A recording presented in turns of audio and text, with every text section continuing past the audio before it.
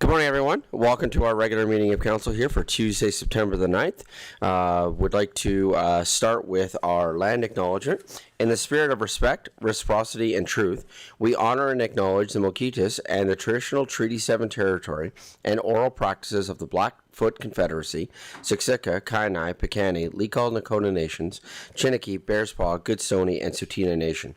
We acknowledge that this territory is home to the Métis government of the Métis Nation with Alberta District 4. Finally, we acknowledge all nations, Indigenous and non, who live, work, and play on this land and who honor and celebrate this territory. This sacred gathering place provides us with an opportunity to engage in and demonstrate leadership on reconciliation, and we are honored to have you join us on Treaty 7 territory. Looking at the additions, I don't believe we have any additions to the agenda this morning. First, looking to council if there's any urgent items coming from council. To administration. Great, thank you. I will just highlight the fact that we may be moving some things around in the agenda, just in terms of order, but Legislative Services and our CAO will be assisting myself in making sure that that happens. Just some unexpected items have just happened, so we may be moving a couple of agenda items around just to accommodate some of our presenters and things like that who are going to be coming for certain presentations. Moving to a moment of reflection, I just want to comment on the incredible summer that we had here in Chestermere. One of my favorite parts personally about Chestermere is the amount of events that we have, whether those be city events that happen throughout the summer or our incredible community events that are put on by a wide number of community partners here in Chestermere. And then also, I feel like the official kickoff to September in Chestermere starts with the parade that we had on Saturday, a 36-year tradition, which is an incredible length of time for a tradition for an event that happens. And so that's the parade and country fair. Again, a 36-year tradition, and it's good that with members from our fire department here, just acknowledging that every year we kick that parade off with the original fire truck, and it goes along, and it almost made it this year, almost made it all the way to the end. We were so close. We were real confident. I feel like because I had made a comment to the driver that perhaps I may have jinxed that on Saturday. But with that, we are now back in to September, and schools are back in, and schools and teachers are back in. Council, we may or may not remember, as it was a year ago, this is something that we did, and so I would like to bring forward just a motion for I would like the indulgence of council just to write a letter on behalf of the mayor. On behalf of the city, not on behalf of the mayor. I'm asking for your permission to write a letter on behalf of the city of Chestermere to all of our Chestermere schools to just welcome the staff and teachers back. You may recall this is something that we did last year, but we were able to do it before school started up, and so I'm just seeking your indulgence with that. So Legislative Services has prepared a motion for that. So with council's indulgence, I would just ask for a councillor to make said motion. Councillor Schindler. Yeah, absolutely. Good morning, everyone. I move that council approve the mayor to write a letter to all Chestermere schools welcoming staff and students back to school on behalf of the city of Chestermere. Great, thank you. Any comments, questions from council? Call for the vote.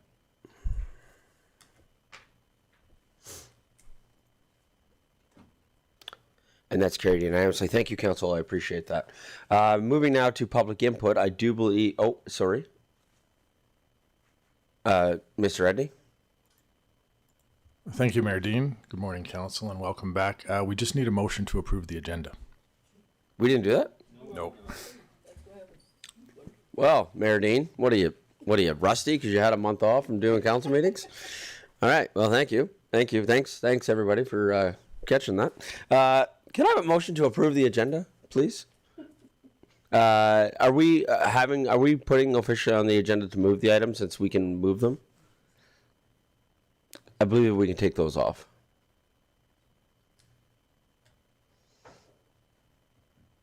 Great, thank you. Can I have a councillor make the following motion, please? Councillor Randhawa. Thank you, Your Worship. Good morning, everyone. I move that the council approve the September 9, 2025 regular meeting of council agenda as presented. Great, thank you. Comments, questions? Call for the vote.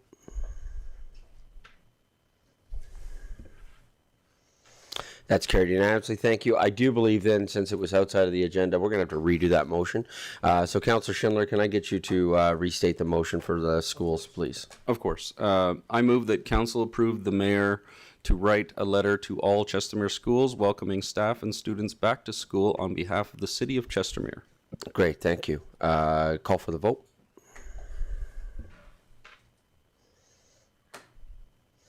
And twice in a row, that was carried unanimously. Just, the second time we did it properly, because apparently the mayor forgot how to approve an agenda on first thing of September. Good. Well done, Mr. Mayor. Can I now go to public input? Am I good now? Am I caught up legislatively? Great. So moving to public input, I do believe that we do have one person here for public input today. And so just with our public input for regular meetings of council, because we've only had this happen a few times in our past year, I love the fact that this is on every single agenda. Just as a reminder that for public input for regular meetings of council, the public input must be about something that is on the agenda, and my understanding is that this has to do with our MDP that's going to be coming up later, so it absolutely fits within the scope of what fits for public input for a regular meeting of council, whereas for a governance and priorities meeting, public input can be about anything that is a general concern or question having to do with the city of Chestermere. So with that, Legislative Services, who do we have here this morning for the public input? Through the chair, we have one Catherine Hallett, I believe. Okay, awesome. Well, good morning. Do you want to come on up to the mic? And you don't have to push any buttons or anything. The mic is on. Buttons though. I watched you all guys all last time. Not pushing, what? Not pushing. Get off the button. Hi, my name's Catherine, and I've been reading over the municipal development plan, and one of the things that I spoke to the mayor a few months ago, or a couple of months ago, before he went on holidays, that seems to be missing in my mind is that there is no asserted effort to maintain seniors in this town. I don't know if you're familiar with the Best Western place. We have $3,500 a month. I don't know how many of you could afford that.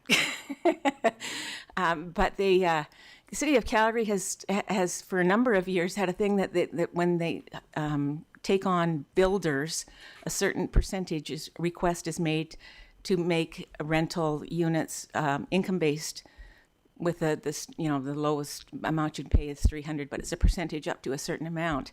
And I would really like us to investigate that, because I know of several seniors already. I belong to the Whitecappers, which is, there, that are moving out of here because they become widows or widowers, and it's too much for them to keep their house by themselves, and there's nowhere for them to go that they can afford. And I'd hate to lose all our history. And we have a lot of it here. So it's something I would request that you would investigate. Great. Thank you so much. I appreciate that. Just on that, a quick comment. We do have, and I understand that it's different. We did outline a number of things within our current upcoming municipal development plan that we could talk about at third reading, but which would include some aging in place things, which obviously is different than this. But it is something that we did try and capture within our municipal development plan that wasn't in our previous municipal development plan. And you're right. I would say that many of our councillors up here would echo that sentiment about unfortunately, just due to not having, say, transitional housing for our seniors, we've all heard. Certainly, I have certainly heard from many seniors that are unfortunately having to move out of Chestermere because of that. So it is a need that we have highlighted. We do have a new 55-plus community that is going to be built on the east side of Chestermere. Shovels in the ground soon-ish.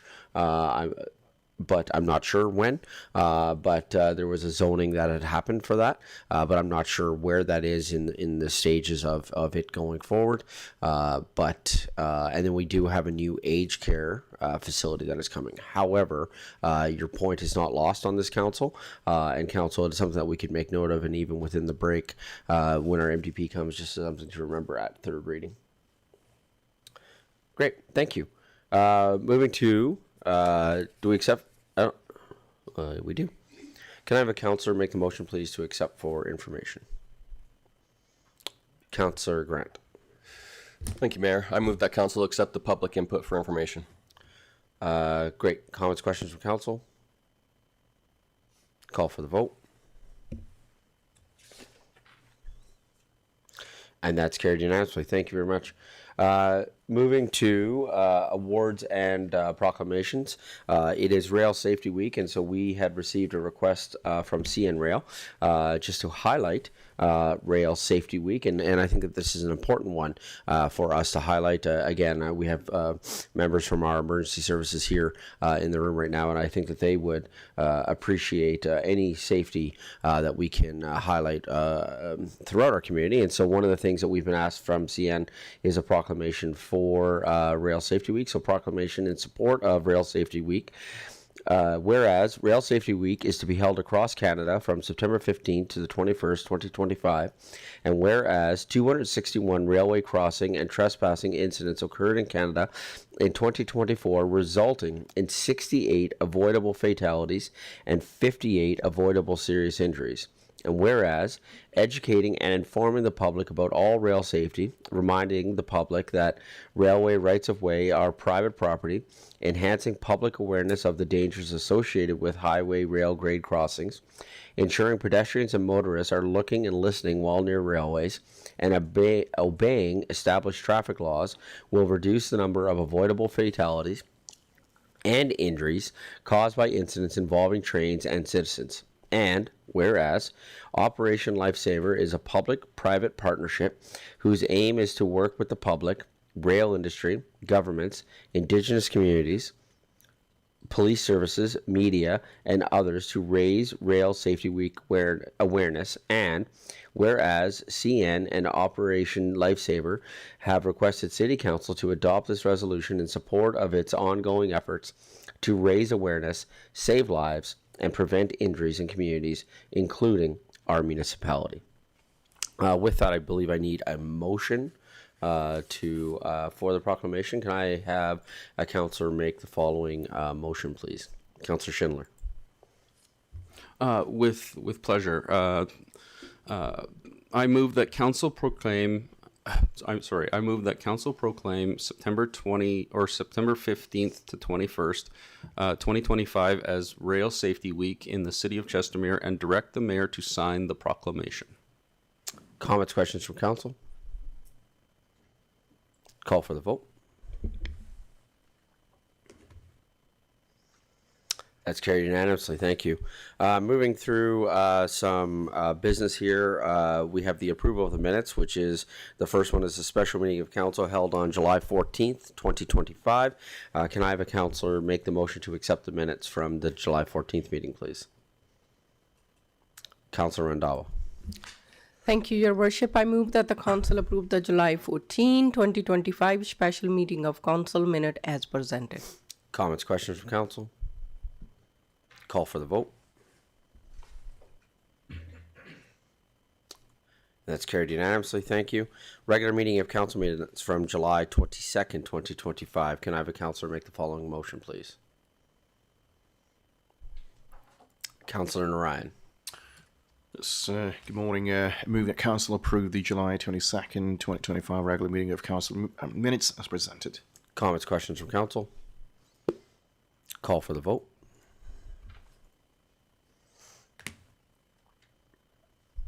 And that's carried unanimously. Thank you. Governance Priorities Committee meeting held on July 29th. Can I have a councillor make the following motion, please? Councillor Sandbo. Thank you, Your Worship, and good morning. I move that council approve the July 29th, 2025 Governance and Priorities Committee minutes as presented. Great, thank you. Comments, questions from council? Call for the vote. That's carried unanimously. Thank you. Item 6.4, special meeting of council from July 29, 2025. Can I have a councillor make the following motion, please? Councillor Randawa. Thank you, Your Worship. I move that the council approve the July 29, 2025 special meeting of council minutes as presented. Comments, questions from council? Call for the vote. That's carried unanimously. Thank you. And finally, item 6.5, special meeting of council minutes from August 12th, 2025. Can I have a councillor make the following motion, please? Councillor Ryan. Yes, I move the council approve the August 12th, 2025 special meeting of council minutes as presented. Comments, questions from council? Call for the vote.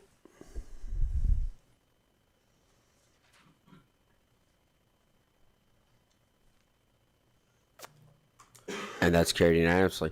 Thank you. Ledge Services, I might need a little bit of support here. So then we would be moving to item 8.1.5. Is that correct? Okay. So we're going to be moving to item 8.1.5, which is rescinding the terms of reference for Joint Planning Area 2. This is being presented by JP Leclerc, Planner 1.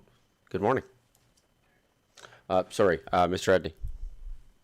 Thank you, Mayor Dean. Again, good morning to council and everyone in attendance. I just wanted to take a quick second here before we get going, especially on a topic that's related to his department, to introduce Such Chandiok. Such is our new Director of Community Growth and Infrastructure. So he started on last Tuesday. So he's 1 week in, so knows everything that there is to know about the city of Chestermere so far. So feel free to ask him as many questions as you want. He's got all the answers. Awesome. And Such, just, I don't know if you saw, I switched the camera while you're being introduced there. So we did get your beautiful smiling face, but provide an opportunity if you'd like to say something as words of welcome into the job. Your mic is on. Thank you, Nadine. Glad to be here. I may or may not have all the answers, but I can find all the answers that I can assure you. Thank you. Fantastic. Awesome. Yeah, Such had quite the introduction to the city of Chestermere himself, and another one of our new managers was waiting in the lobby for HR to come down, and Mr. Fluker, Mr. Edney, and I all converged on the lobby at the exact same time. And so it was quite the welcome, as he saw on a Tuesday morning, how much can happen just right away at 9 a.m. on a Tuesday morning at City Hall. So thank you and welcome. Excited to have you on board. So item 8.1.5, rescinding the terms of reference being presented by JP Leclerc, Planner 1. Morning, through the mayor to council. Thank you. As mentioned, I'll be presenting on the rescind terms of reference, Joint Plan Area 2. This presentation is effectively a summary of the request for decision report in the package, in the agenda package. So administration is recommendation to council is that council rescind the Joint Planning Area 2 context study terms of reference. Some background on April 25th of 2023, council approved the Joint Planning Area 2 context study terms of reference. This solidified Chestermere's participation in the Joint Planning Area that came out of the Calgary Metropolitan Region Board Growth Plan. It established the Trilateral Committee made up of 2 elected officials from the city of Chestermere, as well as our other municipalities that are in JPAs. I'll further to that on the next slide.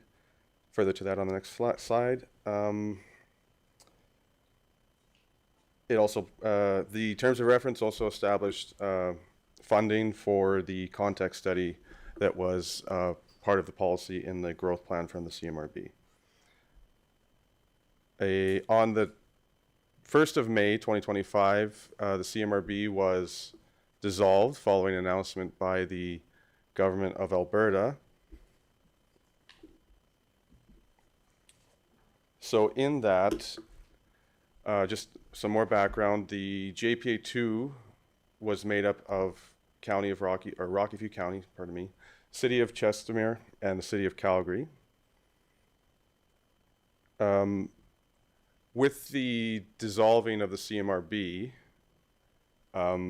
The Trilateral Committee, as I mentioned, established by the terms of reference, determined that the context study was no longer required as the growth plan was repealed by the province. So on the 2nd of May 2025, this committee decided to make the following motions that are included in your package, in the request for decision report in the package, in the agenda package. The first motion, which was carried, the first motion was to complete vision for the JPA2 as part of the development of the context study established in the growth plan, was to accept the vision as displayed on the screen for JPA2 and to direct administration to dissolve the Trilateral Committee per their process, which is why I'm here today, and to communicate the value of the joint planning area context study work and trilateral approach in the development of the intermunicipal development plans and intermunicipal collaboration frameworks referenced in Ministerial Order 02525. Of note, this process has been completed by the other two municipalities in JPA2, the City of Calgary and Rocky View County, earlier in the summer. So going forward, with that ministerial order, the City of Chestermere will have till November 30th of 2027 to complete those the intermunicipal development plans, IDP, and the intermunicipal collaboration frameworks, ICFs, with our former members of the JPA. So basically there was a thought, and the reasoning was that there was a duplication, I guess, of work with the development of the context study at the JPA level, and then now that there is no CMRB, we'll be moving to the IDP and the ICF. So that work has some value to the work going forward. So implications and benefits. This will just close a vestige of the CMRB, which no longer exists. We will be able to use, as I mentioned, specifically those items that will benefit the development of the IDP and the ICF are the gap analysis report and the visioning work that was completed per JPA2. As part of the terms of reference that was passed in 2023 by the council was initially 25,000, so that's gone to those reports. And then also as part of developing the context study was the 75,000, which the vast majority has not been spent on the completion of the context study. And with that, I'll open up for questions. Thank you. Great, thank you. Councillor Ryan. Thank you, Your Worship, through you two and Mr. Adney and the presenter. So I was at this committee, and I think it definitely had some value to it. Of course, out of this came out the context study. I do understand that, you've explained how the context study can be used later on in the IDP and ICF. Do we know any timelines with respect to the IDP and ICF? And I'm more, I guess, concerned about the resources that were put together, the context study. The last thing I want to see is these things go or just sit on the shelf, because there's a lot of work done around it. Through the mayor to the councillor. So, yes, the actual time frame is to finish those items, the IDP and ICF, for 2027, as a ministerial order stated from the province or from the minister. The context study that you're referring to, I think this is to be determined how it'll be integrated and used, and also the trilateral approach itself.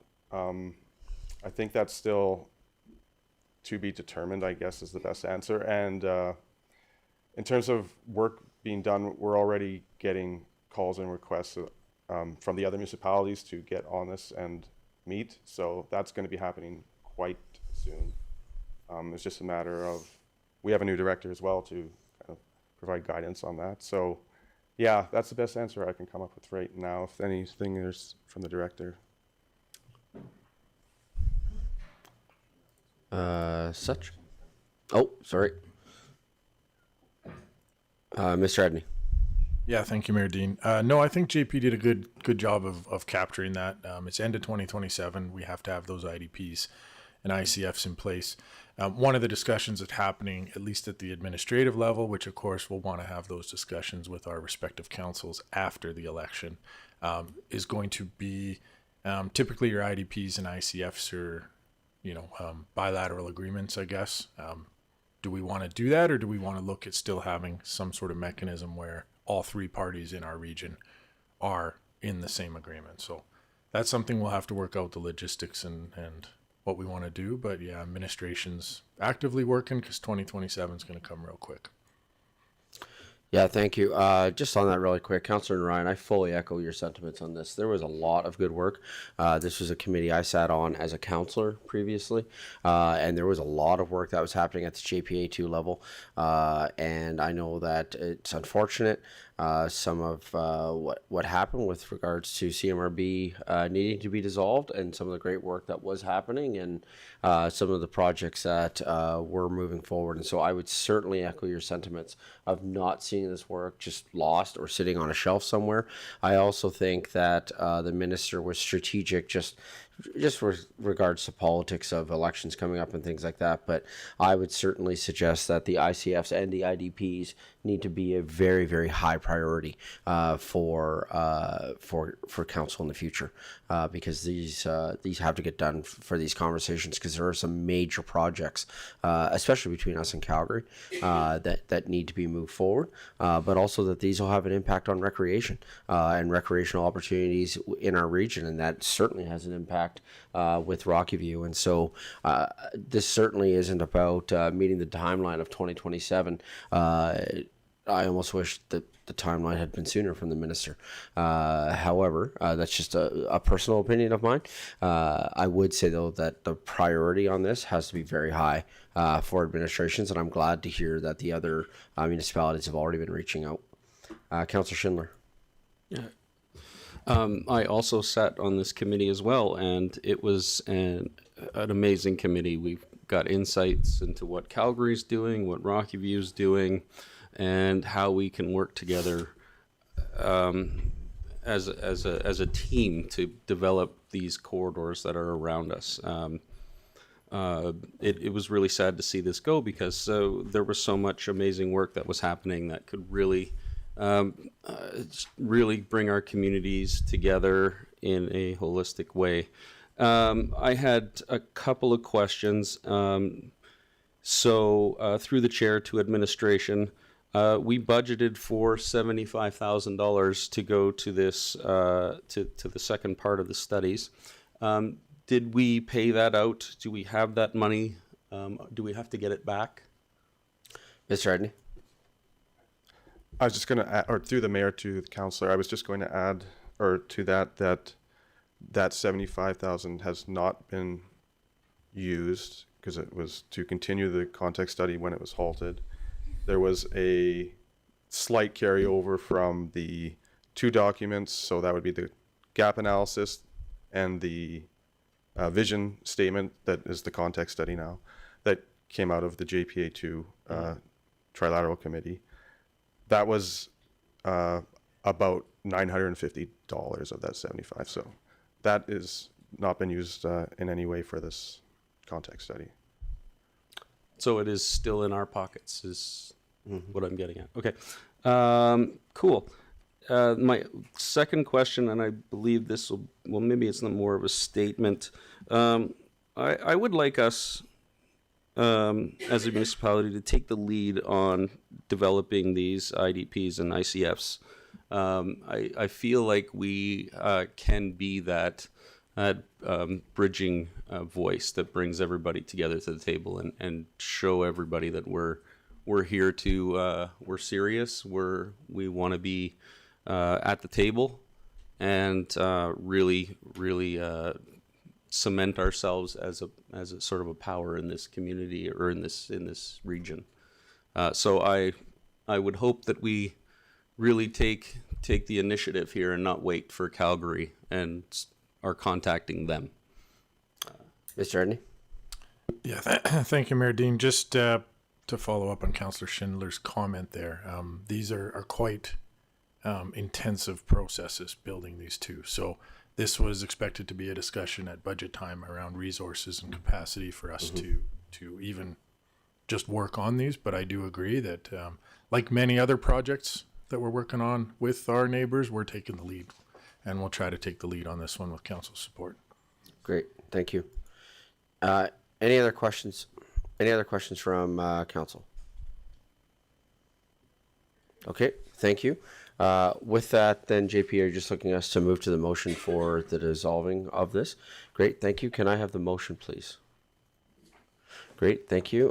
Councillor Narayan. It's a move that council rescind the joint planning area to JPA2 context study terms of reference. Great, thank you. Comments, questions from council? Call for the vote.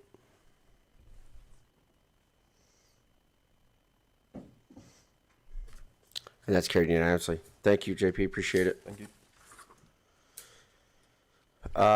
With that, then, can we go to the municipal addressing bylaw? Am I good? Okay. So we're going to go to item 8.2.1, which is the bylaw number 030-25, municipal addressing bylaw, being presented by Marcus Weckeser and, well, it says Kimball.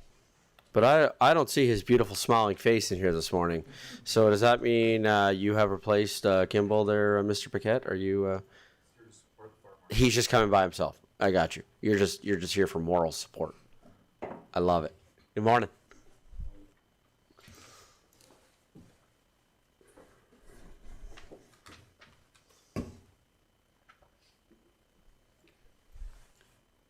Through the mayor to council, good morning. I'm here today to request the first, second, and third reading of bylaw number 030-2025, known as the Municipal Addressing Bylaw. As was mentioned earlier, Fire Prevention Officer Kimball Yorston and myself, we presented this on July 29th to the Governance and Priorities Committee for review. And that being said, I'd like to answer any questions that any of you may have. Great, thank you. I believe then what we would need to do is move to the motion for first reading, and then we can open up for debate. During said motion, then we'll pass the motion.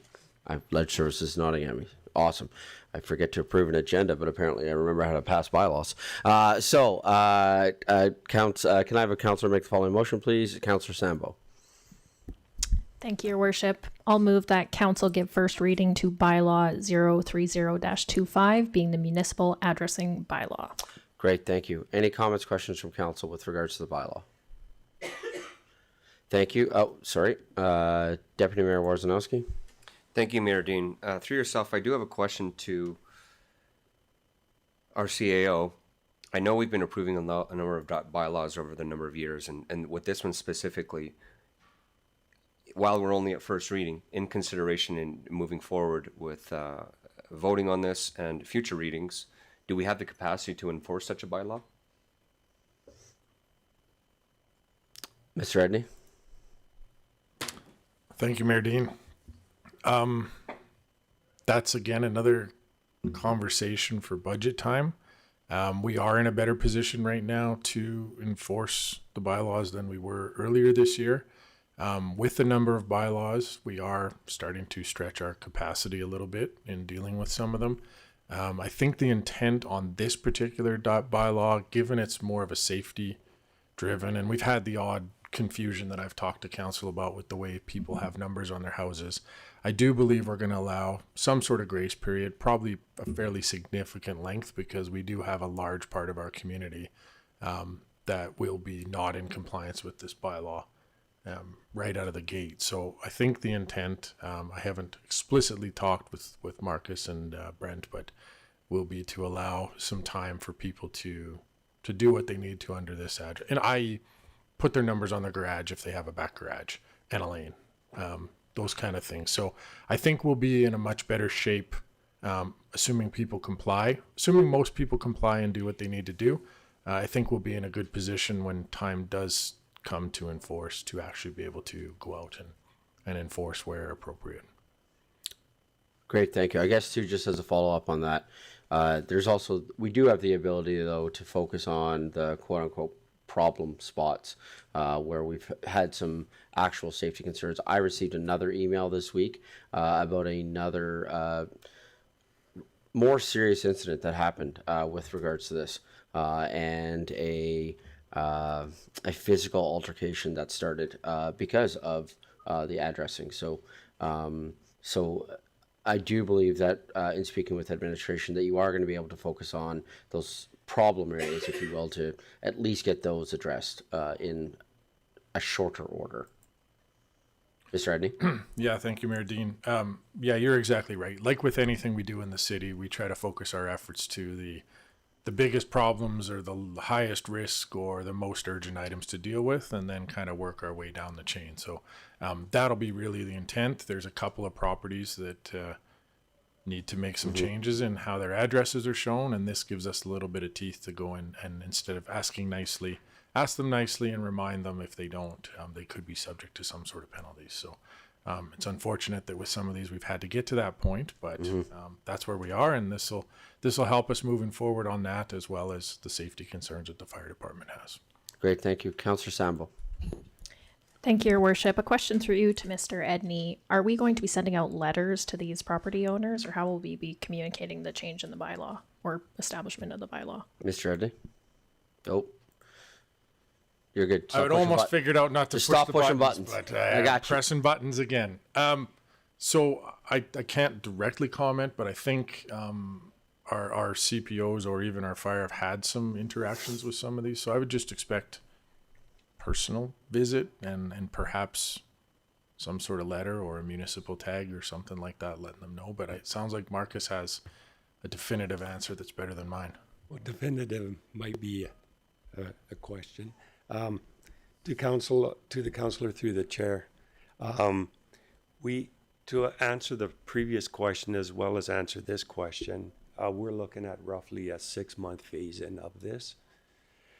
The biggest part of a lot of what I do is education, and we'll be blitzing the community with an education campaign. So it'll be on the website. It'll be through the mailers that the utility bills go through.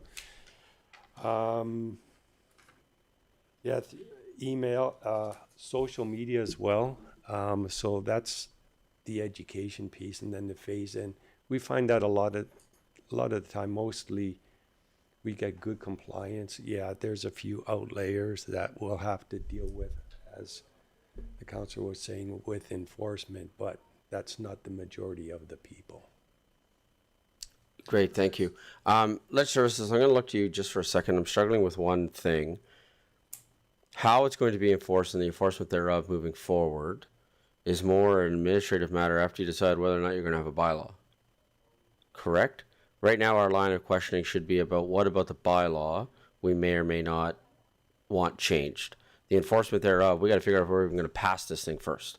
I'm seeing nodding. I see a lot of nodding right now. Okay, so I'm going to go back to council, questions from council as I'm thinking about this. Is your question about something specifically in the bylaw that you think needs to be amended? Okay. Yes? My light is on, yes. Well, I just asked a question. I was looking for a response. So, Deputy Mayor Warzanowski. Thank you, Mayor Dean. I do have a question through yourself, the chair or CAO, and to you, Fire Marshal Wekazer. It's a cool name. I love the W. One question I do have in regards to this bylaw as we look to first reading and potentially revisions after, if we approve to go forward to second reading, is the Chestermere Lakefront Owners Association a number of years ago started marking their docks. And I noticed there's no mention really of any markings. Would that be something as a consideration that would help the fire department when they're on the water trying to find addresses, or is Google enough on your phone? Because that was something that was near and dear to the lakefront owners for safety, such that we can increase response times to get to any incidents that are on the lake. Because you might get a phone call and say, oh, we have an issue, 967 is about 150 feet off the, east of me, or something like that, right? Just something I wanted to ask if it was a consideration as we've written up this first reading, this bylaw. Okay, to Councillor, through the chair, it was not my consideration in the design of this bylaw was the lakeside properties. It was more for the rest of the city and the development and growth of new community designs, like I think it's called Cottage Lane, where you see that they have the front of the house is on a walking path, and then the back lane would be the one where we'd have to put the address. Maybe if I could have Platoon Chief Brent Paquette come up, Acting Chief Brent Paquette, and discuss operational responses that we do have to the lakeshore communities, and if that's something that we need to put in. Sorry, I think the question's been answered. Again, I want to pull us back to specifics in the bylaw. So the question was asked about whether or not specifically it was a focus on lakefront. The question currently is no. There is an answer that operationally there is a plan that is handled within that. I think that question we could come back after we finish the bylaw, because I just feel like that is not pertinent to, like, that's an operational question that would be outside of first reading of this bylaw. So I'm going to go back to something that stood out to me was in 3.1 of the bylaw application. So under 3, application 3.1, nothing in this bylaw relieves a person. Person is capitalized. In most other bylaws that we have, we actually have a definition for person in the bylaw, and I just think we just missed it. So I would suggest that an amendment would be to add definition of person. I think it's a pretty easy one, because even in other bylaws that we have coming today, person is defined. So in the vast majority of our, I don't want to say all, because there could be one and then somebody will say, oh, look, there's one. But in the vast majority of our other bylaws, whenever we use the word person capitalized, we always define it. And so I was just wondering if an amendment to Councillor Sambo's motion is at first reading, just to add definition of person, which again is pretty simple, because even if you look in the other bylaws that we're approving today, person is defined. Good. Okay. So can I have that? Can I just ask that be added as an amendment, and then I'll turn to Councillor Sambo to see, since she had made. She's good. Great. Thank you. So add definition for person. There we go. Thank you. Councillor Grant. Thank you, Mayor. Can I confirm you're just looking to discuss the body of the bylaw and not the nuance around maybe our administration of it? Yes, sir. Okay. Because we can do that after. Want to wait? Yeah. I think right now we have to approve this thing, and then we can ask all those questions. Councillor Schindler. Sorry, I just want a quick clarification as well. Just to echo what Councillor Warzanowski was saying, is there no necessarily provision needed to put in a specific post or something with the number of the property on the lake side of the property, so that as we're patrolling through boats, we can go, we're pulling someone who's in distress up to this number of house that we can see from the lakeside. So if we have a concrete, because we have it in here for the lanes, so. Through the CEO, through the chair to Councillor Schindler. with that, that's once again would be in operations. And throughout the whole city, really, we have probably a 90% compliance with addressing. So I know that we're really focusing here on the lakefront owners, but we also have different things in our operationally with the way that our computer-aided dispatch works and where flags are done with dispatch.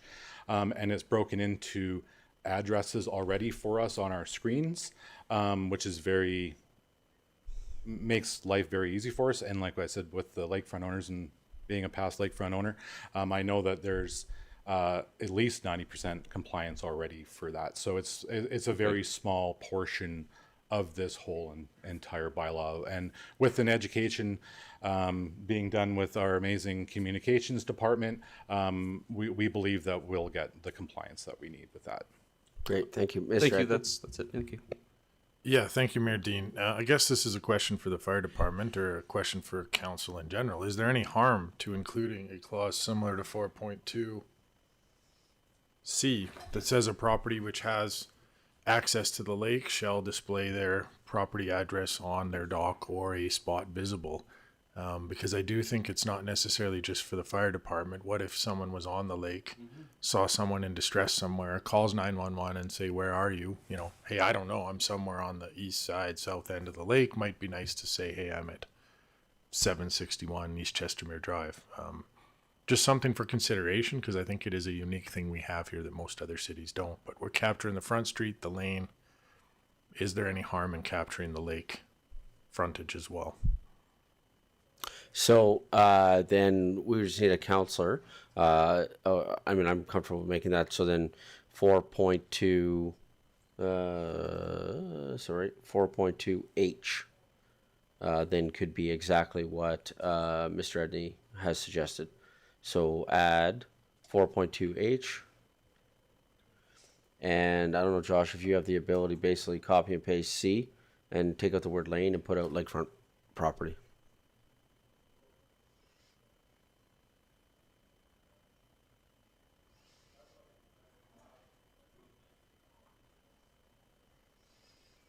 Councilor Schindler, does that hit what you were? I know he's typing it, but does that sounded like as Mr. Edney was talking that would hit that? Councilor Schindler.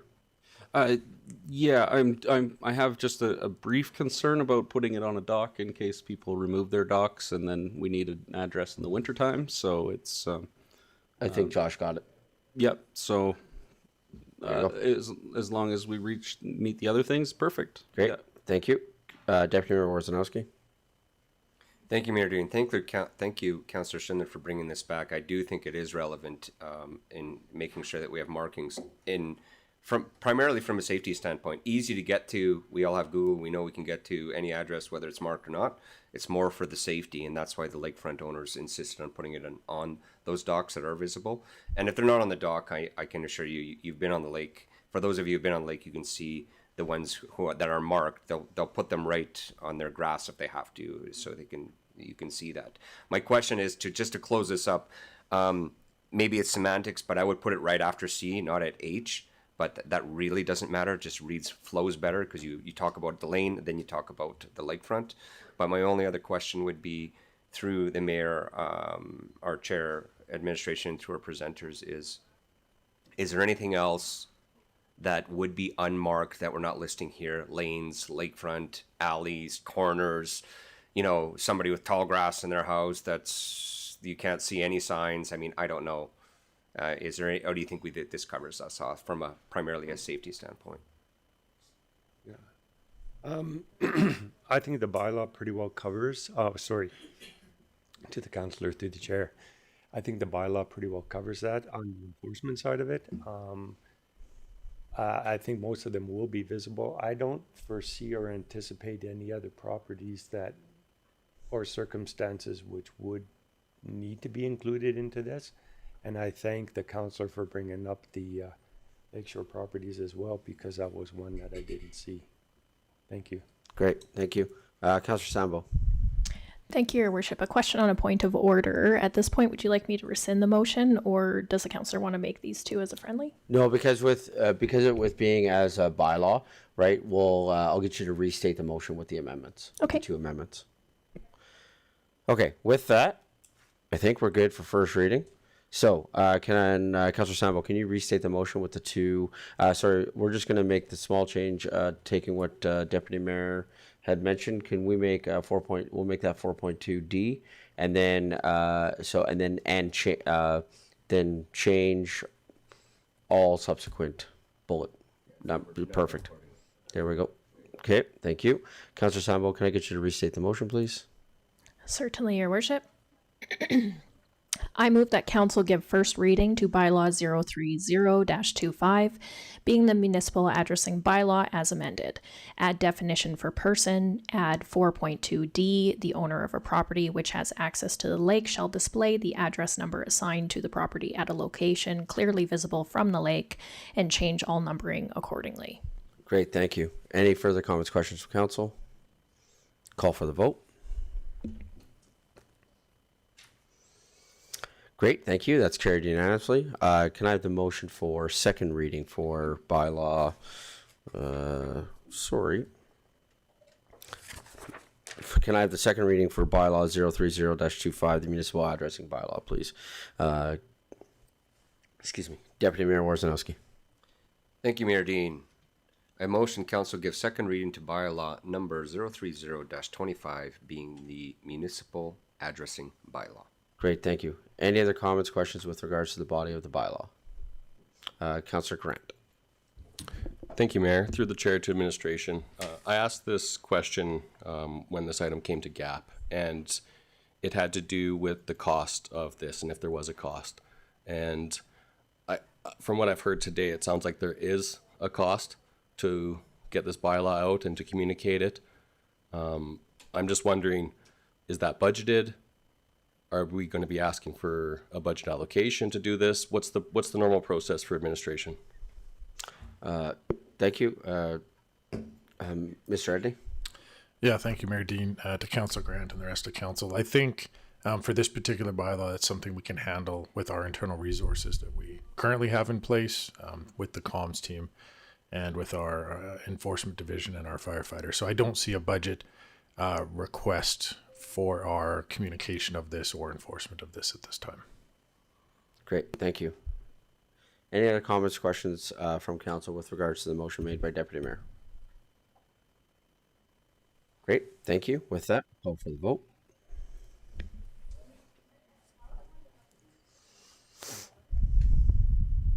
And that's carried, thank you.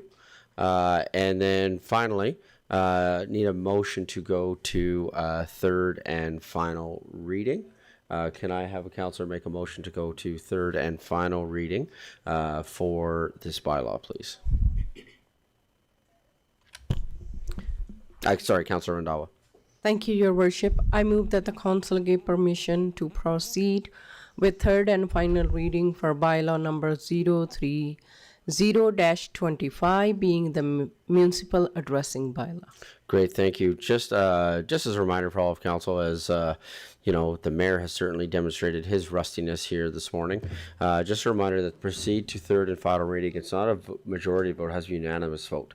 So to proceed to third, but just because you vote to proceed to third doesn't mean you are approving third, right? So you can then vote against said bylaw. So I'm just bringing this up because just with regards to voting for this, that if you then what would happen is that then a third reading essentially would just get delayed. So it does not kill the bylaw, it just delays it for 2 weeks.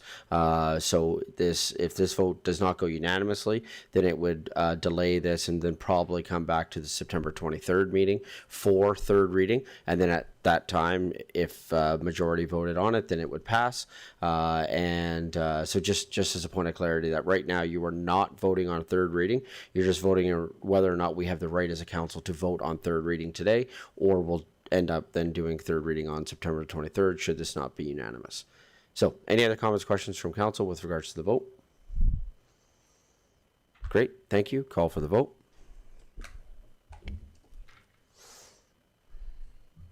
That's carried unanimously. Thank you.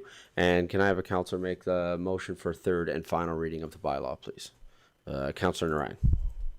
Let's move that council give third and final reading to bylaw number 030-25, being the municipal addressing bylaw. Thank you. Comments, questions from council, please. Thank you. With that, we will call for the vote. Thank you, and that's carried. I did want to offer opportunity here really quick, I had kind of stymied a little bit of some of the questions that were coming because they had more to do with the operations. Now that we have this bylaw in place, are there any other further questions with regards to implementation, carrying out, those sorts of things? We've already heard some of the answers that we've already heard. Just as a quick reminder, is that we're looking at a grace period of about 6 months to kind of get it figured out. We're starting from education first. So what's not going to happen, members of the public, is our CPOs will not be driving through back alleys an hour from now ticketing all of the houses that don't have a number on their garage. That is not going to happen, nor would really ever happen in the city of Chestermere. Our CPOs are far too busy handling other concerns. I was going to say real concerns, but other concerns. And so that's not going to happen. We're looking at a grace period of about 6 months with a communication strategy that will include City of Chestermere website, City of Chestermere social media, as well as mail-outs through our utility bill system. So those are some comments. Did I get all the ones that were already set operationally? I think I got them all. Great, thank you. Deputy Mayor Warzanowski. Yes, thank you, Mayor Dean. I just want to add, I asked some of the questions about operations and the ability to enforce such bylaws, and I do want to commend bylaw and all of our services in trying to enforce what we can, because our council, our administration has worked very hard in implementing a lot of housekeeping and implementing new bylaws to respect the needs of our residents. And I also want to thank, through our chair, to our CAO, indicating that at budget time we're going to be looking at improving our operations such that we can, this one's probably low-hanging fruit, but it does exemplify that some of our residents do want to see us enforce bylaw compliance when necessary. So looking forward to seeing that at budget time and further improving the enforcement of these bylaws. So thanks for that. Thank you, Mayor Dean, for echoing those sentiments. Great, thank you, Deputy Mayor. I also just want to say I'm glad we were able to do this because, however, the thing that I would like just to ask our residents of Chestermere, let's just be good neighbors. If you have mail showing up at your house that doesn't belong to you, just be a good neighbor. If you have food showing up at your house that doesn't belong, just be a good neighbor. It is unfortunate sometimes that other things need to happen. And so I would just ask all our residents, please just be good neighbors when some of these things happen, as that would be much appreciated, I think, by all residents of Chestermere. Any other questions, comments with regards to the bylaw? Thank you. With that, the bylaw is passed. I don't think we have to do except for information that we were just asking some questions after. Perfect. Great. Thank you. We do have a public hearing scheduled to start at 10 o'clock. But again, I have not forgotten my crew that sits up here with me and our desire for a break after about the first hour. So I'm going to ask that we call for a break. We will come back at 10:10 and start the public hearing at that time.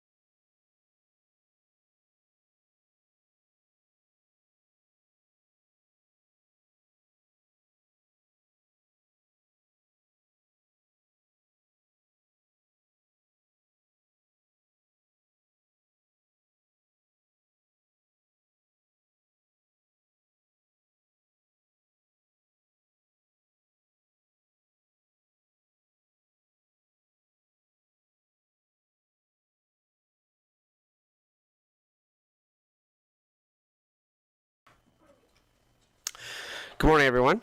Just coming back here from our first break, and just very quickly, Deputy Mayor Warzanowski just approached me during the break, and we were just having a quick conversation about the opening of the meeting here, and Deputy Mayor just wanted a moment just to comment on something I had commented on earlier during the moment of reflection. So, Deputy Mayor, thank you for the approaching there during the break, and Deputy Mayor.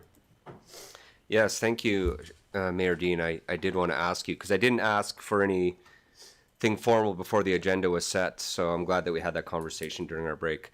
I wanted to go back to some of the proclamations at the beginning of this council meeting and talk about the country fair, which our mayor gave a bit of a brief description on. But what happens every year also before the country fair, or is almost like a pre-kickoff, is there's the red ribbon ceremony where residents from all over Rocky View County, Chestermere, compete for anything under the sun, from making miniatures, who grows the tallest sunflower, who has the best baking, who has the best tasting pickles, from art to photography, beer, wine, all the rest of it. And that's not only a cool event, and you'd be surprised how many people love winning those trophies and winning those actual red ribbons, young and old alike. So I did want to proclaim, and mention that that's a tradition that we're certainly proud of, and it's an event that carries a lot of notoriety, and with all the trophies and the awards that go out. So I just wanted to mention that. Thank you, Mayor Dean. Thank you, Deputy Mayor. With that, then, we're going to move to our first of two public hearings that we have today. Our first public hearing today is for bylaw number 018-25, which is the West Waterford Land Use Amendment. This is going to be presented by Jeevan Sandhu, who's Planner 2. I'm going to call for a motion to open the public hearing. So can I have a councillor make the motion to open the public hearing, please? Councillor Sambo. Thank you, Your Worship. I move that council open the public hearing for bylaw 018-25, being the West Waterford Land Use Amendment, at 10:12 a.m. Great, thank you. Comments, questions, council? Call for the vote.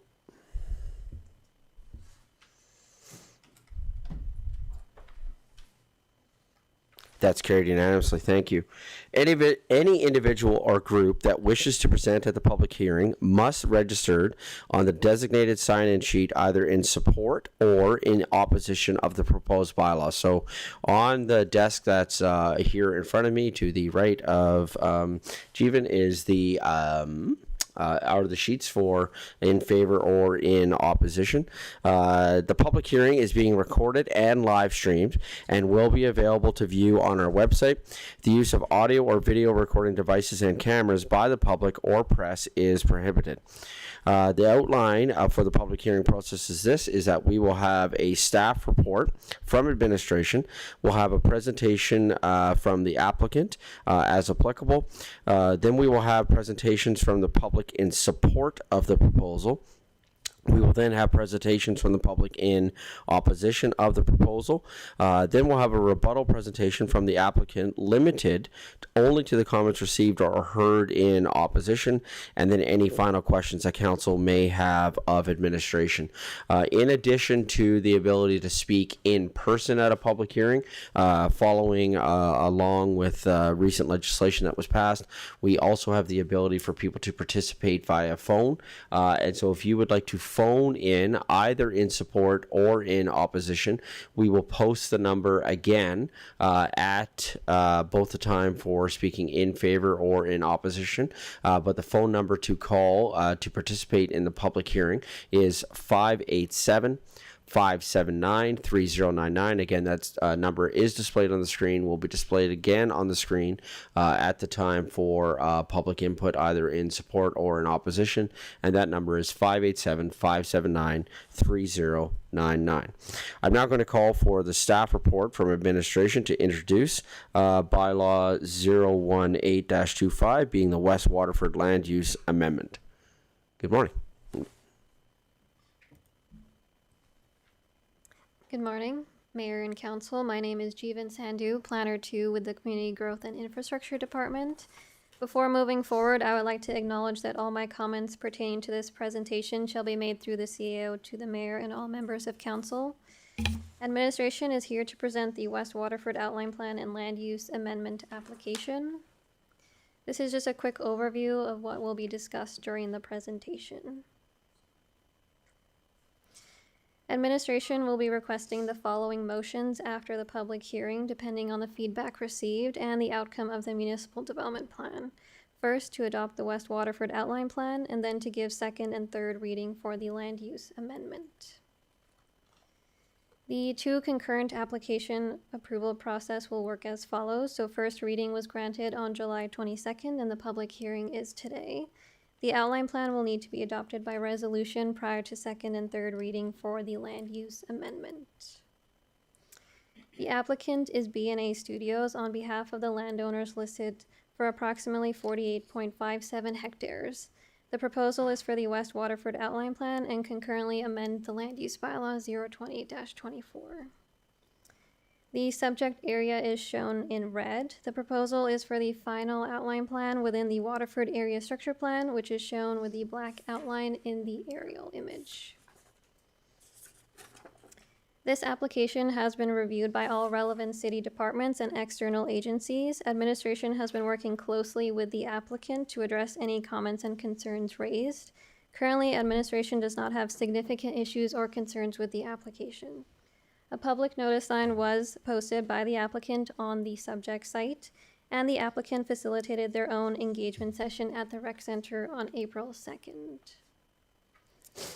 The public hearing was advertised on the city's public notice webpage in accordance with the MGA and the city's digital advertising policy. Adjacent landowner notices were also mailed out. As of 4:30 p.m. on August 27th, 0 submissions were received from the public. So the application proposes to redesignate 48.57 hectares of urban transition land to residential, direct control, and public service land uses as shown on the right. The outline plan proposes to accommodate 937 units at a gross density of 8.4 units per acre. The proposed full build-out accommodates a population of just under 2,500 people. The open space provides a small park, creek, stormwater pond, and school site as shown on the plan. Administration would like to note that the proposed school site is 7.34 acres, which is smaller than required under the joint use planning agreement between the city and the respective school district. However, administration received written confirmation from the Rocky View School Board that this slightly smaller size is acceptable. In addition, administration has had further conversations with Rocky View School Board since first reading. They have indicated the entire Waterford Area Structure Plan is projected to have 1,600 kids, which if divided evenly would mean the outline plan area would have around 530 kids. The proposed school site is sufficient to accommodate the projected kids in the area. Detailed design will occur at a later stage through the development permit process for site-specific programming portable locations that maximizes site efficiency. The proposed outline plan and land use amendment has been reviewed against the intermunicipal development plan, the municipal development plan, master area structure plan, and area structure plan here identified, and generally complies with all higher order plans. Applications are assessed based on the policies and regulations in effect at the time of application. As a result, the West Waterford outline plan and land use amendment was initially reviewed against the 2016 MDP. However, administration received written confirmation from the applicant and landowner that they wish to be reviewed against the 2025 MDP. The following images depict the preliminary design for water, sanitary, and storm servicing that will occur in the development. Detailed engineering will occur through the subdivision process for servicing and shallow utilities, which will be reviewed by administration. In addition, technical studies and reports were received and reviewed by administration. The development is anticipated to take 6 phases, where the school site has been located within phase 1 in accordance with the MDP, and the later phases for the development along Range Road 284. The proposed direct control back-to-back townhouse district is a continuation of an already approved block south in Waterford Stage 1. Upon review by administration, the existing district included supportive housing as a discretionary use, but it did not have a definition. As a result, the applicant has proposed to replace it with residential care facility under discretionary uses. As the applicant is amending the district, this change would be reflective on all DC R3B sites in the entire city. The land use map shown here in gray with the letter N indicates all the DC R3B sites within the entire city. The transition and adequate buffering of densities is a critical factor for consideration. The West Waterford Outline Plan proposes 2 residential low-rise multi-unit sites, R4, within the plan, which are highlighted with red boxes. So to mitigate concerns, both sites have been designed to include a laneway or road at minimum between the adjacent single detached or multi-unit lots to increase the buffer. Although the R4 district in the land use bylaw as amended includes townhouses and apartment buildings as permitted use, the language identified in the West Waterford Outline Plan depicts the central R4 site as a townhouse complex. The western R4 site is anticipated to be an apartment complex that will need to adhere to the setback and step-back provisions within the IDP and the MDP. The level of detail in section 4.4.1.8 in the 2025 MDP would be addressed through the development permit review stage. So often proposed outline plan and land use redesignation applications of this scale have risks. The primary risk associated with approving the proposed West Waterford outline plan is related to the timing of the ongoing planning work between Chestermere and Calgary for Range Road 284. The primary risk associated with not approving the West Waterford outline plan includes the subject lands remaining undeveloped. Furthermore, the proposal includes a school site that would be delayed as subdivision and site readiness cannot occur prior to the approval of the outline plan. Overall, administration views the risk of approving the proposed outline plan and land use amendment as low, as it generally aligns and meets the intent of higher order statutory plans. Furthermore, administration has been working closely with the City of Calgary to ensure the proposal meets the intent of the IDP and the ongoing Range Road 284 functional study. I'm happy to answer any questions that you may have. Great, thank you. So, Council, our questions here are would be specifically around the presentation itself. So, we do know that later we're going to be talking about the actual bylaw and things like that. This would be specific to the presentation. So, Council, do you have any questions specific to the presentation? Great, thank you. I have one. I am not a planner, nor do I play one on TV. But I just had a question with regards to language, because I was reading something in here and it just stood out to me a couple of times, and it's going to come back again. We're going to see it at the bylaw stage as well. And so, legislative services, if my question is more appropriate to then please let me know. But I do think it fits within this presentation. And it is the word general intent. And so I'm just wondering if in the planning world, when the word general intent is it used in a positive context, or is it used in a negative context, as in general means sort of? And so that's just a question I have from a planning world, right? Because language is, for myself and other members on this council, we demonstrated throughout our term, language is very important. And so I'm just wondering if it is used in the positive, or is it, could it be interpreted in the negative, and the negative being general could also mean sort of. I see our new city director. Look at this. You do have all the answers right away. The mayor's first question, and you're stepping up right away. Such, good morning. Through the chair to Mayor Dean, thank you for the question. In planning world, general intent means sort of, but the idea behind it is that the area that's contemplated for residential development at a higher level in the municipal development plan or restructured plan, the plan that's in front of you contemplates same intent. And so it's going to be used for residential purposes only. We're not changing the idea of development to commercial or industrial. So the general intent sort of follows the procedure of same type of development as contemplated in higher level plans. Great, thank you. So then how does council ensure moving forward that the general intent stays the general intent? Through the chair again to Mayor Dean, by virtue of approval of this plan, you are going to council as a whole is going to sort of redesignate the site to residential area, which will follow the intent of the higher level plans. and thus allowing administration to approve residential units on the area. Sorry, thank you. My question was terrible. Let me take a second swing at this question. Specifically, what I mean is there's mention in here of through the general intent of, say, it's a low rise, the higher density is a low rise, the medium density. Because really, I think we're, with our new definitions in the MDP, we're actually talking about the word medium density. That's been a very important distinction, I think, that this council has made, that there is a difference between medium density and high density. When I look at this plan, what I see is medium.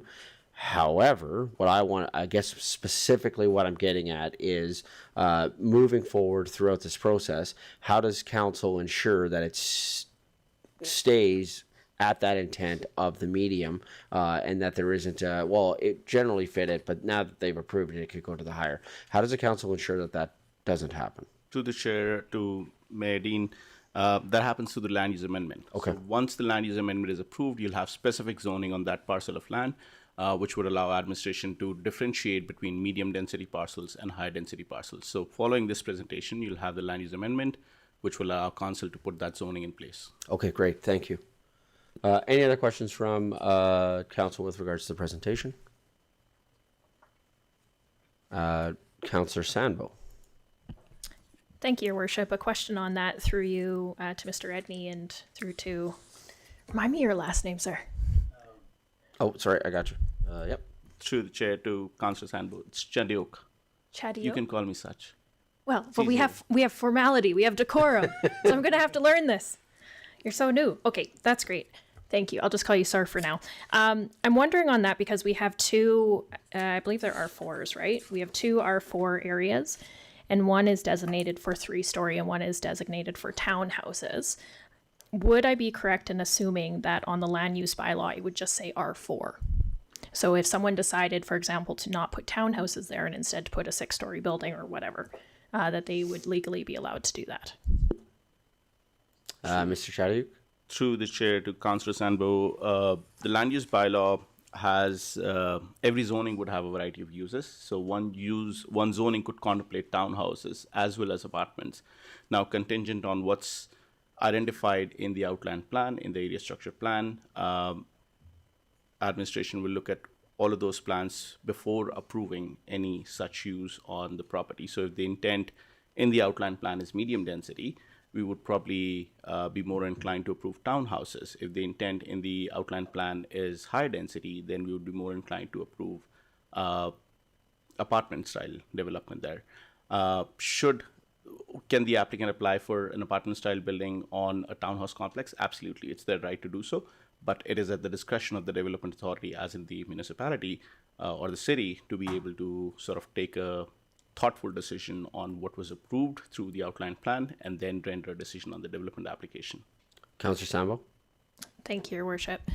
On that line of reasoning, could we talk through, and perhaps you might not have the answers to this in particular, but what are the checks and balances to ensure that one planning intern, for example, is not responsible for this historical knowledge and doesn't just approve an application that comes in without looking at all the documentation? Mr. Chadiuk? To the chair, to Councillor Sandbo, the applications will go through a thorough review in terms of the review process. So it's not just planning that reviews the application. Our engineering team also sort of adds to the circulation. Every area is designed for a certain type of density and only can sort of support so much density in terms of the water sanitary services that are being laid in the area. So if there is an R4 parcel and an R3 parcel, that is contemplated to, say, take about 100 units. And if you're approving 10 units on the R4 parcel, we will automatically have to switch down density on the R4 parcel to be able to ensure that the area does not exceed the density is planned for. If the area exceeds the density that it is planned for, then we would now need more water, sanitary, sewer services, which means the capacity in the system may not really support it. And so there are checks and balances in place to be able to ensure that the density that's contemplated for the overall area sort of stays more or less the same, We are only approving so many units in the area that can support the servicing capacity of the system. Great, thank you. Mr. Edney, do you have a comment specific on this as a follow-up? Mr. Edney? Yeah, thank you, Mayor Dean. I maybe have a comment, or perhaps it's a question, and I think because Mr. Chandiuk is new to Chestermere, one of the concerns, I think what Councillor Sandbo is really asking is, it says R4 townhomes, but 3-story or 4-story condominiums are permitted use. So my understanding is it may say townhomes on here, but if they come in for condos, we have to approve the condos because it's a permitted use. So the question is, even though the intent, and we've seen this from council through the MDP process and through a number of outline plans, is somebody came in and said, here's my concept, I'm going to do this, and then they do something different. And what's the check and balance? And I guess my question is, what's our legal ability to say no to a permitted use in a particular area? Because what I've been sort of saying to council is, once we approve R4, they can put any kind of R4 they want there. While they might be in here saying we're going to do a certain type, they have the right to change that type if it's a permitted use. Is that an accurate statement? And it's, I guess, something, my short answer to you would be, we have to put some onus back on the developer if they say they're going to do X. We expect them to do X, but I'm not sure what our legal ability is to change that. Mr. Chandiuk? Through the chair to CEO Edney, while the onus is also on the applicant to ensure that they follow the outline plan and the other plans approved by council, administration under the Municipal Government Act, we always have the authority to be able to limit development by virtue of conditions.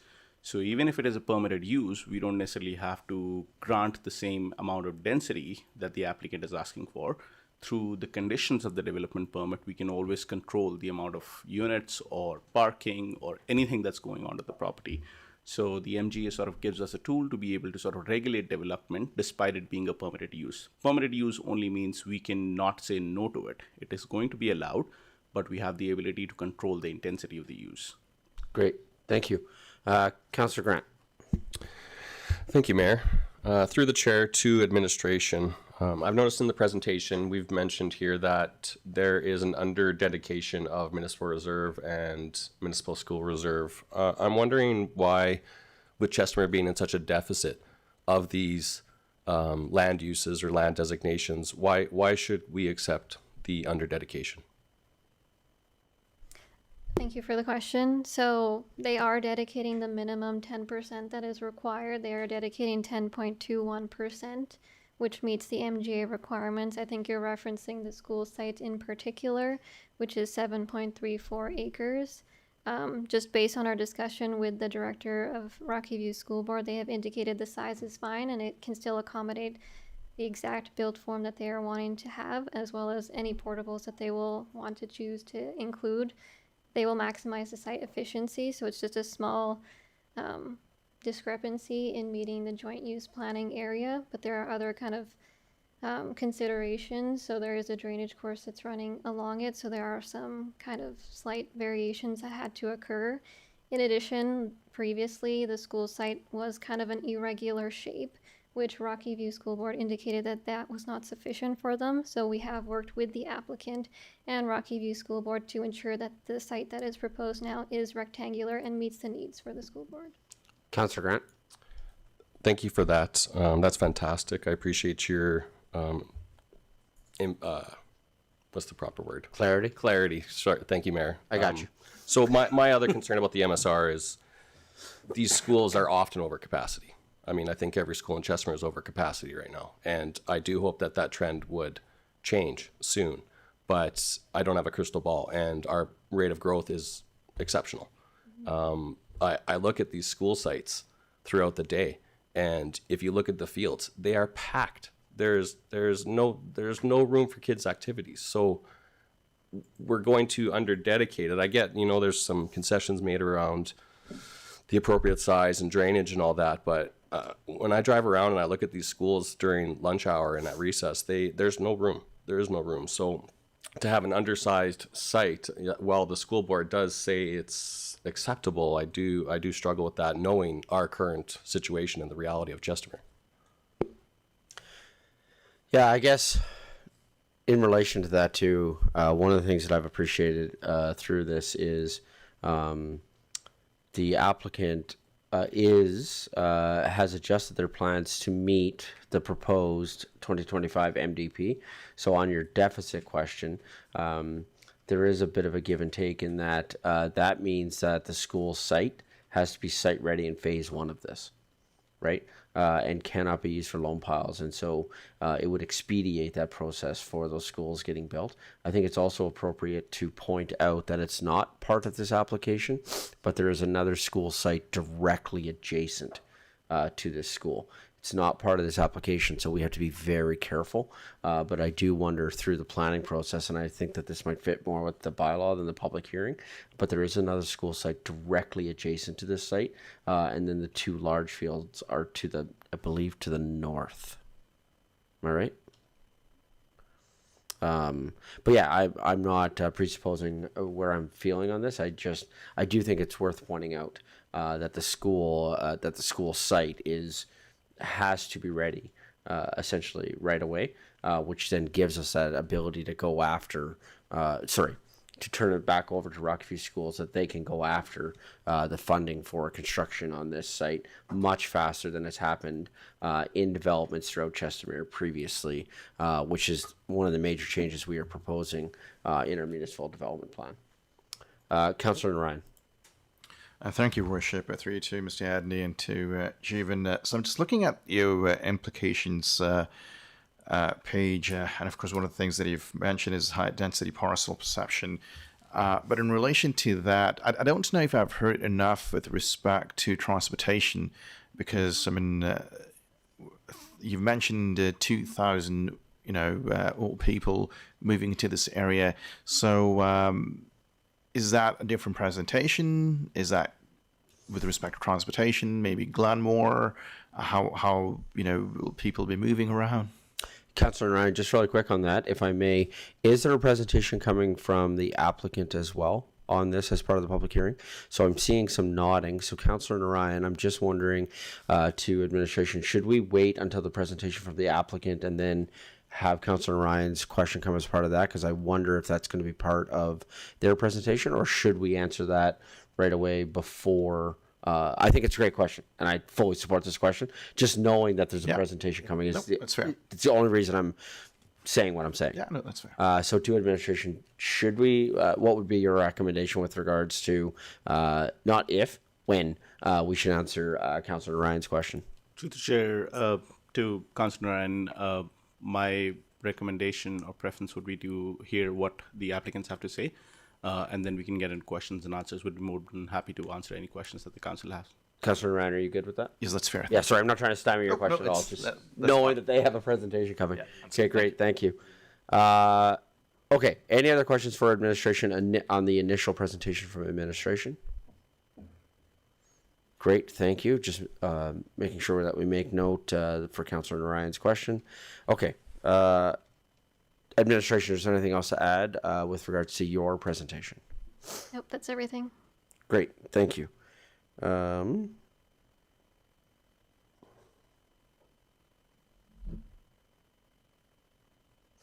Awesome, thank you. With that then, we are now going to move for the applicant to present. So I'm not sure who's presenting on behalf of the applicant, but if you want to come forward, that'd be great. Good morning. Hi.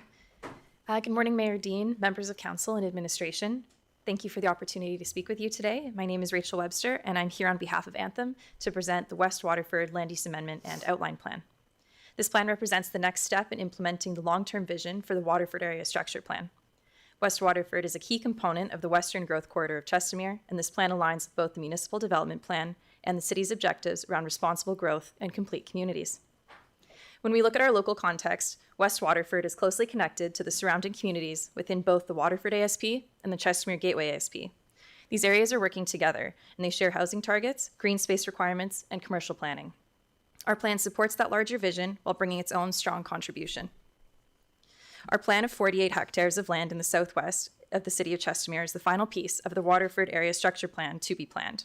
And this plan is designed in conjunction with and supported by Rocky View County and Chestermere administration, and has been comprehensively integrated into existing frameworks and reflects planning that supports long-term community growth.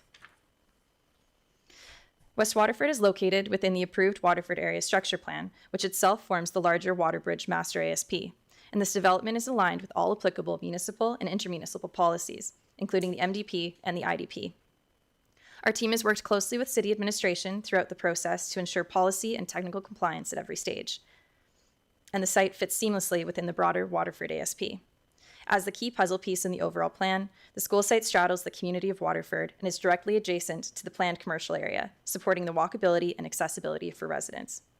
As there is no commercial designated within this section of the ASP per municipal planning. A key part of our land use redesignation is housing diversity, and we know affordability and housing demands are top priorities, so we've made sure the plan includes a variety of housing types. And this helps create complete and inclusive neighborhood blocks that integrate well with what's already planned around them. In regards to the multifamily, a road or laneway buffers each multi-site to avoid direct adjacency with R1 housing, ensuring a smooth transition between housing types. West Waterford is designed to be walkable and connected, and the plan includes a strong pedestrian network, activated park spaces, a community gateway that links to neighboring developments, and stormwater facilities that double as community features in promoting walkability and an integrated pathway. As previously mentioned by staff, this school site will be subdivided and included in Phase 1 of West Waterford, offering the City of Chestermere the opportunity to bring schools to the neighborhood online quickly and to support families within the community with educational options. This was planned in coordination with the Rocky View School Board and Chestermere administration. So in summary, we align with policy and bring forward a diverse product mix, connecting pedestrians and subdividing our school within the first phase. And we thank you for your time and consideration. My colleagues and I would be happy to answer any questions. Councilor Ryan, I believe you had a question.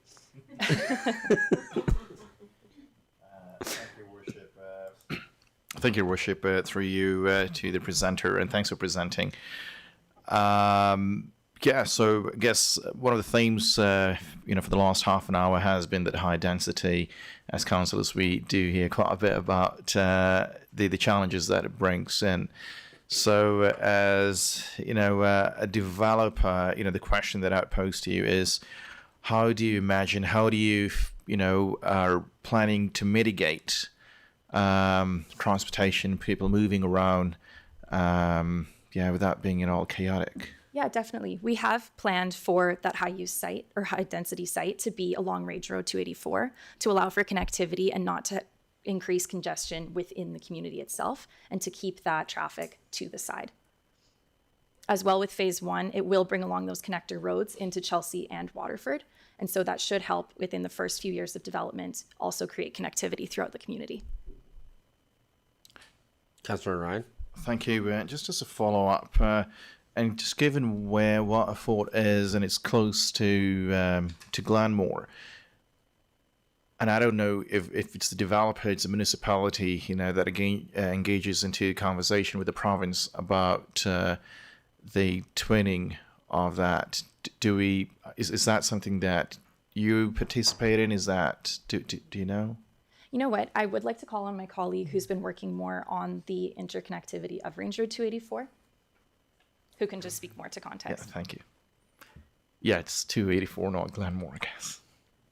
I was like, Glenmore. I was like, Glenmore's a bit of a hike from this, but I was just letting you. I was just letting you do your thing there, Councilor. I was like, all right. Okay. Good morning, Councilor Narayan. Yes, we've been working. I guess Anthem's sort of been taking on the Range Road 284 intermunicipal development functional study with the City of Chestermere and the City of Calgary. We're very close to having a cross-section put together. And we do want, like Anthem as a team or as a whole, we want to get Range Road built. However, there is a storm line, a large 1,200 millimeter storm line coming from Calgary down Range Road, which they're planning to construct in the next, I'd say, 24 months, which prevents us from beginning the construction of Range Road 284. So we are, on our end, looking to remove the overhead lines on the east boundary of Range Road 284 and do some interim improvements, which we've been discussing with administration. So we're hoping that helps alleviate some congestion and obviously cleans up that road. Great, thank you. Councillor Schindler. Yeah, my question again is on that. Where are we at with Range Road 284? I know that I'm getting a lot of questions from residents. You might as well stay up. Yeah. You're saying that there's a sanitary or stormwater line. I think you said stormwater. Yes, there's a regional stormwater line that serves the city of Calgary in the west carriageway. Right. Basically, once construction of that begins, it wipes out the entire road. So anything that got built, that would get built for Range Road 284 would have to get ripped out. So that's basically delaying beginning construction of this road. Right. So there's a functional planning document that has been circulated to both City of Calgary and the City of Chestermere, which is currently being reviewed. Oh, okay. Yeah. And then along the same lines, I guess, so I'm noticing there's pathways and it's walkable. Bringing that pathway down Range Road 284, I guess that would be so that we have a pathway that terminates, it looks like it terminates at Range Road 284. Yeah. And doesn't go behind the houses south or north. So as part of that, the Range Road 284 functional study, the cross section does include a pathway on the east boulevard. So directly behind the fences for the lots that are adjacent to Range Road. Yep. Cool. Okay. Yep. Thank you. I'll stay up here for a bit. Oh, I think you're. Oh no, I thought you were good, and then my screen lit up. I apologize. Councillor Sambo. Thank you, Your Worship, through you to Mr. Edney and to the applicant presenters. I'm not sure if this is a question for you or for your colleague. I'm asking a bit of a loaded question. We have a map in this presentation, and I'm wondering in what ways there would be deviation from this map. In what ways could we expect differences from what we see in front of us? I think based on the land uses that are provided here, if and once approved, there shouldn't be any deviations. Obviously, there's the R4 sites, which we've designated and put caps on the units per acre that allow for the apartment buildings and the townhomes. So I don't foresee very many deviations. Any land use changes would be subject to us coming back to council. So our intent is we put a lot of work into this plan and we want to stick to what we have. Mr. Chadayuk? Through the chair to Councillor Sandbo, any deviations, like the presenter said, in the zoning would have to come to council. And if the applicant requests any deviations, we will also ask them to sort of change the outline plan and bring it back to council for approval as well. Great, thank you. Great, thank you. With that, I don't see any other questions right now for the applicant. Thank you so much. Appreciate that. So with that, now we're going to move to the presentations from the public. Presentations are limited to 5 minutes unless a motion is passed to extend the presentation time, but presentations are limited to 5 minutes. We're going to start with people in support of this, and so we're going to call them in order of their appearance on the sheet. At this time, I would ask administration to please once again bring up onto the screen the phone number if you would like to phone in, and if you would like to phone in support of the application, then the phone number is 587-579-3099. Again, that's 587-579-3099. First, turning to Legislative Services, do we have anybody on the sheet that has signed in favor of the application? So we do have somebody on the sheet? Okay. So there's nobody signed in on the sheet, so I will call for a first time. So calling for a first time for anyone that would like to speak in favor of the application.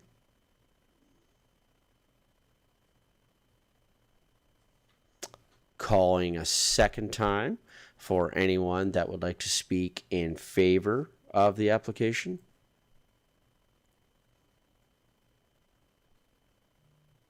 for those wondering, the unanswered question is this as awkward for me as it is for you? The answer is yes. And calling for a third time for anyone who would like to speak in favor of the application. Thank you. With that, turning to Ledge Services, do we have any phone calls in right now for speaking in favor? Okay, great. Thank you. So with that then, we're going to move to the next phase, which is I'm going to be calling for people to speak in opposition. So if there's anyone who would like to speak in opposition to the proposed application, so same process. The phone number is on the screen, 587-579-3099. Looking to Legislative Services, have we had anyone sign in on the sheet and speaking in opposition? We have had no one sign in on the sheet. So with that, I would like to call for a first time anyone that would like to speak in opposition to the application. Calling a second time for anyone that would like to speak in opposition to the application. Calling a third time for anyone that would like to speak in opposition to the application. Looking to Legislative Services, do we have anybody who has made a phone call in to speak in opposition? Seeing a shaking of the heads. So we have no one who has spoken in opposition to the application. With that then, that means that there is not an opportunity for our applicant, because any speaking that would happen after this from the applicant would be questions that would be raised in rebuttal. And so because nobody asked a question in rebuttal, then we're going to move to the final, looking then back to our administration. Is there any final presentations or comments from administration with regards to the application? You're good. Okay, thank you. Yeah, I just want to quickly mention that administration has worked very closely with Anthem and BNA to create an application that meets our intent. So there were different versions of the plan initially, but we have worked very closely with them, and they have been very great in accommodating our request for school sites as well as ongoing stuff with Range Road 284. So we just want to mention that as well. Great, thank you. Council, are there any final questions for administration related to the public hearing? Seeing none, can I have a motion to close the public hearing, please? Councillor Sambo. Certainly, Your Worship. I move that Council close the public hearing for Bylaw 018-25, being the West Waterford Land Use Amendment at 10:52 a.m. Any comments, questions from Council? Call for the vote.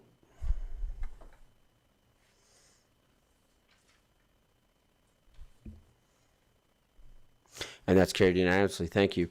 So with that, we've closed the public hearing, and then we will be moving here later on to the bylaws. To reports for decision with relation to this.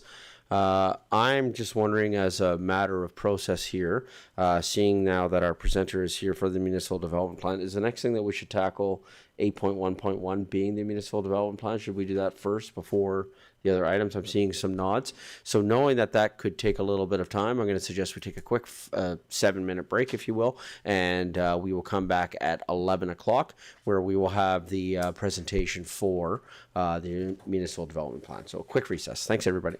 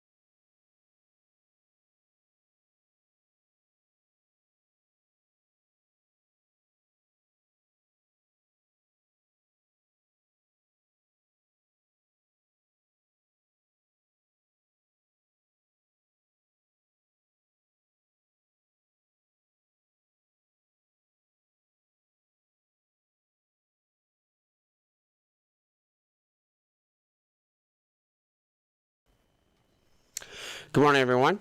Just coming back from our break here and now moving to item 8.1.1, which is bylaw 020-25, being the municipal development plan. And this is being presented by Liz Armitage, our planning consultant for community growth and infrastructure. Good morning.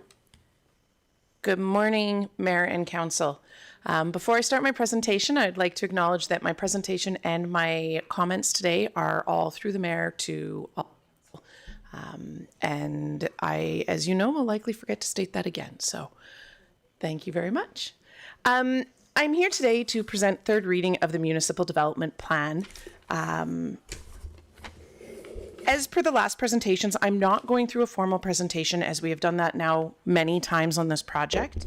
What I am here to do today is provide you with a brief recap of where we're at to get to today, and then to be able to move forward into the revisions that have been done per council's direction at second reading. So first reading was passed on June 24th. Public hearing, and then public hearing was on July 14th. We did all the advertisements as required. This is in the report as well. And ultimately, where we're at now is that on July 22nd, Council passed a number of motions for amendments. We have completed all of those. We've also gone through and done an extensive review for typos, grammar changes, anything that just didn't quite read right or look right. So in your package, you will see a attachment that goes over all of those changes. I believe it is attachment B, and it is on the screen right now. And so each motion that council passed, we went through and made that change. You'll see the page number of where those changes were. Many of them were very simple, such as a should to a shall. And so if we go to the last page of this document, we do want to draw your attention to a couple of changes we made as well. There is a honeycomb on the front page and the back page that was purplish. So we removed that, changed it to yellow. We also made an additional note on page 4 that says terms may, should, shall, and must are bolded throughout the document in policy statements. So this was a clarity piece because there had been questions around that. When they are used in just a text, like an introduction text, we did not bold them. They're not a policy statement that guides administration and council and our community. We also added in 4.5.5.10, letter J, deferral of taxes. And we have an addition of 5.3.3.6. The city shall develop an economic development, retention, and attraction strategy and review every 5 years. And this is also a level 1 priority in the chart on page 141. We removed 2 did you know graphics. We couldn't vet that they were factual at this point, and we just thought, let's get rid of them. The effort to go back and confirm that, we just thought they didn't read right. We didn't personally like them. And then as well, those spelling, grammar, and formatting. But we did really want to draw your attention to those additional changes as they impact a couple policies. And we also did the mosaic, which I personally think looks great. And then I also do want to talk very quickly about the land use concept, the future concept map. I want to say page 32-ish. I might have the wrong page. There we go. We've added all of the green space that we had discussed at the last meeting. That was a motion that was made, and I just want to draw attention to it. One, because it looks great and it shows how much green space and public parks we have in our community, which I think is just a very important visual. And 2, it was way more work than I ever thought it would be. So kudos to the team who managed to make this. And then I do want to take one moment as well. We had a question this morning about seniors and different ways that that's in the MDP. So on page 35, we have 2 policies, 4.4.15 and 4.4.16. You were just there at the bottom of the page, that both discuss housing and senior housing as well. We also have on page 37, 4.4.2.3, growing neighborhoods shall accommodate housing for a wide variety of for a wide demographic, including seniors housing, secondary suites, and purpose-built multi-generational homes. So it is integrated throughout the document. If there was other questions in regards to development permit statuses, I can't answer that, but I did know that that comment was asked this morning, so I wanted to take a moment to try to address that. And I really don't have anything else I want to bring up today.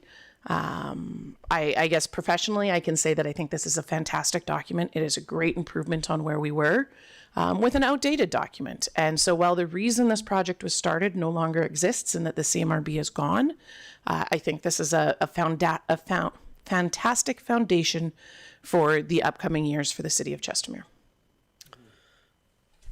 Great, thank you.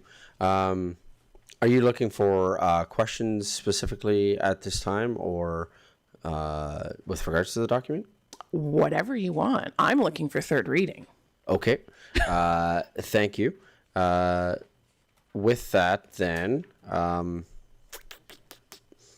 so council, what we will be doing is we will be moving to third reading. If there's any revisions that you would like to see, then you could bring those up at that time. But are there any specific questions with regards to the process or the document at the moment? Councillor Sambo. Thank you, Your Worship. A question through you to Mr. Edney and to Ms. Armitage. The action items, that's not officially an appendix, I don't think. Would that need to go through full 3 readings if we wanted to add or delete things from there? Okay. It's a guiding list of priority. So, and the reason it is that we know that every election, every budget season, that priority list might change. So council, we can't bind a future council. Mm-hmm. So it's been put together as a list that we see as the rankings based on today. But we know in a budget cycle, a different council, this council could even say, you know what, we've decided this level 2 is actually now a level 1 for this reason and allocate funds accordingly. Okay. I may have further questions and comments when we get to first reading. Thank you. Third reading. Third reading. Yeah, because we're at third reading. We're done. Yeah, I'm still on our last agenda item. Yes. Oh, third gotcha. reading. Fair enough. Okay.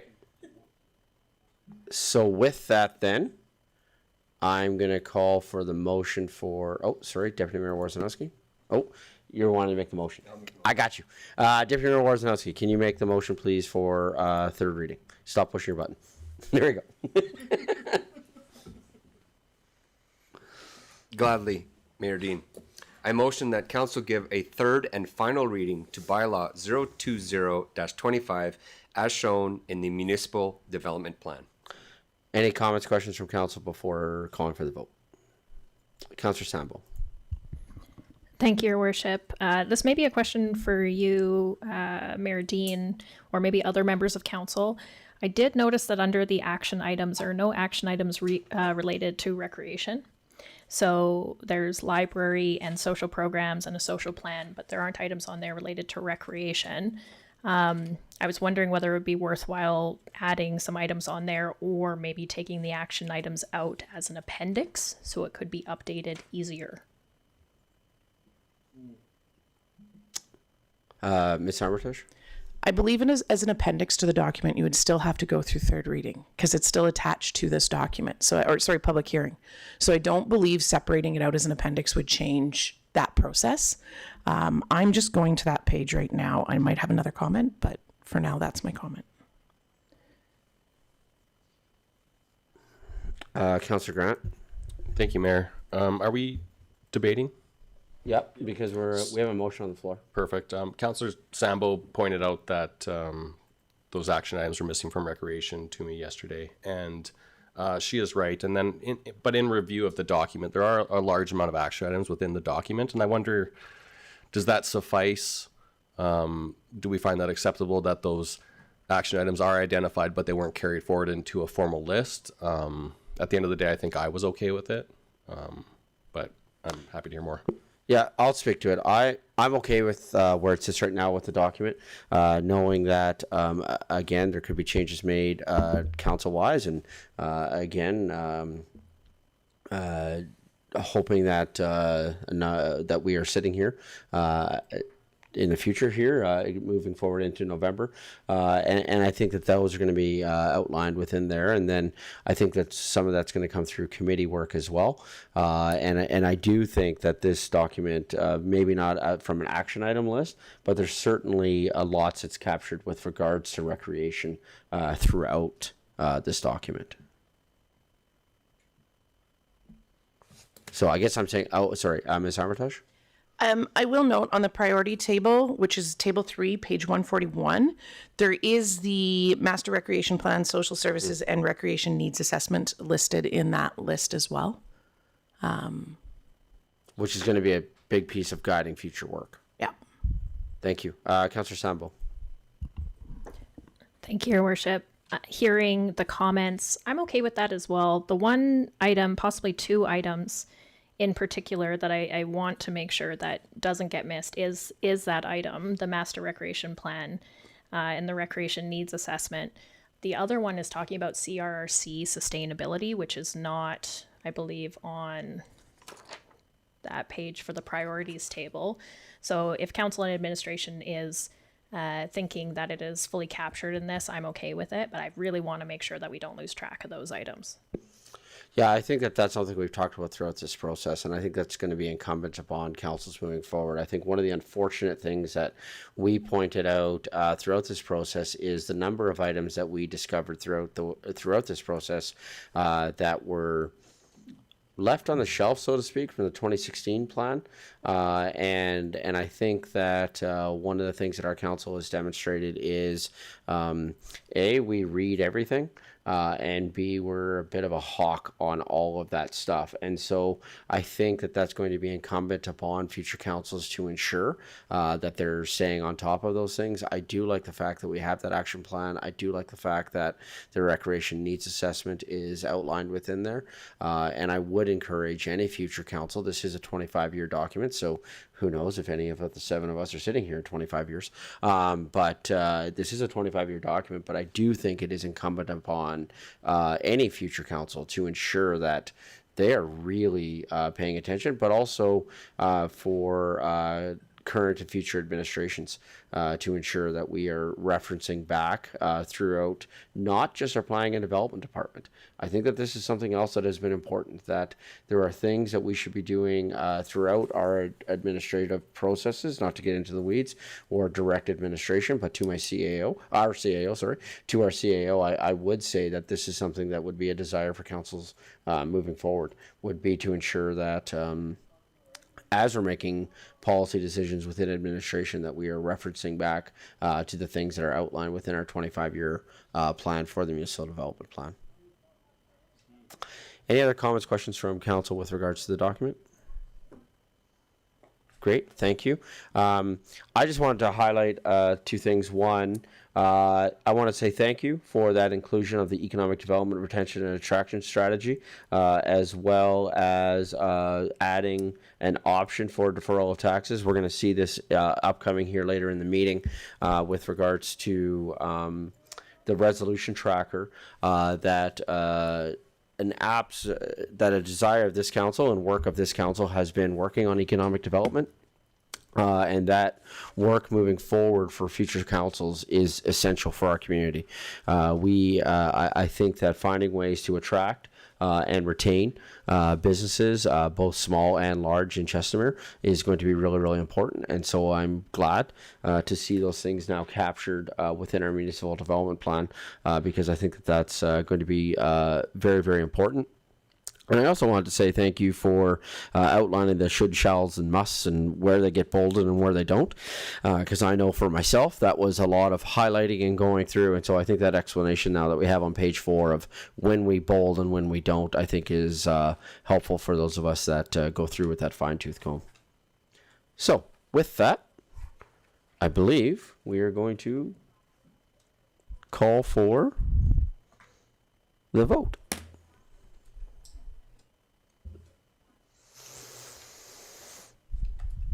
And that's carried unanimously. Thank you. That is a huge piece of work. Thank you, administration, for that work. We now have a brand new municipal development plan, which I think is a great document. Absolutely. Yeah, absolutely.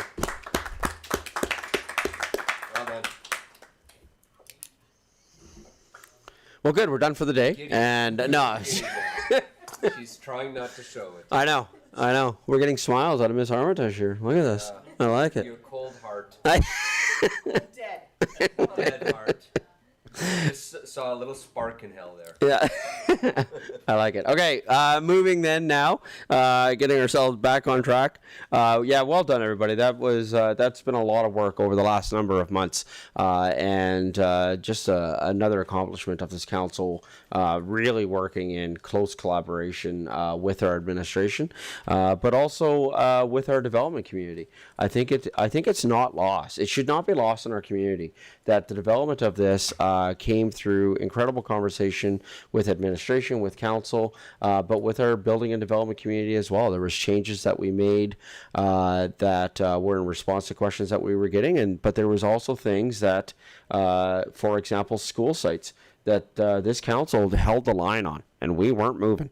And that was at the first school sites in phase 1, not storing loan piles, economic development, the focus on businesses, those sorts of things, I think should not be lost within this document and how that came about. And so just kudos to all involved on moving that forward. Item 8.1.2, West Waterford Outline Plan. This is being presented by Jeevan Santu, Planner 2.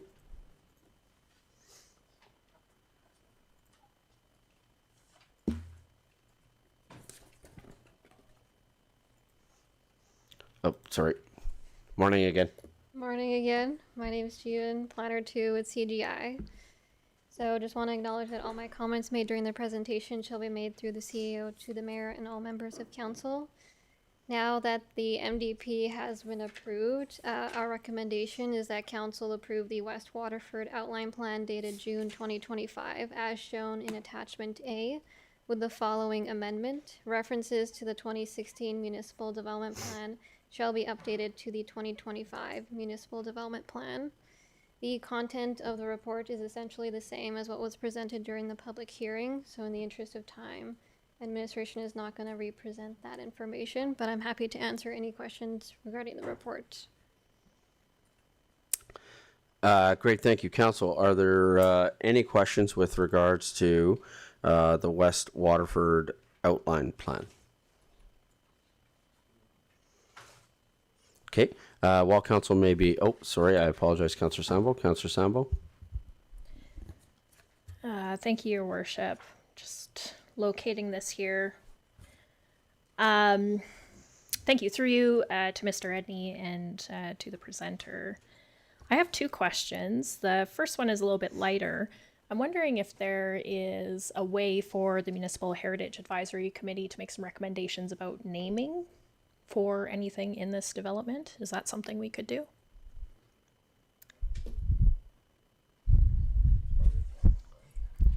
I guess I can just start.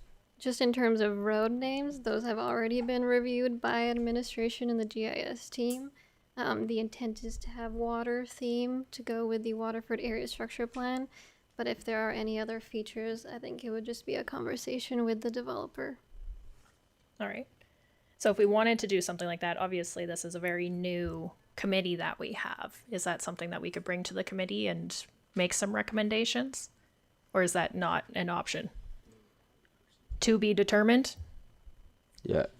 Okay. I think as a general answer to that question, I think anytime a committee can bring forward recommendations to council, whether or not those recommendations are going to fit legislatively or work or be able to be approved, that then is the work of council, right? So the work of the committee is we would like to make a suggestion on this. Any committee at any time, so as long as that fits the scope of their terms of reference, would have an ability to do that.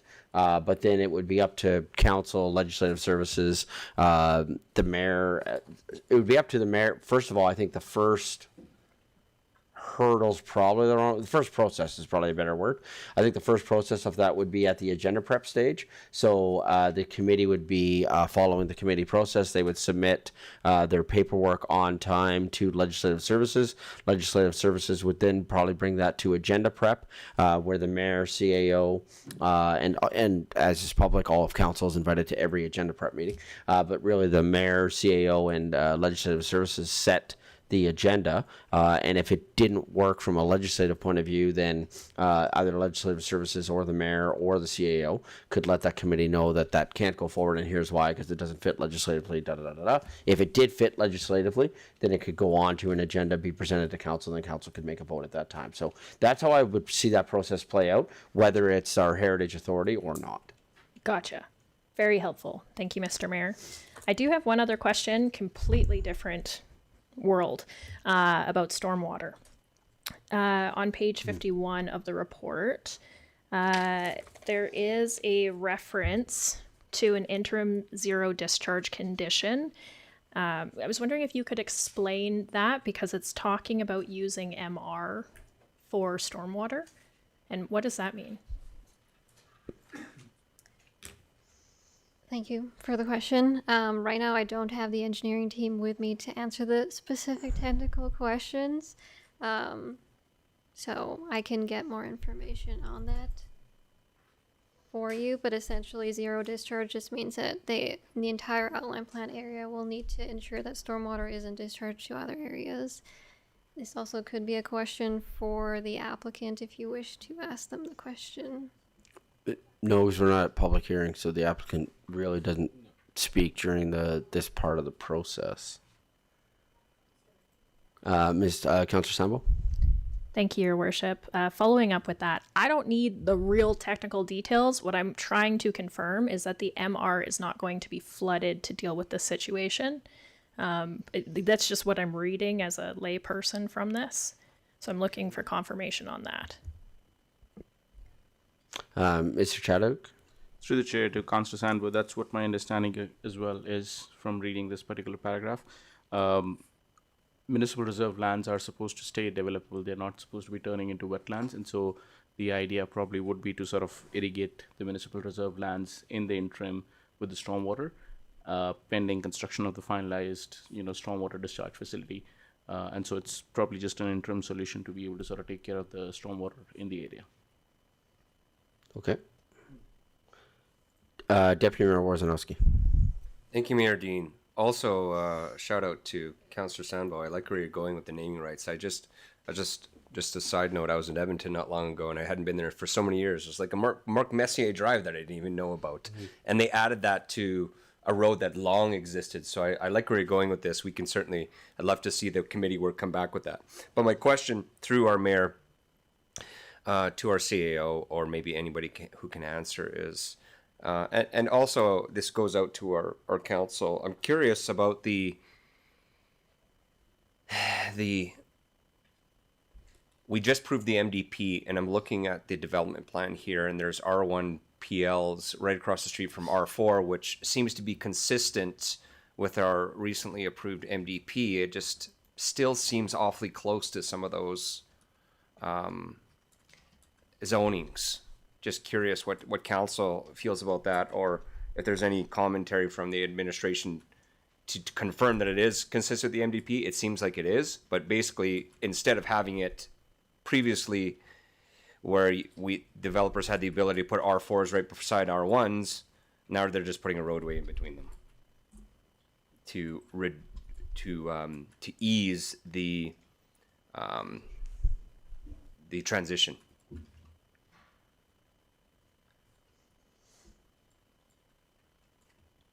So, are you looking for a question? Yeah. One, is it? I think so. Is it consistent with the MDP? And two, just want to throw it out to council and see how they feel about that transition. To your question to council, so I think it does fit the new MDP. I think that does meet it. I think part of the reason why we did this is I think about where my own daughter lives, and my own daughter lives in such a weird way to phrase it. My daughter lives in a spot that's very similar to this, and I can tell you from sitting in their backyard, enjoying lunch on their deck, and they have the higher density like directly across the street. You do not notice it like what we see in the current situations that we have dealt with here in Chestermere. So for myself, I'm comfortable with it simply because I have experienced it when I go and visit my daughter and my new granddaughter, just doing the shout out, when I have the opportunity to go and visit family. I've experienced that. And I can say from a personal experience standpoint that it is a very different experience than what we saw in our other neighborhood, where we saw the R4 pretty much right on top of the R1. Councillor Schindler? Cool. So I just want to quickly bring this question back, and I know I asked this question a while ago. As per our new NDP that we just approved, yay. The review of, in the action items, there's a review of the land use bylaw to, for the ability to accommodate neighborhood commercial nodes in established areas. Now, I'm not seeing much in the commercial node in this particular development. I don't think there is one at all. If we're going to be reviewing other established neighborhoods for ways to put in commercial nodes, should we not then be promoting a mixed use or a commercial node in up and coming neighborhoods? That's a great question. Ledge Services, can you scroll to the area structure plan?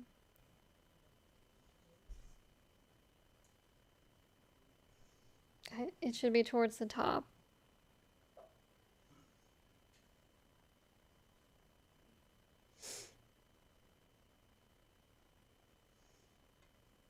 Yeah, that one. So there isn't a commercial parcel inside the outline plan, but there is one directly adjacent to it, which is kind of the hatched in the map shown here. So in terms of the node, it's being considered mixed use. So the neighborhood commercial node includes commercial as well as park space and school sites. So kind of the circle you see in the middle, the dash circle, that's the node. So basically the West Waterford outline plan is providing the park space for the node as opposed to the actual commercial. So when you do the measurements, most of the outline plan is within the 500-meter walking distance to the node, not necessarily the exact commercial parcel, but it is for the node. And so I would then carry that question forward to the south area. Is that also within the range of that commercial node below this section? I don't think that's being developed much yet, right? Yeah, so like the very south quarter section, that's a completely different outline plan that has already been approved. Yeah. I think we just want to provide the context on how close the commercial is to the outline plan that is kind of helping to achieve that requirement. Okay, thank you so much.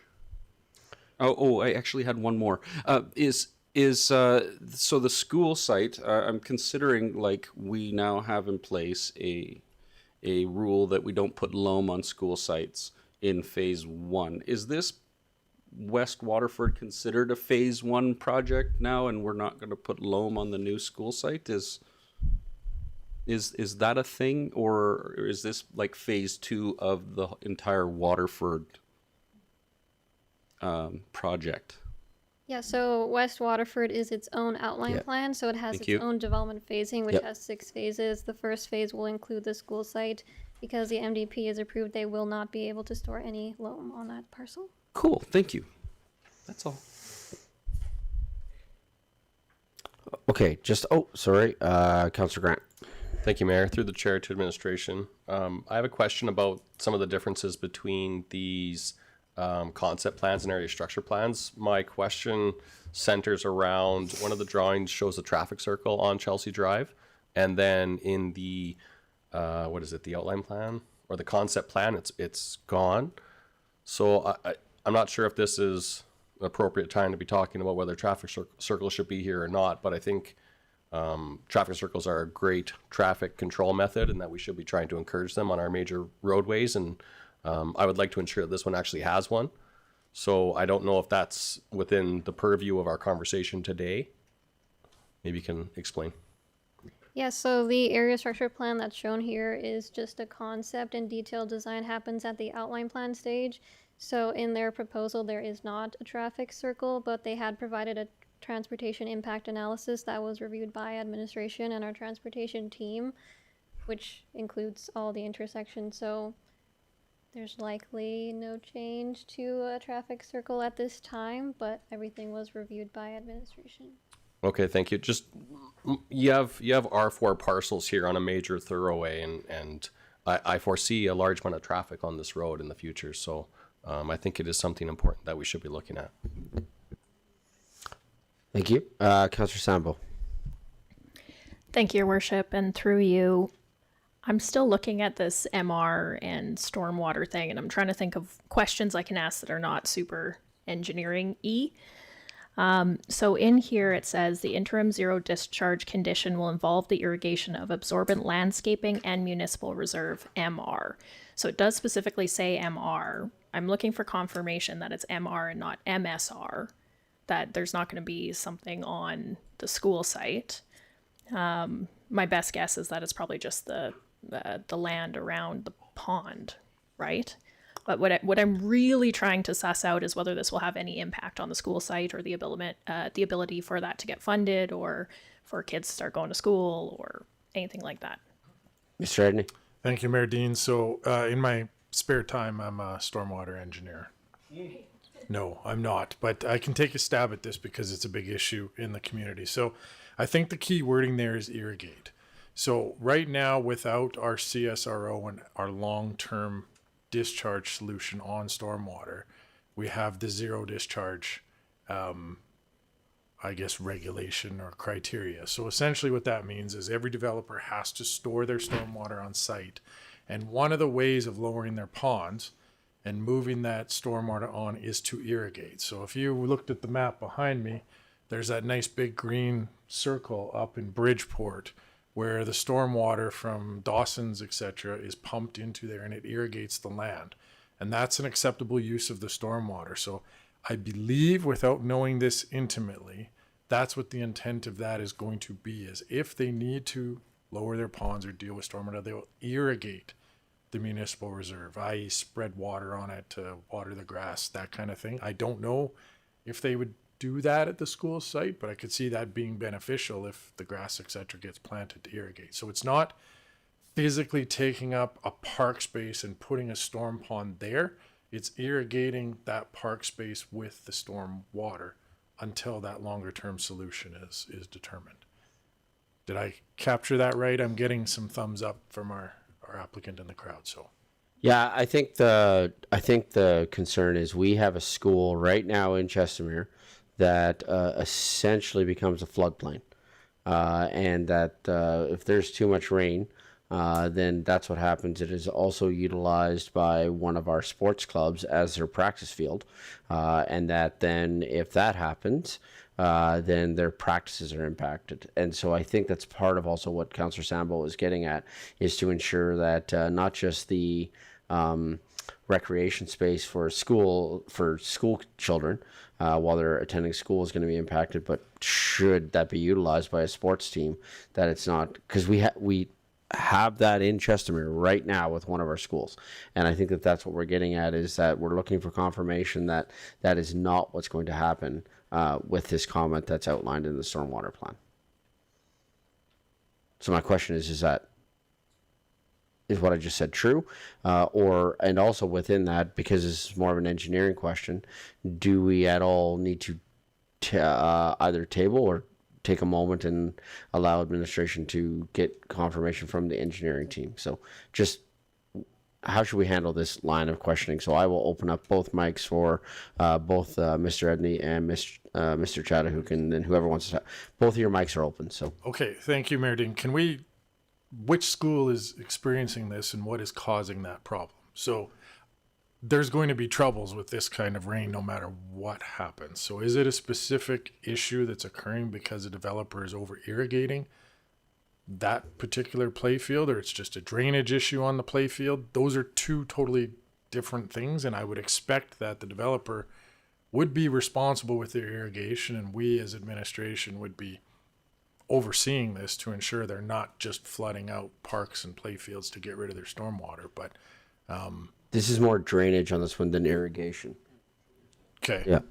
So I think that maybe is a separate conversation we should have offline on how can we address their drainage issue. No, absolutely. But I think where this is pertinent is either an understanding or perhaps a misunderstanding of the comments that we have received from public, and just ensuring that this comment in stormwater is not a precursor to that happening on the school site in this area. I think that's where this line of questioning is going. Yes, now without speaking on behalf of the developer, I don't believe this should be an impact in the same manner. I think that's the exact... Administration will ensure it isn't. Yeah, I think that's the dancing around of what we're getting to. And I believe that's the answer we were looking for from Mr. Chadwick. Did you have a comment to add to that? Or Oh. I know he did the mist. Oh, stop pushing buttons. I will do an orientation. We've only been working on this for 2 months. I've been with municipal governments for quite a bit of time, and I'm used to pressing buttons, but this is a little bit different. Regardless, I think CEO Edney sort of captured the intent. Okay. The idea of the outline plan is that the excess water is going to be used for irrigation purposes, not for flooding. Excuse me, flooding of municipal reserve lands. Perfect. The word that I use here is irrigation, which doesn't necessarily mean you are going to throw all the water onto municipal reserve lands and just let it flood. And as administration will oversee that, once it comes to the stage of detail engineering drawings, that's the stage where we get to look at what's happening where. So here, at the stage of outline plan, is primarily the big broad idea of how stormwater is going to be managed, the details of which are going to be captured at the stage of subdivision and development agreement drawings. Great, thank you. Councillor Grant? Thank you, Mayor. I actually, to reply to Councillor Sampo's comment about this, I actually think it's very innovative and forward thinking. I mean, we have a little trauma from this year because we've had so much rain, and it's been a lot, but a normal year in southern Alberta is not this wet anymore. It's very dry, and we have a lot of grass and park space that suffers during that time. So I think this is a great use of that resource in the interim until we come up with a better solution. So I actually commend the thought. I look forward to it being lush and green when it's dry and hot. So great, thank you. Councillor Randhawa. Thank you, Your Worship. My question is through you to administration to Jeevan. Is this the outline plan is according to our new MDP? Yes, that is correct. This outline plan complies with the 2025 MDP that was just approved. Yeah. Okay, so according to me, it looks like it's a very dense area because it's not much R1 zoning.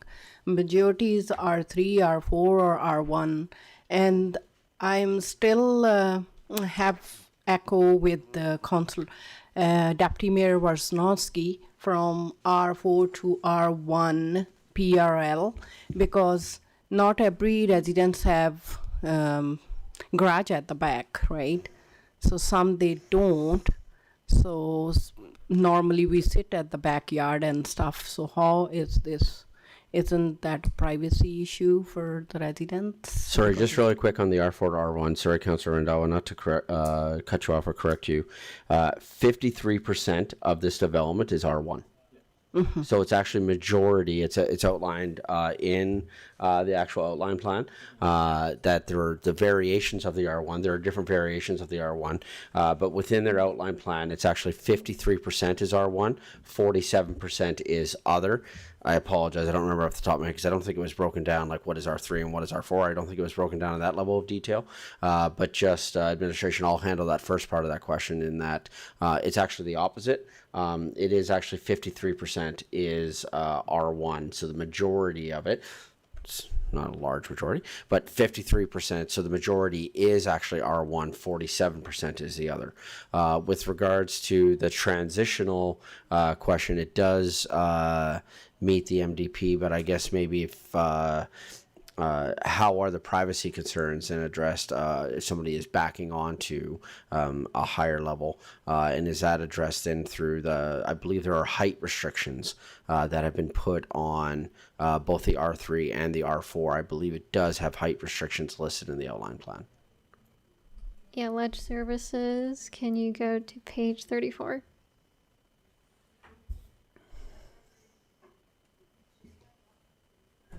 Or I guess 34 of the document. Yeah, that page. Yeah, so just to answer, I guess, the first part, the light shade of yellow and kind of the medium ranges of yellow, those are all single detached. The R1 is the single detached district. R1 PRL and PFD are also intended for single detached. So when you see R1 PFD, those are still front drive. They have driveways. It is just the PRLs, which are rear lane products that will have a detached garage or pad. And then in terms of the transition for densities, right now the current land use bylaw for R4 has a max height of 4 stories. But for the R4 kind of along Range Road 284, the intermunicipal development plan has a height restriction of 3 stories. So in theory, they could kind of step back and have 4 stories. But all of this would be detailed at the development permit stage, where we will be reviewing everything and ensure that it complies with the MDP and other policies to ensure that there's adequate buffer and transition in terms of privacy and everything. Great, thank you. Okay, thank you. Councillor Schindler? I had a little more time, and it just dawned on me a quick point. The R3 on the west side, that is bordering onto Range Road 284, I'm noticing that it just has a rear lane for access, and the frontage, perhaps, of these buildings will be on Range Road 284, which is not developed and won't be developed. Maybe by the time that those buildings get built, there will be access to the front of that via parking or front access to those residents. I don't know what they look like, but I can see that being an issue with access to those residents. So I'm not sure what to do or what to say about that, but it looks like there could be a potential issue there. Maybe I can just flag it. Yeah, I will just add that the intermunicipal development plan, the intent is for front facing onto Range Road 284. We understand that it's not built yet, so in the phasing plan, they are kind of the later phases in development. So Range Road 284 will need to be upgraded in some capacity, whether that's the interim solution or the ultimate design for these dwellings. And then their primary access will be for the rear lane, but their fronts will go onto Range Road 284. If primary access is the rear lane, is that then is that a lane still, or does it become a street? It will still be a street, like the vehicle access will still be from the rear, but their front doors will be to Range Road 284. Interesting, okay. Mr. Eddy? No? Sorry. 1 minute ago you were green, and then you nodded at me, and then okay. Sorry, I apologize. I have a question and a comment. The question I have is with regards to the school site. So should this be approved, do we have any idea on a timeline when we would be moving forward for an idea of site readiness with regards to the school site? Largely, it will be driven by the developer. This is the first phase, so once they're ready, we would be expecting a subdivision application from the developer for the first phase, which will include the school site, which is required in the plan, and the MDP. So then we will just start going through that process of subdivision endorsement and then kind of proceeding with site readiness. I don't think we have an exact timeline at this time. Okay, great, thank you. And then a comment that I would extend to as it gets into the more detail, and so this would be outside the purview of council to direct and or vote on. Something I would encourage, though, is we have heard a strong desire from multiple members of our community for an improved ability to gather in our green spaces, whether that be through benches or picnic tables or gazebos or things like that. And so an encouragement that I think that I would have, again, can't direct, this is not part of council's purview, but we know that within some of our established green spaces right now that were outlined previously in our MDP, that there's a proposal that in the 2026 budget we would start looking at adding benches and picnic tables to some of our green spaces. And so I would, as just an encouragement, if as part of this development, I think it would be a win for the applicant on this, for our community, that as you're considering some of these walkways along, specifically say around the pond or in some of our other green spaces, and intentionality with a further ability for people to sit and gather. It is a big desire that we are hearing from multiple members of our community right now, an ability to gather in space. And so if development community was able to help us out with that, we would certainly, that I think would be appreciated, not just by council or the city, but by residents. It is a thing that we are hearing from residents. So that would be something that I would encourage should this move forward. Any other questions from council with regards to this particular item? Okay, sorry, Councillor Grant. Thank you, Mayor. I just wanted to echo Councillor Schindler's concern about this R3 and the frontage onto Range Road 284. And I often, with this road being the major interchange to the #1 highway eventually, I felt like this road should probably be more of a high-speed road. And if we're building houses on it, I think that's going to affect the speed limit that can be done on this road. Additionally to that, I don't think anywhere in Chelsea right now is built that way, with Range Road 284 being their frontage. So I think this is the only example of that happening right now. Yep. So I will just add that kind of Chelsea and other outline plans that are adjacent to Range Road 284 were approved before the intermunicipal development plan was approved. So Chelsea doesn't necessarily have fronting completely to Range Road 284, but they have flanking, so the front is still kind of intended to be on Range Road 284. I'm not a transportation person, but based on the TMP, this is intended to be an urban boulevard, so not necessarily an arterial road.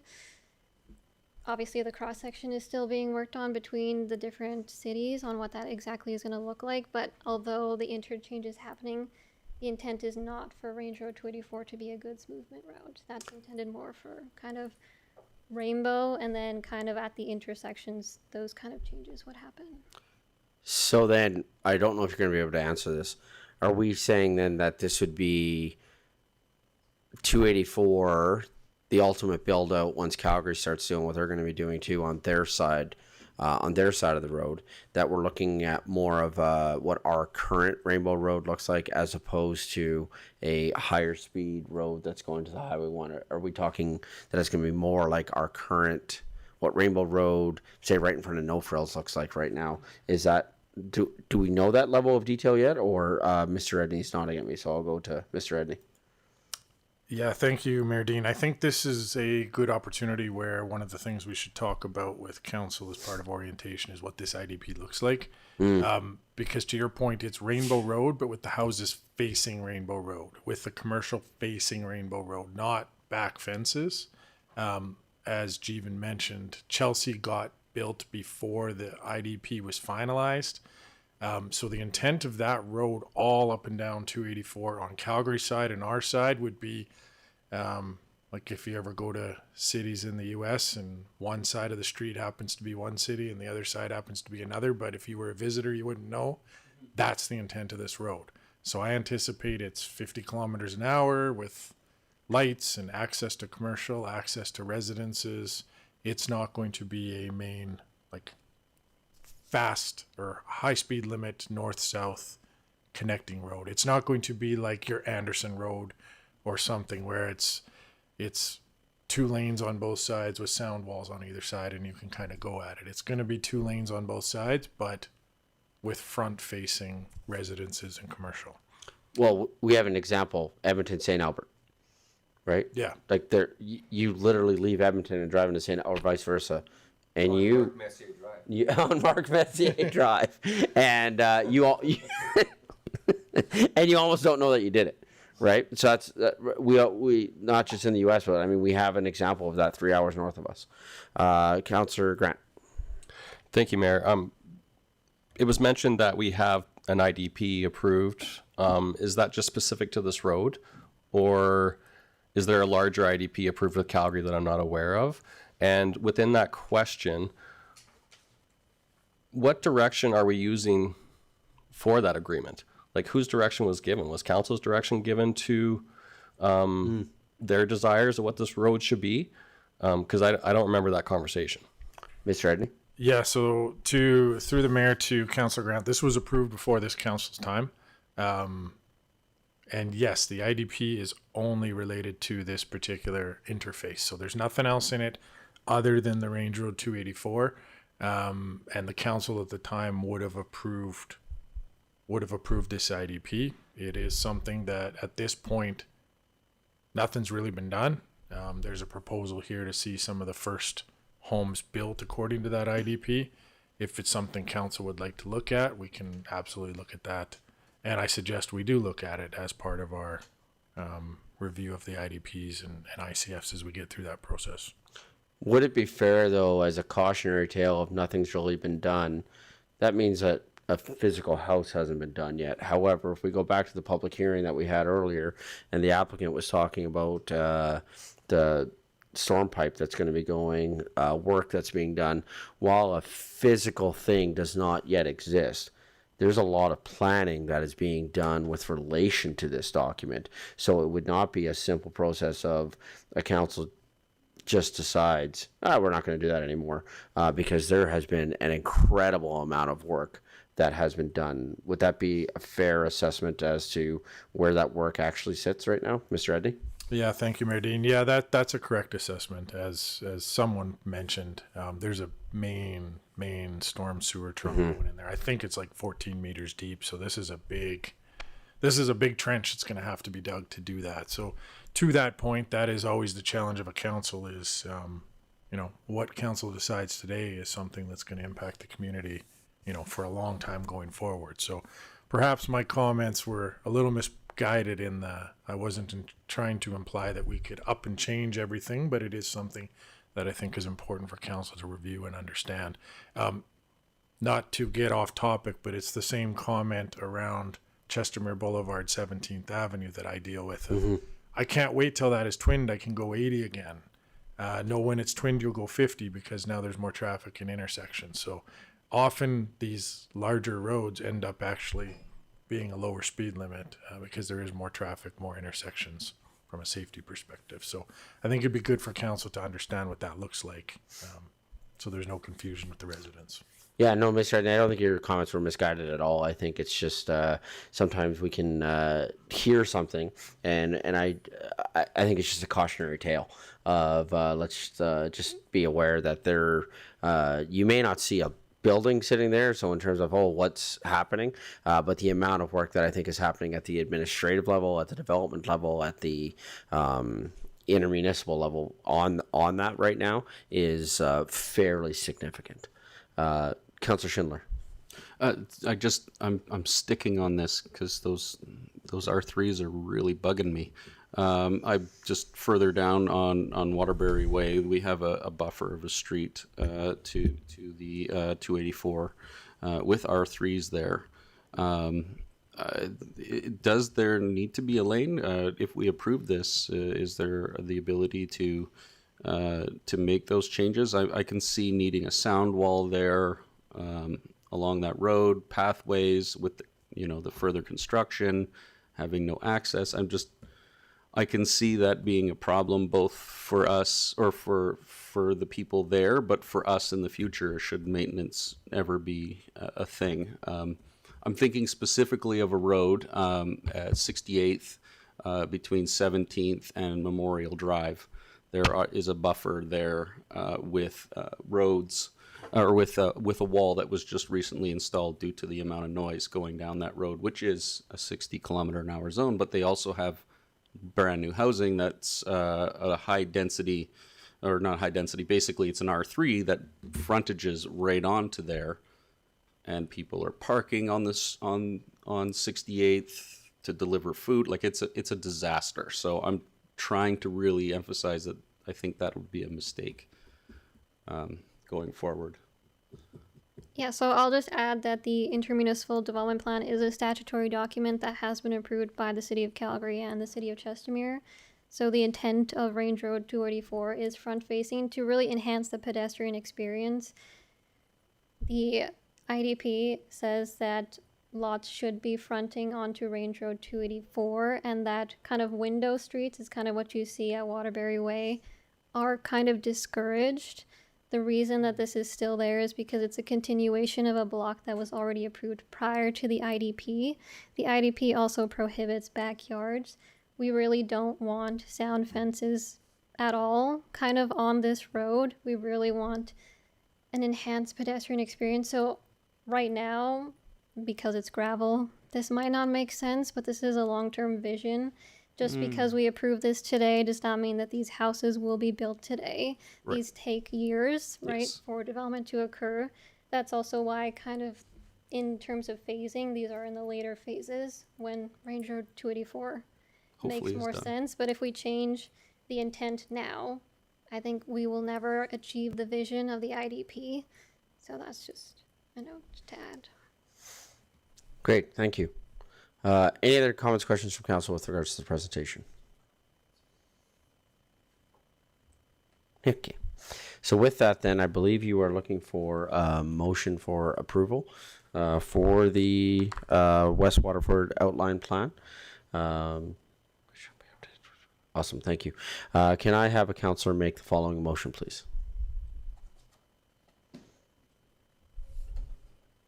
Councillor Ryan.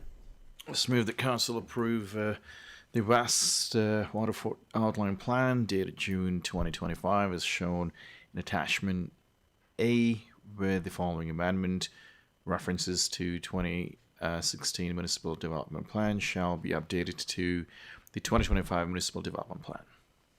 Great, thank you. Comments, questions from council with regards to debate on the item. Deputy Mayor Warzanowski. Thank you, Mayor Dean. I do want to add a comment, and I'm glad that we passed the municipal development plan earlier today, and also glad that we've challenged it like immediately after we've passed it. So, in spite of my questions about density, because it does meet our municipal development plan, I'll be voting in favor of this. Great, thank you. Any other comments, questions from council with regards to the motion? Thank you. With that, I will call for the vote.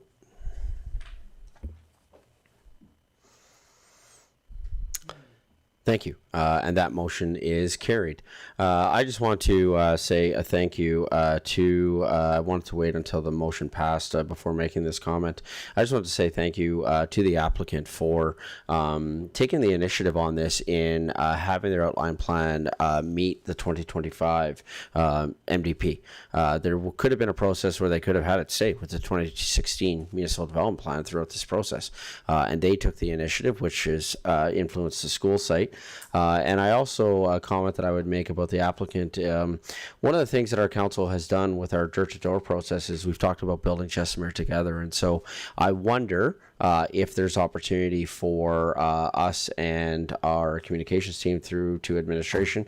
There's no motion needed for this. This would be an administrative process just to work together. As I read through the outline plan, there are some comments that I think that we could look at working together on, but again, that would be purely administrative process in just telling the story of building our community together. And so, but I did just want to say thank you to the applicant and also the work that they did in reaching out to the Rocky View School Division and ensuring that that school site was going to be able to meet the need for children in that neighborhood. So I think I just want to say thank you to the applicant for that initiative that was taken to make sure that those things happen within this development plan.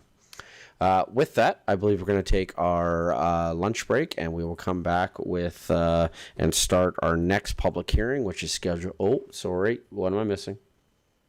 Mr. Edney? Thank you, Mayor Dean. Can we address the land use amendment? Sure. For West Waterford, we usually do the two in conjunction. It's just a matter of process to have the outline plan go before the land use amendment. Yep, no problem. Council, I just remember later when you're upset that it was the CAO who delayed lunch by 5 minutes now, not the mayor. You've asked all the questions you need. I just want to make sure that later when that comment comes up that the mayor tried to call for lunch.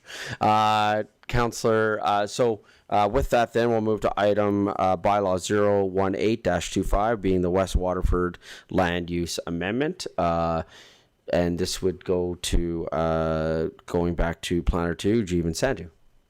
Thank you. Good afternoon now.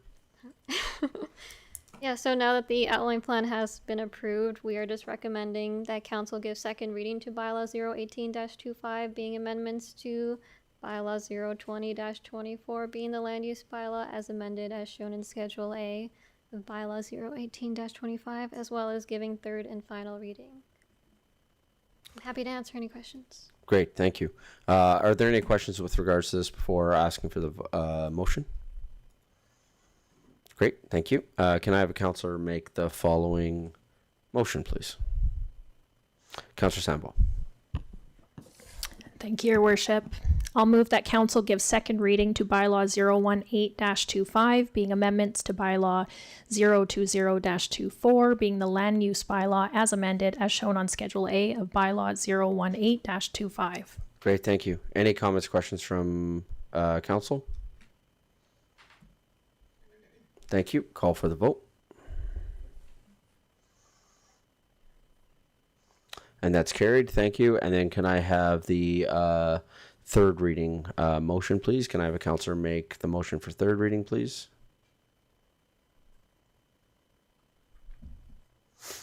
Councillor Randhawa. Thank you, Your Worship. I move that the council give third reading and final reading to bylaw number 018-25, being amendments to bylaw -020-24, being the land use bylaw as amended as shown on Schedule A of bylaw number 0181, the bylaw number 018-25. Great, thank you. Comments, questions from council? Call for the vote. And that's carried. Thank you. Thank you. Thank you. Mr. Edney, can I call for a lunch break now? We'll take a lunch break and we will come back at 1 o'clock. Thank you.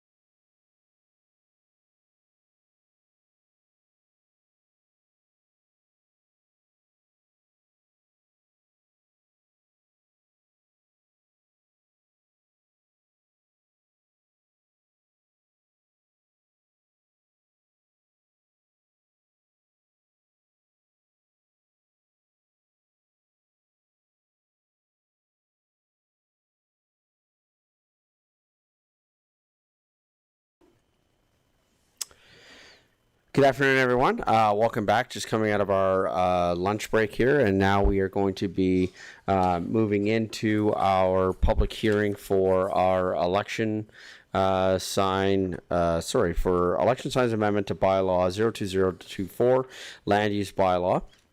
And this is going to be presented by Ms. Vanessa Vandermeer from Legislative Services. And so I would like to call for a motion, please, to open the public hearing. Can I have a councillor make the following motion, please? Councillor Schindler. Good afternoon. I move that council open the public hearing for bylaw number 008-25, being the election land use amendment at 1:03 p.m. Great, thank you. Comments, questions from council? Call for the vote. And that's carried unanimously. Thank you. Any individual or group that wishes to present at the public hearing must register on the designated sign-in sheet either in support or in opposition of the proposed bylaw. The public hearing is being recorded and live streamed and will be available to view on our website. The use of audio or video recording devices and cameras by the public or press is prohibited. Here is the outline for the public hearing process, the staff report from administration. Because this one's coming from administration, there will not be a presentation from an applicant. We will then provide opportunity for those who wish to speak in support. Then there will be opportunity for those who wish to speak in opposition. And then finally, any final questions that we may have of administration. During the public opportunity for support or opposition, there is a phone-in opportunity. Again, we will present this number at that time, but the number for that is 587-579-3099. Again, that's 587-579-3099.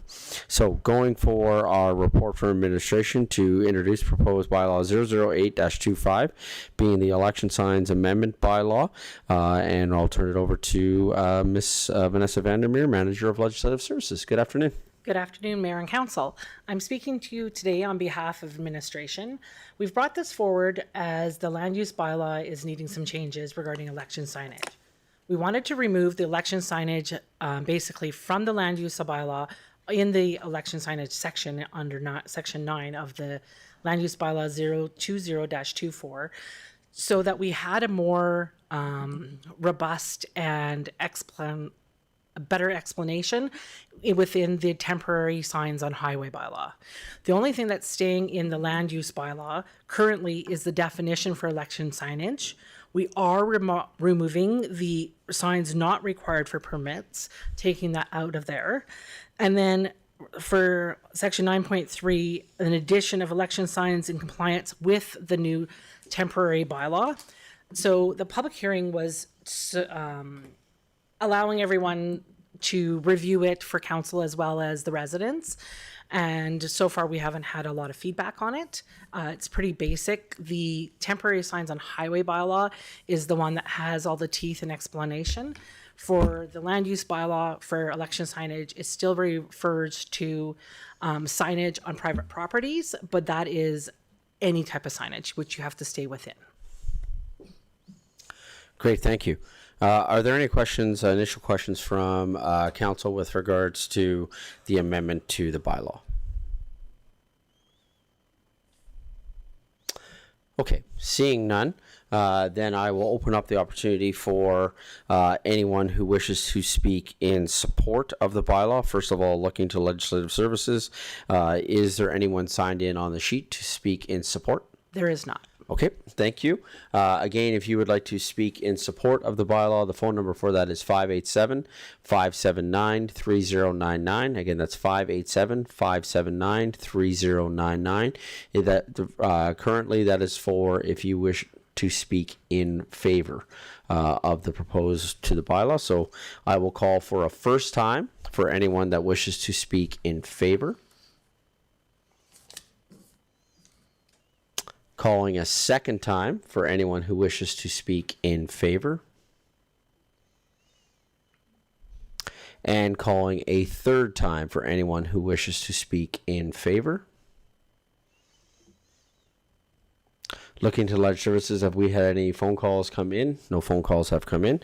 So with that, then we will move to anyone who wishes to speak in opposition to the proposed bylaw. Again, the phone number is on the screen, but 587-579-3099. Have we had anyone sign in on the sheet to speak in opposition? We have not.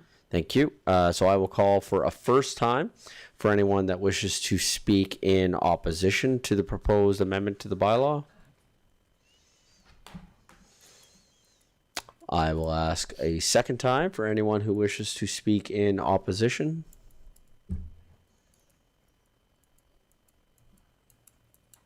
And asking a third time for anyone who wishes to speak in opposition. Turning to Ledge Services, have we had any phone calls? No phone calls have come in. So with that, we can move through to the next part of the process as because there was no comments in opposition, there would be no presentation to speak to matters that were brought up. Is there any final presentation comments from administration? Not at this time. Thank you. Are there any final questions with regards to the amendment to this bylaw as outlined in the public hearing from council? Thank you. Can I have a motion to close the public hearing for bylaw 008-25, please? Councillor Schindler. I move that council close the public hearing for bylaw number 008-25, being the election land use amendment at 1:08 p.m. Comments, questions from council? Call for the vote.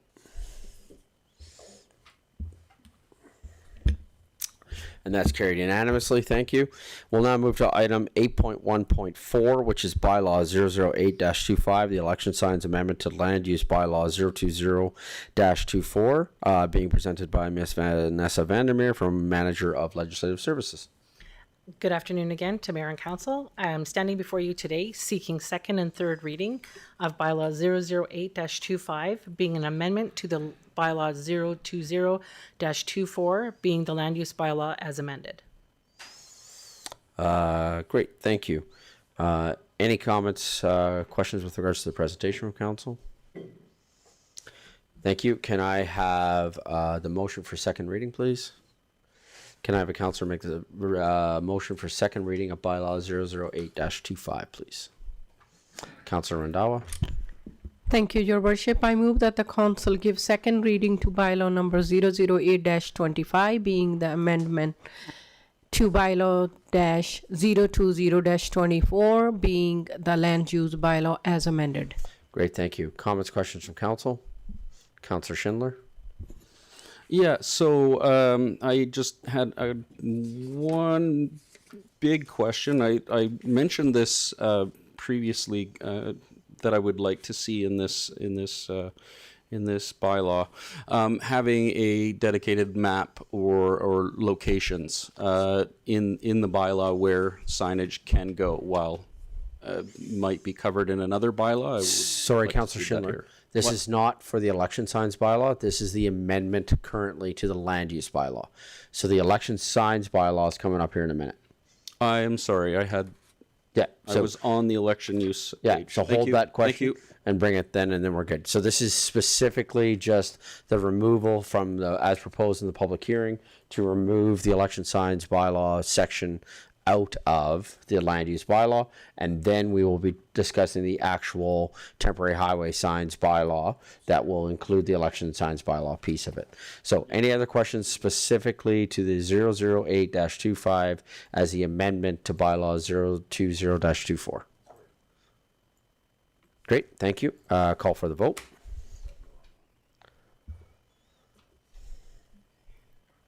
And that's carried unanimously. Thank you. Can I have the motion for third reading for bylaw 008-25 for the amendment to 020-24?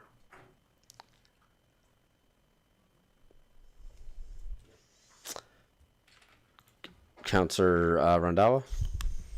Thank you, Your Worship. I move that the council give third and final reading to bylaw number 008-25, being the amendment to bylaw number 020-24, being the land use bylaw as amended.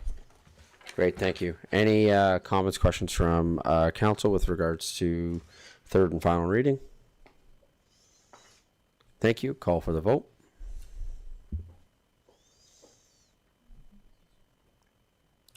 And that's carried unanimously. Thank you very much. Thank you very much.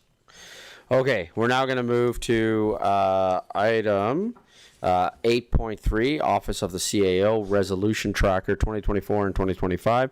This is being presented by Mr. Kent Edney, our CAO.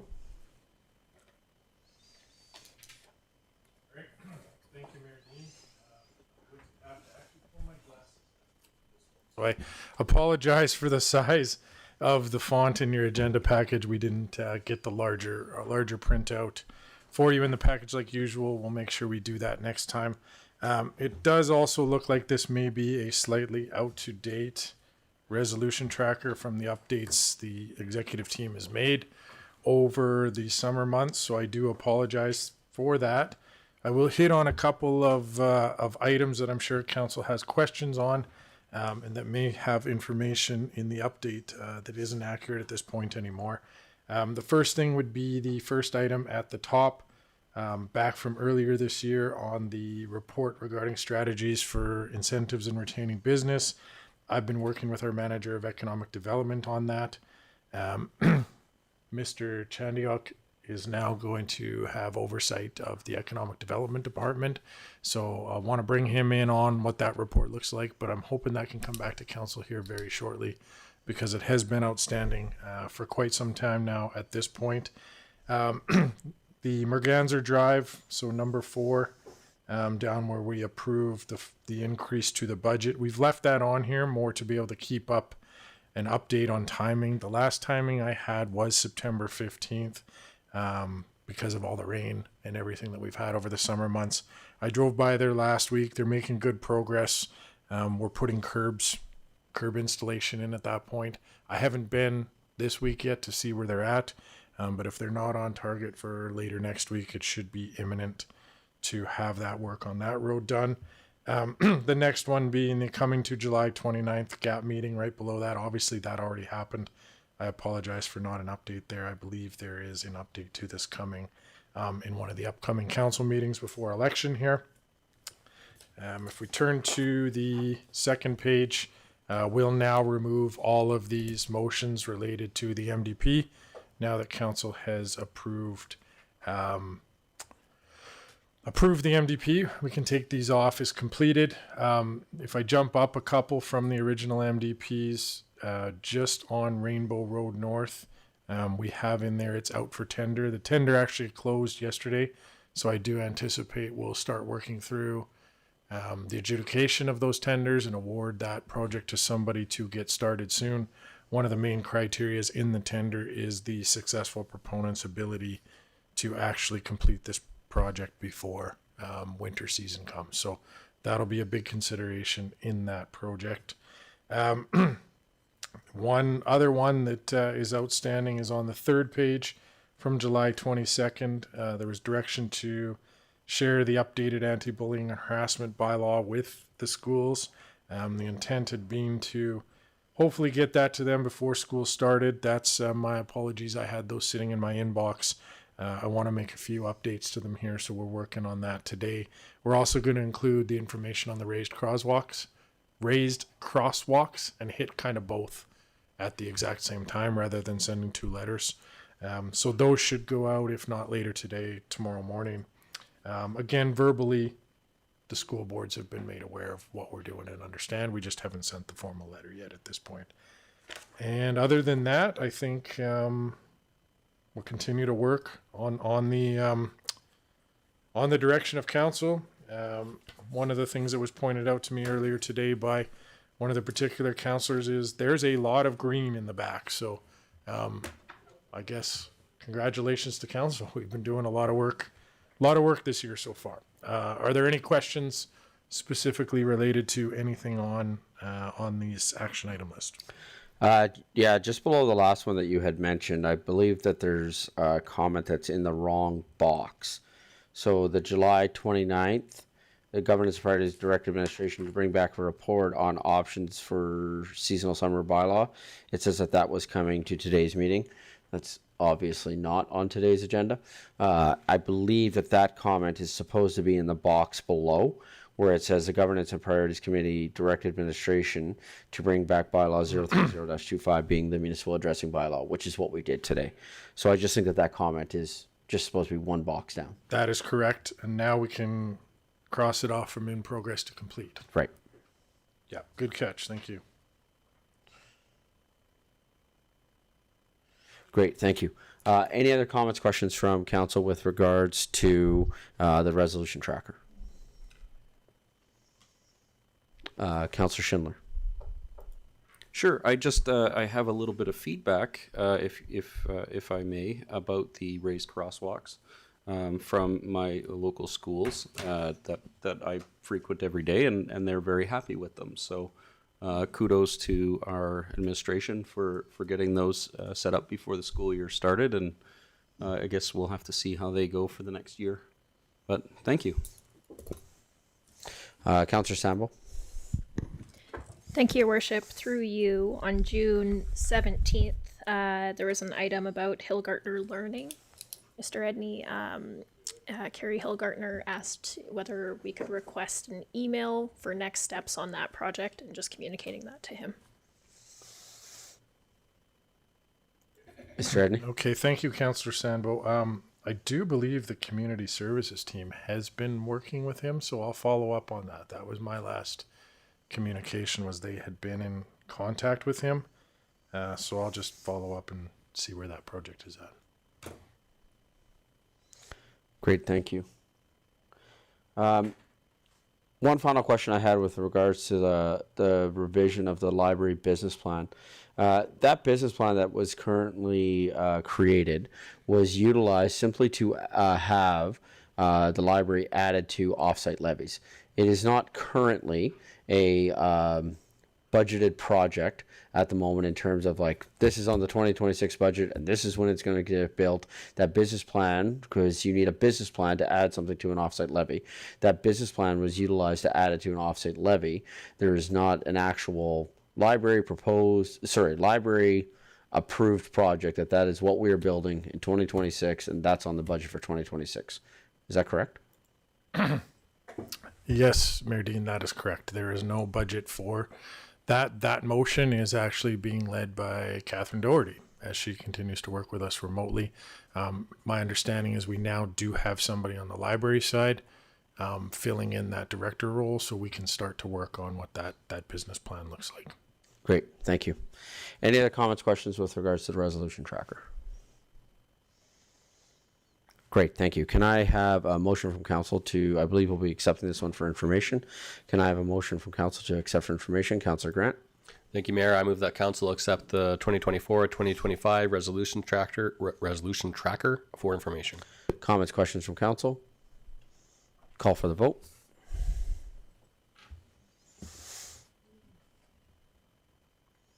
And that's carried unanimously. Thank you. Moving 8.3.2, which is report for decision capital budget adjustment, also being presented by Kent Edney, our CAO. Mr. Edney. All right. Thank you, Mayor Dean. I'm actually here on behalf of the utility company today to request a increase to a particular capital budget item. This was for Storm Pond capital maintenance plan. This was originally approved in the 2025 capital budget for $40,000. The team has gone through the procurement process, through the request for proposal process.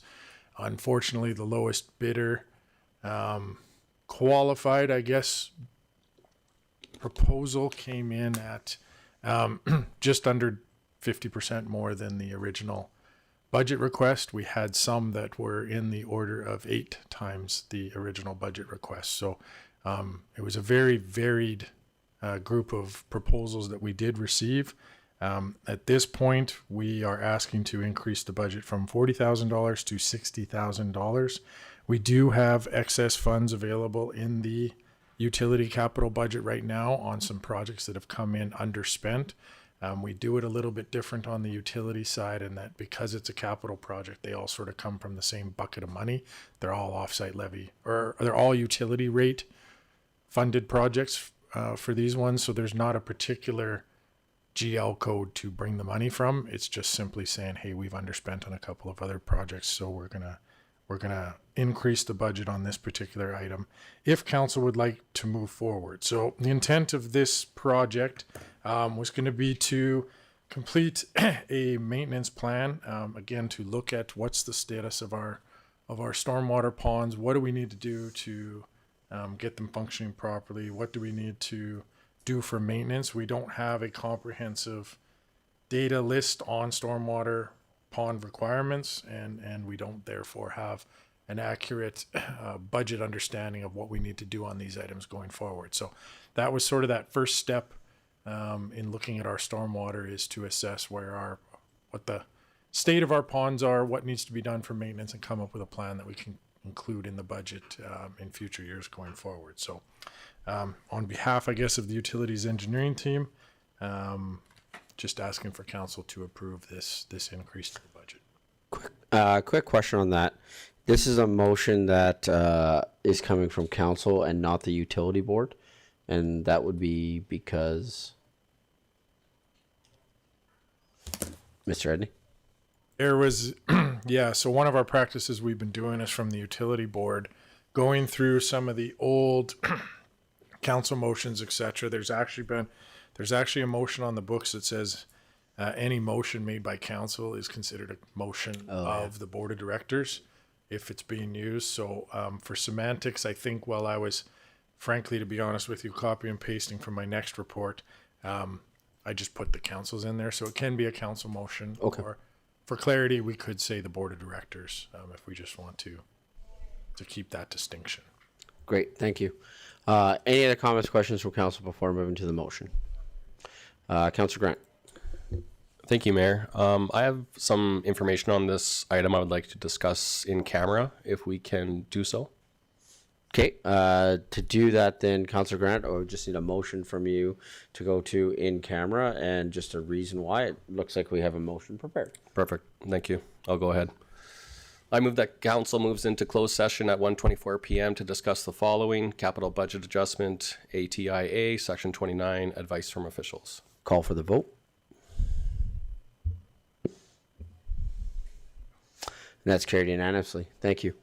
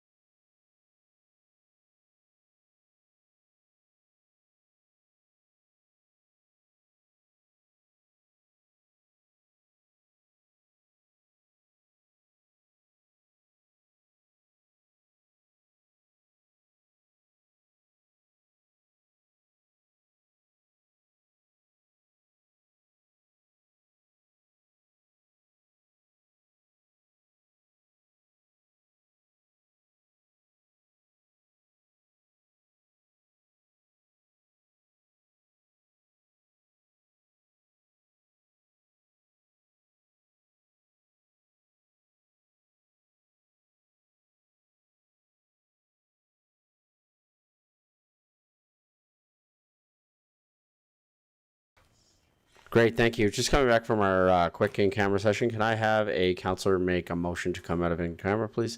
Counselor Sambo. Thank you, Your Worship. I move that council come out of closed session at 1:48 p.m. Comments, question, sorry, call for the vote.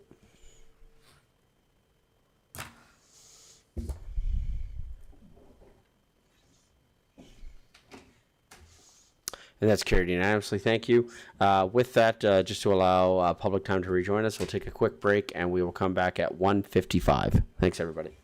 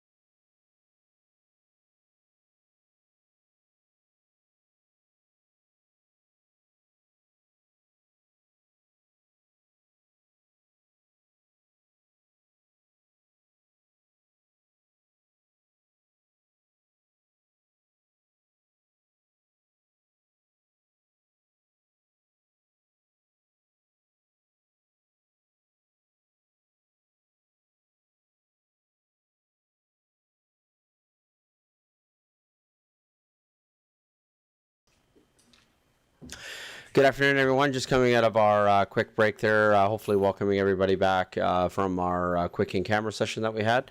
I believe that we're going to move in a slightly different direction here for item 8.3.2, and that is we're going to be tabling this, well, there's going to be a proposal. It's going to be a motion to table item 8.3.2. So can I have a counselor make the motion for tabling item 8.3.2, please? Councillor Grant.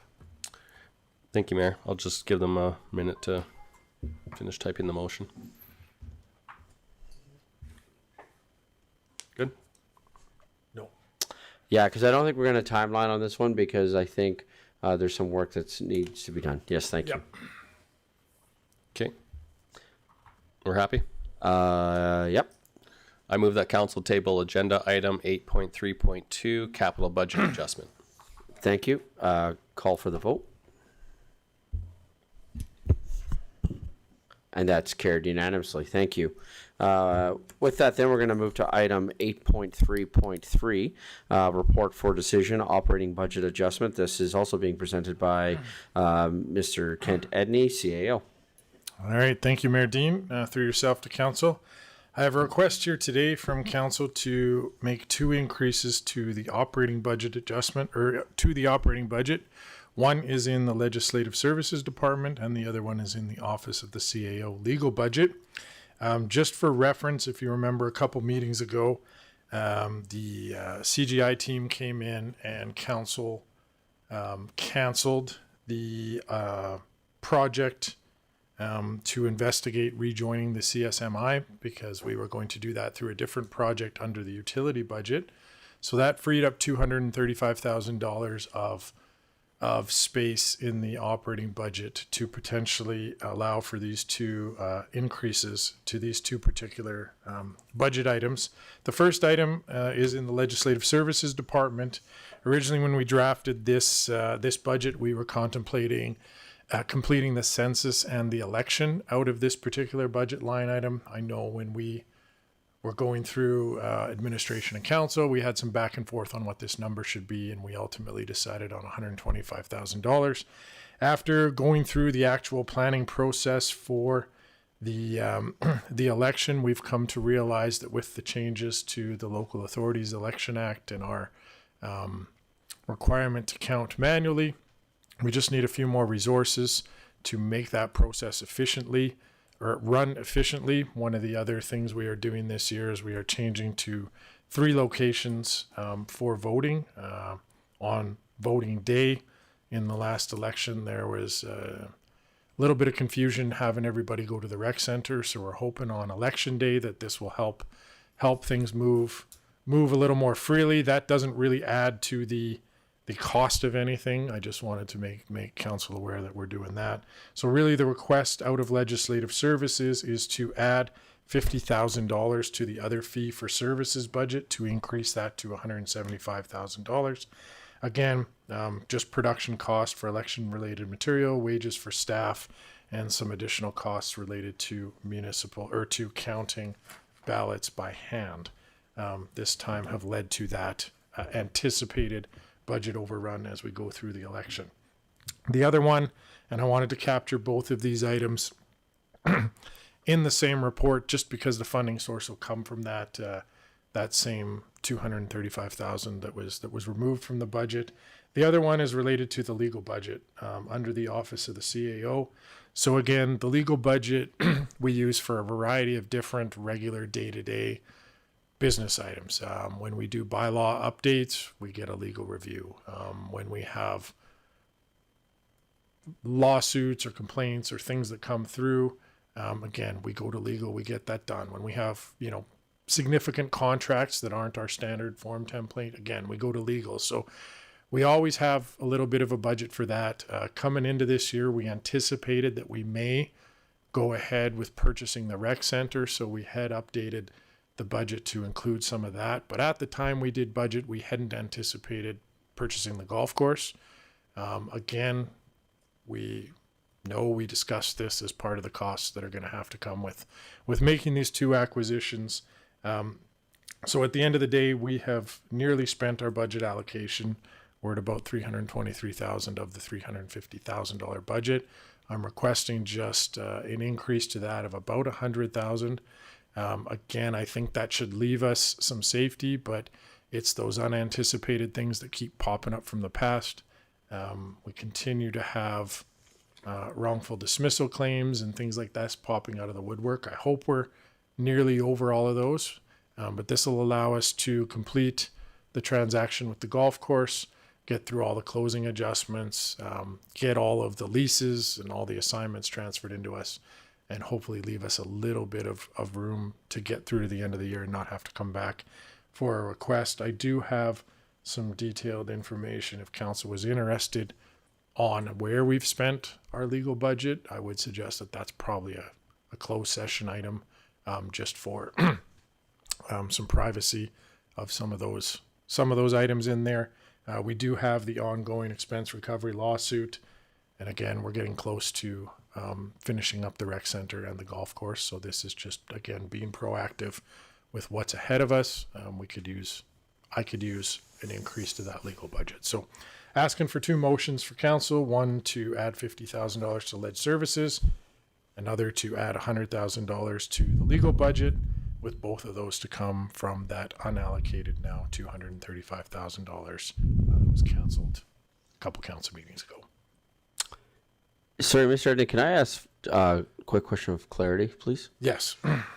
Did you just, I know that you can't give details because all kinds of reasons, but is part of this request because the city is still incurring costs of things that happened with previous council and previous administration, that because of some actions that were taken during that time, that the city still has some ongoing legal costs that we are having to increase our budget for, so that we have the ability to handle costs from actions that were taken by previous council and administration? Did I hear that correctly, Mr. Edney? Yes, Mayor Dean, I believe you heard that correctly. Okay, thank you. Any other comments, questions from council? Okay, thank you. So two motions, is that what you're proposing? Great. Can I have the first motion, please? Can I have a councillor make the following motion, please? Councillor Narayan. So move the council approve an increase to the legislative services other fees for services budget in the amount of $50,000, with funding to come from the previously cancelled $235,000 in the engineering, the contracted and general services budget. Great. Thank you. Comments, questions from council? The only comment that I would have is it's now inappropriate to do it at this time, but I would encourage the next council to, after this election season's over, to do a true cost comparison to what it costs to run the 2021 election and then what it's going to cost to run the 2025 election, and prepare a report to be presented to the provincial government on the costs that are being incurred by municipalities. That could also be done in conjunction with work of MCMC, but that would be a comment that I would have. I think it's inappropriate for this council because we'd be telling another council what to do, because that would happen afterwards. But I do think that part of us having to do this has to do with some of the decisions that have been made with regards to elections and municipalities solely bearing the costs of decisions that are made. Once again, municipalities are having to bear that cost solely, and so I think it would be good to do a comparison, and then not in an adversarial way, but just in a matter of fact way, to present a document with some cost comparisons. Any other comments, questions from council? Sorry, Mr. Edney. Yeah, thanks, Mayor Dean. Just to further that is something that the MCMC CAOs are all looking at, how we put together a report for our respective councils to take to the ministers to talk about what these increased costs look like. Great, thank you. One last call, comments, questions from council? Call for the vote. And that's carried unanimously. Thank you. And we have a second motion. Thank you. Can I have a councillor make the following motion, please? Councillor Schindler. I move that council approve an increase to the Office of the CAO legal budget in the amount of $100,000 with funding to come from the previously canceled $235,000 in the engineering, other contracted, and general services budget. Great, thank you. Any comments, questions from council? Call for the vote.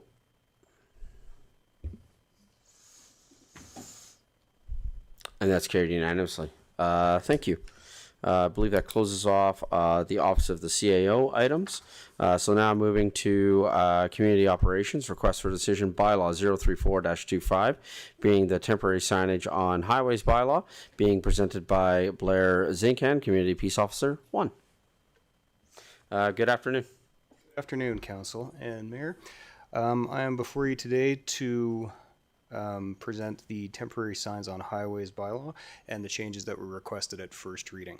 So recommendations to Council are that Council proceed with second and third and final reading of bylaw number 034-25, being the temporary signs on highways bylaw. Just a quick preamble for you. On July 8th, the regular meeting of Council, some concerns were raised about the increasing number of temporary signs being placed along roadsides throughout the city, and Council directed administration to explore solutions based off of, to deal with this growing issue. Since neither the community standards bylaw or the land use bylaw regulate signage on highways, we needed to effectively bring forward a new bylaw to deal with this. 034-25 addresses this gap clearly, defining who is responsible for signs placement. Hang on a second. Something.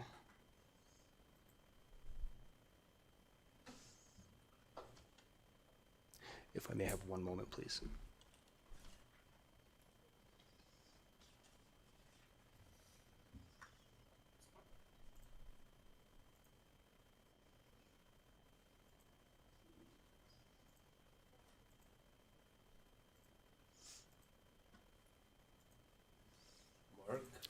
We insert Jeopardy music here.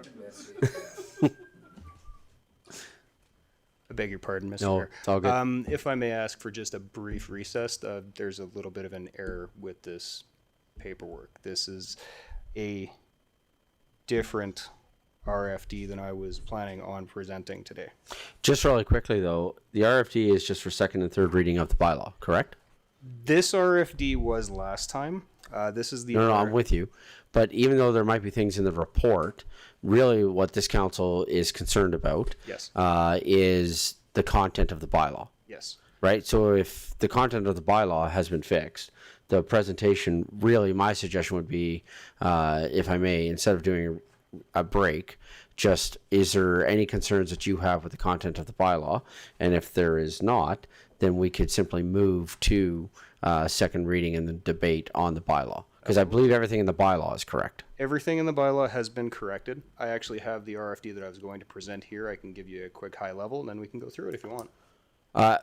Again, really, we're voting on the bylaw, right? So my suggestion would be, just in the interest of time, and as we're moving through with some other items still to come, if it's okay with council, I think we are comfortable with the process. I think even walking through all the bylaws that we've walked through today, council, if we're okay with it and we're finding it a acceptable manner to move forward, I would suggest that we make a motion for second reading and then debate if there's anything in the bylaw that we want to change. Very good.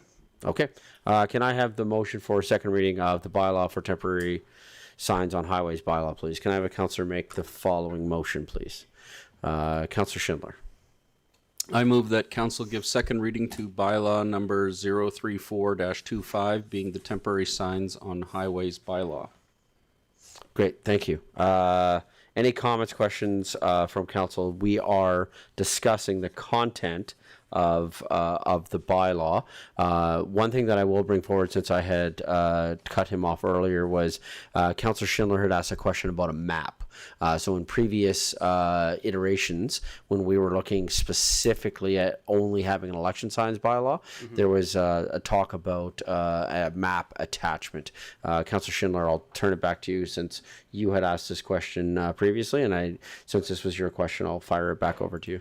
Thank you. That was why I lit up. The regulations are clear in here.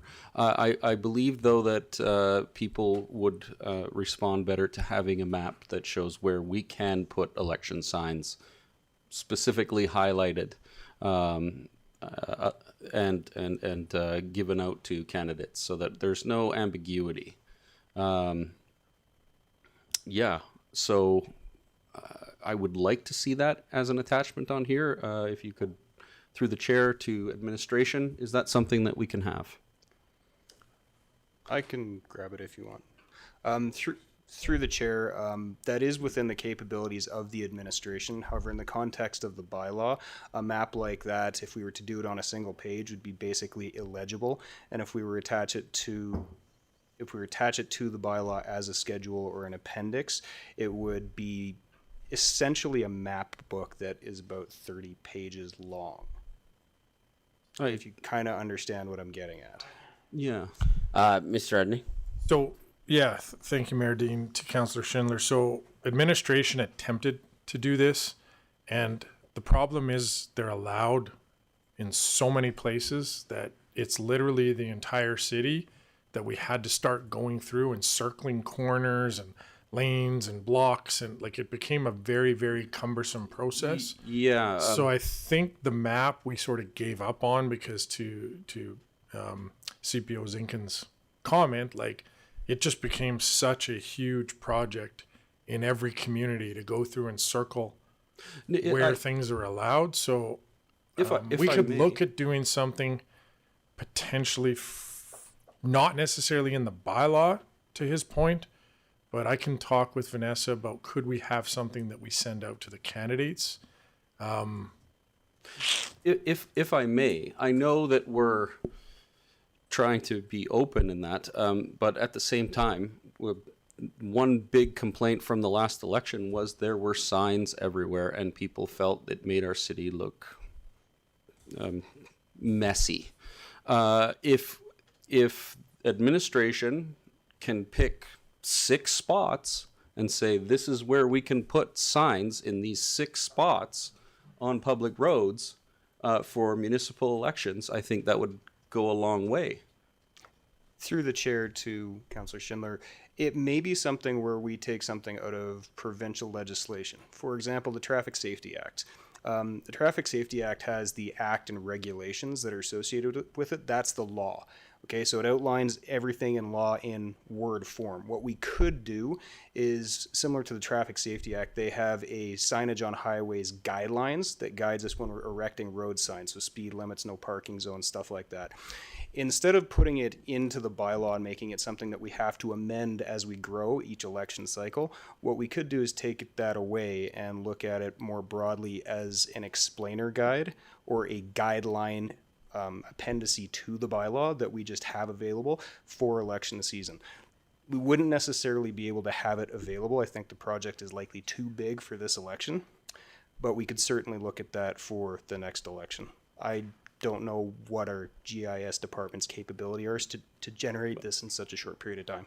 Again, like the scope of work is up to administration. So if administration wants to have 6 spots, we can make 6 spots, and that can happen in my opinion fairly quickly, and not contradict other acts. In fact, we're being more restrictive to the other acts.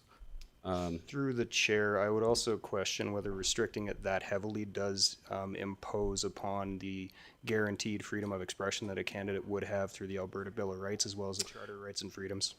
Correct. However, I would push back on that, saying that people are still allowed. However, other jurisdictions also limit signs to certain locations across Canada, and it hasn't been proven in case law that people can just throw signs anywhere.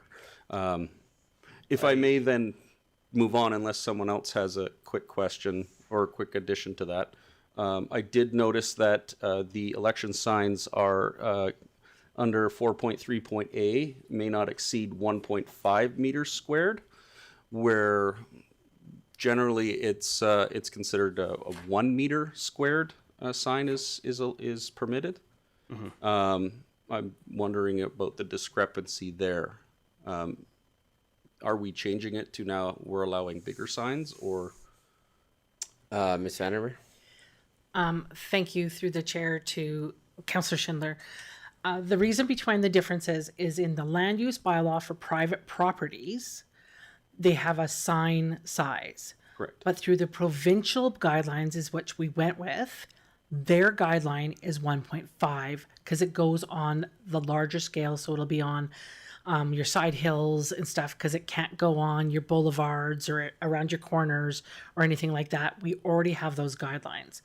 So to also jump back to your previous question regarding and what CPO Zinkhan mentioned is not necessarily an appendix for the individuals, but we could do a guide that could be available at the front on that side that individuals could see where you can't and can have your signage. Because right now, you pretty much can have your signage anywhere except for what it states in this bylaw. And people, if we remember from the last election, those rules, A, were not enforced, and B, there were signs everywhere where they probably shouldn't have been. I would like to correct that for this election. But we didn't have the guidelines we have now at the last election. That was the problem. Where in this election, we have guidelines on where you can and can't, right in the wording. Through the chair to Councillor Schindler, I think the issue that is at play here is that what we had in the last election was we had a regulation on private property through the land use bylaw.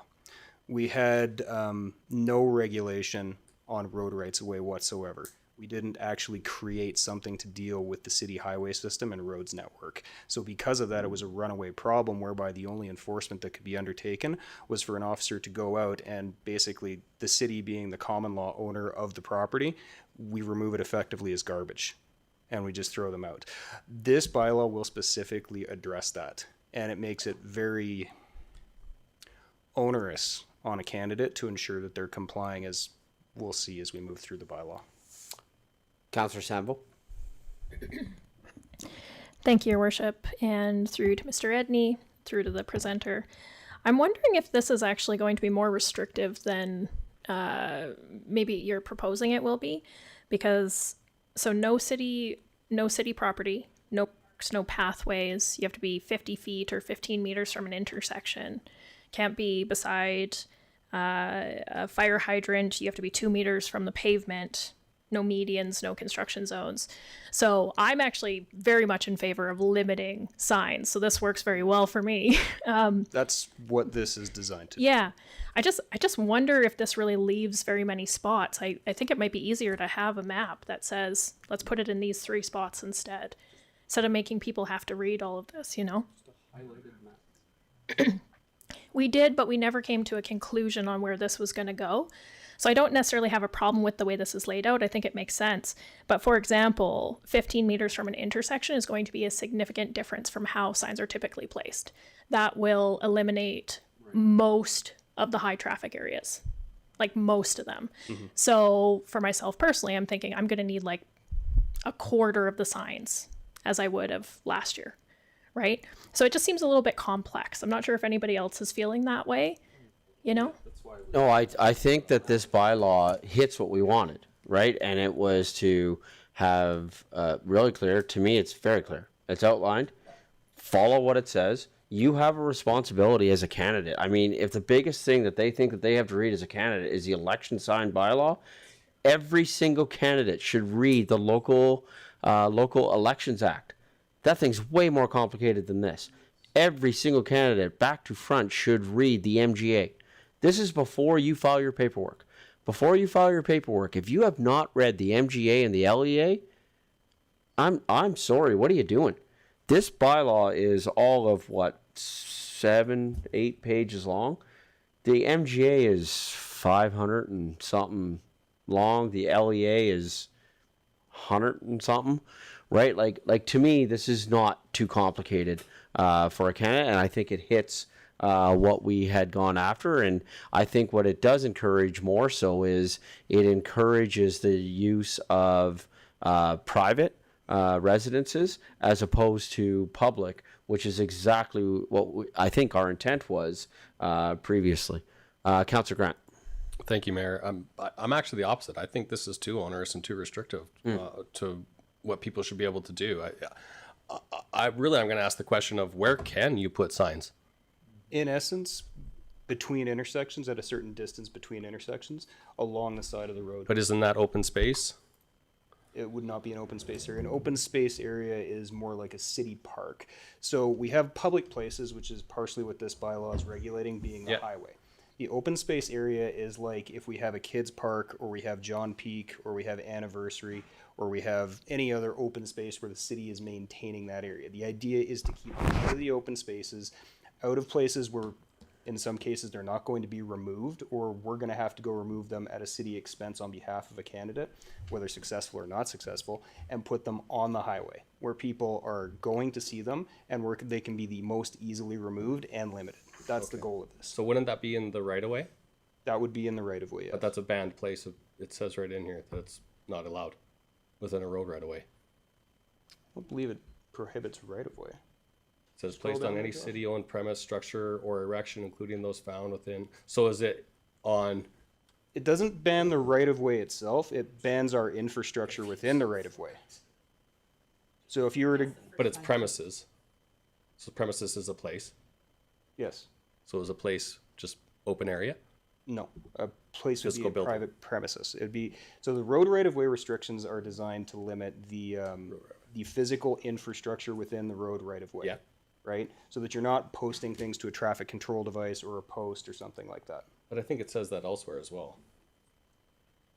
Yeah, it says it within itself, mounted on any traffic control device. And then we reiterate it. Yeah, so I mean, my point is I think it's too onerous. I think 15 meters from any intersection is probably too far. Again, I mean, I stated this initially, so this is no surprise. And I think I was outvoted at last time, so be it. I see some other lights popping up for questions. I'm just a question I would ask does not need to be answered immediately. I would hope that if councillors had specific ideas on what in the bylaw should change, I would hope that we came with those so that we could make those as amendments right now. Councillor Schindler. So, and thank you very much. That's sort of what I'm asking is, yes, the candidate can read this legislation, but or this bylaw.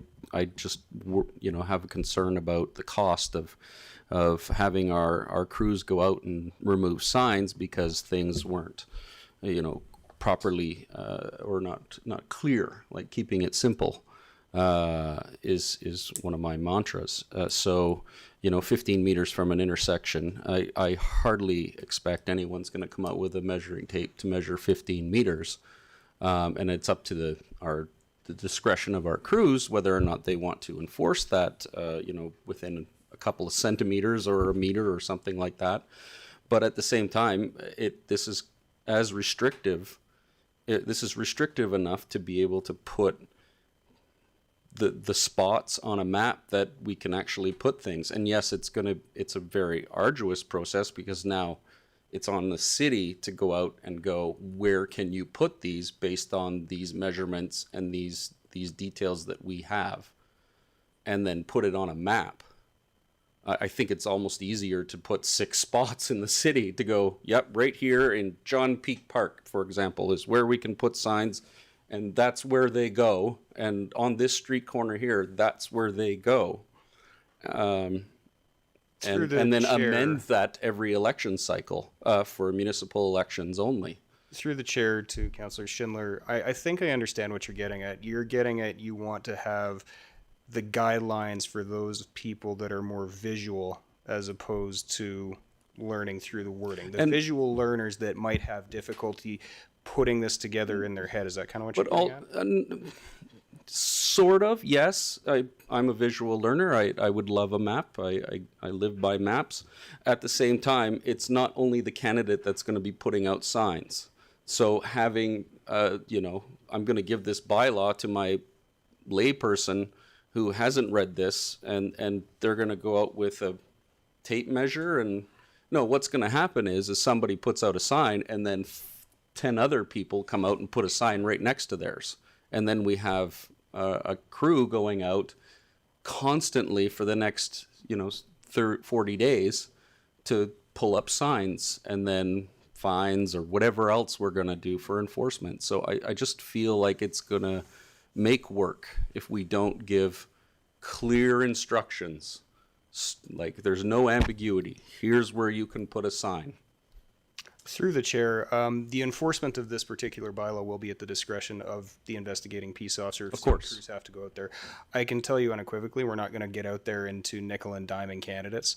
If you're out by a meter or 2 meters, you're probably just going to be left alone. It's where you blatantly violate the bylaw that we're going to be coming out and probably having a conversation with you first. Going back to my many conversations with council on how I conduct enforcement, right? We're going phase 1, phase 2, phase 3. And the idea is at phase 1, I'm contacting any one of you or any candidate, period, and I'm letting you know what this says. I'm letting you know what was wrong. It's where the non-compliance is particularly egregious, where we're coming down and we're looking at that very onerous penalty. And I would also reverse the onus on this. Candidates are held to a higher standard than the public at large. Correct. I would say that if candidates have any questions about this, we have an administration line. They can call us and ask. That is also part of a job of a peace officer, is to answer questions of the public to encourage that compliance. While I agree with you there, I then ask the question, is that an effective and is that a cost-effective use of your time to be not policing, but like enforcing this or taking the calls from residents who are complaining about the signs? Or should we, again, put it in a couple of spots? I think that would be a perfect change for this. Sorry to interrupt. We need some motions here because we're going in circles, and we are. I'm going to take the comments that I have a couple lights that are green here, so I'm going to allow opportunity for those two councillors that haven't had an opportunity yet to speak yet, and then I'm going to figure out how I'm going to mayor this forward. Deputy Mayor. Thank you, Mayor. I just want to add on to what Councillor Schindler is saying, and I think, and then there are questions coming through our mayor to our presenter, CPO Blair. The spirit, I think, of what we were trying to intend whenever this was brought, when it was suggested early on before it's been pre-motioned, is here's the areas where we're allowed signs, nowhere else except private properties, and call it a day. So it's more written the opposite of, I think, what it's that. It's like, here are the general rules, and in this little corner you're allowed, and this little corner you're allowed, but here you're not allowed. So I can understand why the maps would be very challenging, because there's still a lot of room to put these signs out. What other municipalities have been doing is, here's this corridor on the south side, here's this corridor on the east end, here's another corridor, these are where the signs are allowed, and on people's properties, call it a day, done, here's the map, and follow those rules. That's what I'd like to see. Just make it simple or leave it wide open like it was before. Other than what the existing sign bylaws already said about protecting visualization for safety and signs, intersections, traffic lights, etc. Councillor Ryan. Thank you, Your Worship. Through you to Mr. Adney and Blaine. I think the intent is definitely correct. I find it a bit ambiguous as well the more I read it. And I just have a suggestion. We do have, some communication experts. I know we've got a new communication guy there. And I wonder if, because like I said, reading this can be a little confusing. If we can even make a video that you can just put it out there for the candidates where, you guys are out there on the street showing, hey, you know what, this is where you cannot, this is how far it has to be from the curb or the pavement. I think the mode of the communication would be important, but because as I read it as it is, even I find it a bit ambiguous at times. Mr. Edney, and then some comments I have. Thank you, Mayor Dean. So back to the discussion around the map. I believe we discussed this and went away from that because it was such a cumbersome process to do. But to Councilor Ryan's point, we did develop a quick image that says, don't put it here, do put it there. But it's not in Kinniburg, you can put it at this particular intersection. I do not believe that is the way to go.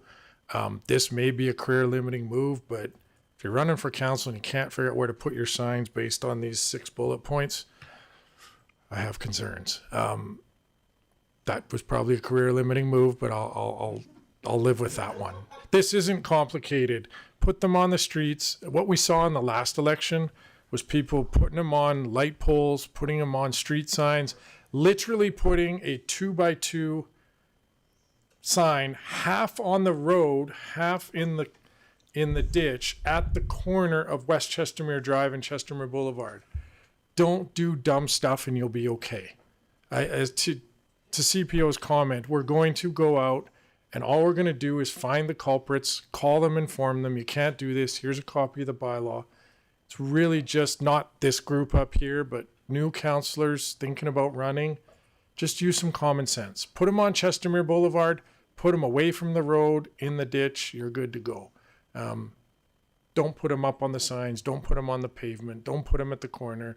Don't put them on the beach. Don't put them in John Peak. Don't put them in the schoolyards.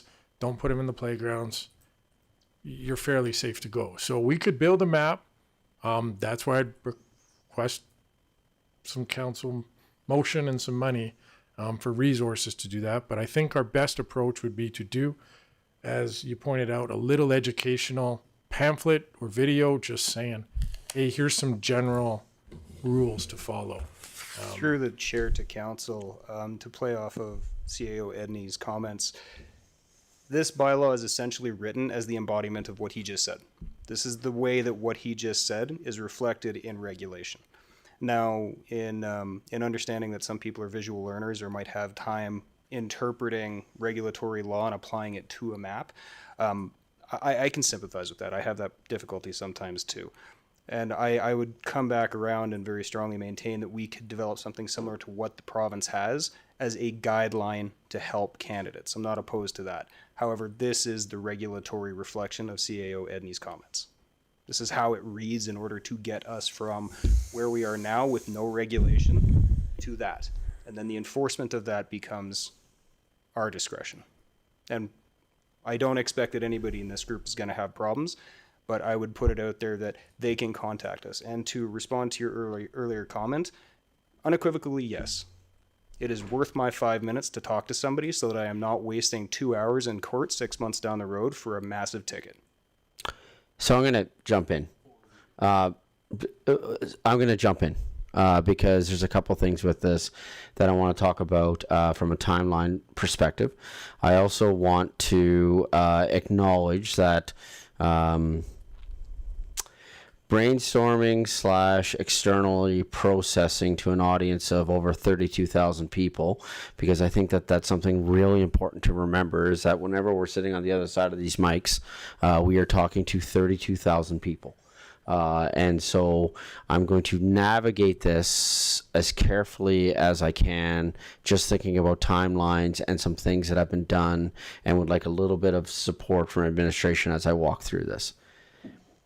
Council, previously today, we approved the amendment to the land use bylaw, which means that we took election signs out of the land use bylaw, meaning, can correct me if I'm wrong. So then, because that is done, those motions are completed, there is currently, at this very second, there is 0 regulations on election signs.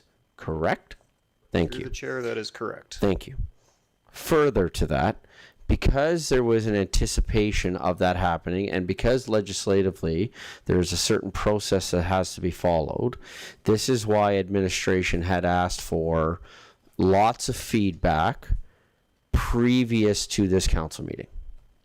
Correct? Chair, that is correct. So there was opportunity for lots of feedback from everybody coming into this, which is why coming in with like some specifics of like what do we want to see. So council, I just want to point out the situation, and I would love to figure something out here because I want to point out some timelines. So right now, we don't have any restrictions on election sign bylaws because the intent, and that is nobody's fault, literally the intended process was to walk through the land use bylaw, because you needed to do that first, because to have a contradictory bylaw, i.e. bylaw 034-25, to approve this bylaw, which would have then been in contradiction of the land use bylaw, would have been bad legislative practice. We don't want to create a bylaw that's in contradiction to our land use bylaw. That we've been talking about that forever. And so the legislative process was to do that and then move to this, which is why there was the desire for administration so that they could come forward with a bylaw today that then is going to oversee election signs bylaw. So let's walk through legislative options that are now available to us. Legislative options that are available to us at the moment are the following. Number one, we already have a motion on the table. Should that motion be defeated, you can't bring back a bylaw for 6 months. So that would mean we're going to go into this election with essentially zero restrictions on signs for the election. I'm going through facts. Okay. So if we do that, that's a fact. Number two, we can try to suggest a whole bunch of amendments. And if people and we need specifics, and then what we need to start doing is make a motion and vote and majority rules. And if it passes, then it passes. If it's defeated, it's defeated. So there could be motions within the amendments that we could make. Number three would be, if we were to put this off, our next council meeting is on September the 23rd. Unless we're going to call a special meeting sometime in the near future, but any time in that time frame from right now to special meeting means there are no guidelines on election signs. So then the risk being, what happens in the in-between time? Legislative services, how am I doing in terms of just straight facts? Okay. So any time in between, that's going to happen. So, I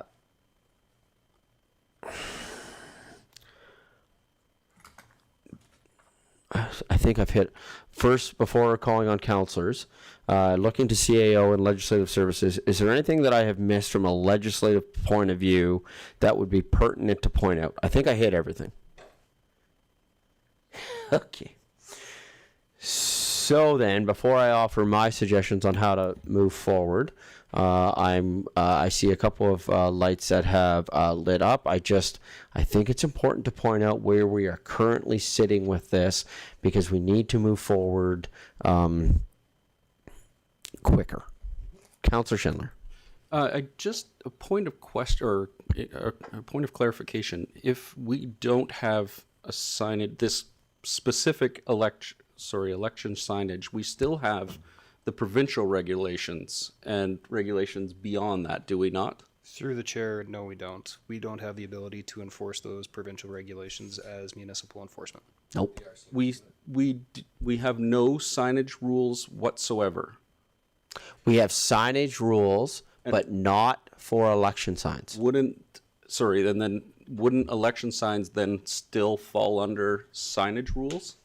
No, because it falls under different legislation. So this is why if you watch what happens, I will point this out just as an example. Okay. Our MLA, this is not a criticism. This is just something that happens. So before this comes across as a criticism to our MLA and I get a phone call later. This is not a criticism. If you'll notice, our MLA currently has signs. I don't know if they're currently, I saw it this morning while I was driving in. It might be down by now.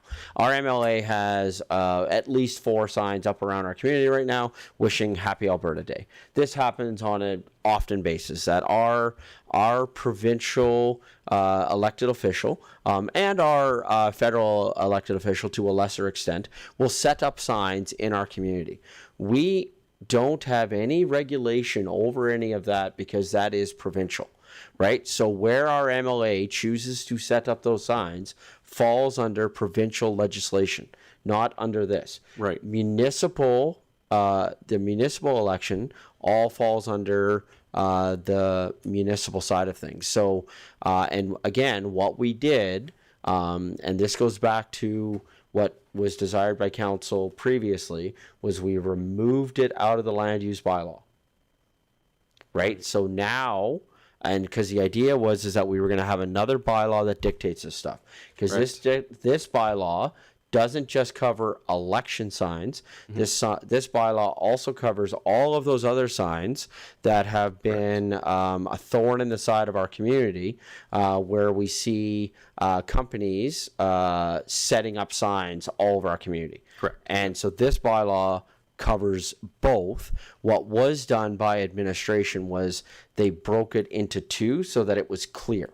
So now there's section A, essentially, which is election signs, and there's section B, which essentially is everything else, except for anything that would be overseen by provincial, i.e. what our MLA sets up. How am I doing? Pretty good? That's exactly it, Mr. So if I may, I do recall rules around placing signage near polling stations, and that comes from Elections Alberta. And so I think there are those rules. I don't know if we should be reflecting them in here. That Elections Alberta is the authority on those rules there. I'm going to say that I am not opposed to this at all, any of these changes. I just wanted more a simple map or clarity, and if that means that there are, based on these criteria, there are 6 sites, then we just point out that there are 6 sites. I would love, as a resident, to see that there's only signs in a certain corridor and it's not cluttering up my community other than on people's lawns. As a resident and as people that, when I did door knocking and talking for the last 13 months, people are so for that. But I wouldn't hold up this for those things. I'm just saying, there's better uses of our money than policing signs when we could just provide a very simple document that says you can put your signs here, and whether or not we reference that in there. It would make things so much simple, so much easier for our CPOs, and we wouldn't be getting random calls necessarily, or have to go out to random calls for things that are just inconsequential, that are really not a big deal. Yeah, with all due respect, Councillor Schindler, I disagree. We have in our land use bylaw right now that you can't set up business signs around the community, drive through our community right now. We have, the rules are written that with the hopes that people are going to follow them. And whether we have a map or not doesn't mean that someone's going to follow the rules. We have it happening right now. And the CPOs do a great job of going around and unfortunately have to go around and then take down these signs. I bet there are days that if we were to go on a ride along, there are certain days with you where the back of your truck is just full of these business signs because we did a blitz. Because I know from City Director Fluker, who I see has joined us over there, he knows that this council's pretty passionate about not having those signs littering our community. I want to go to, I see your lights off. Kate, we're good. Councillor Sandwell. Thank you, Your Worship, and thank you for the care you're taking to make sure that all these moving pieces are moving. I know this can be tricky when there are changes to the document between versions, but that being said, this is so low risk. I think we currently have a motion on the table. That's correct. We do. So I'll just state I'm in favor of moving ahead with this, so we're not messing around with timelines. This is a very low risk situation. Okay, thank you. Mr. Edney. Thank you, Mayor Dean. I have, I guess, a question, because it was just brought up We don't actually in here reference that you can't place signs on a polling station. And I know that's in the provincial regulations, but I personally think that would be worthwhile if somebody only looks at this sign bylaw to ensure that we have that in there. Sure, we can add that as, but that's a specific suggestion. Yes, but I'm just pointing that out. If no one else noticed it, it doesn't actually say Sure. in here anywhere. You can't have them on a polling station. And through the chair, we can make that change and add location regulations under 4.7 sub A, adding in for on an election day or advanced election near a polling place. That's a very Okay. that's a very simple addition. Councillor Grant. Thank you, Mayor. Sorry, Councillor. I apologize, Councillor Grant. Josh, can you capture that as an amendment to the motion there?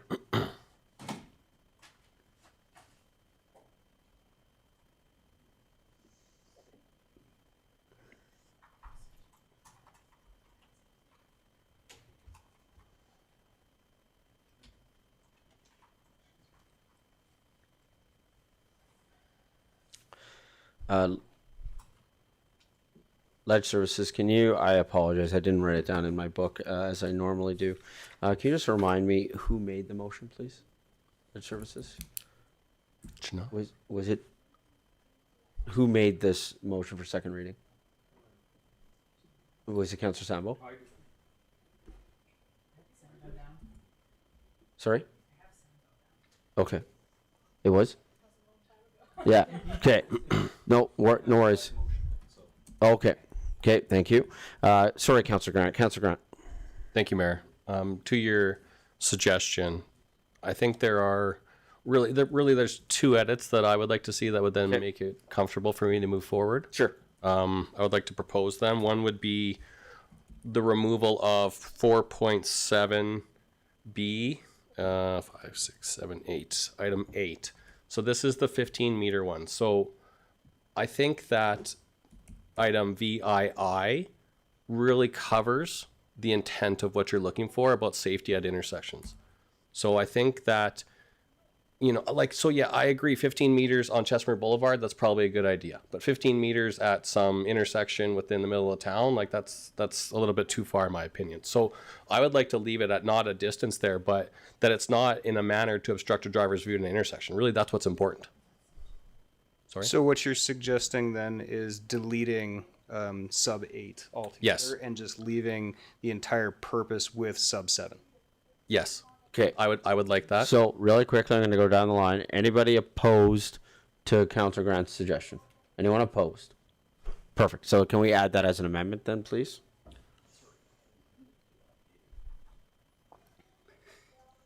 Councillor Grant? And then my next one would be 4.8 A. I don't know. I get the point behind it.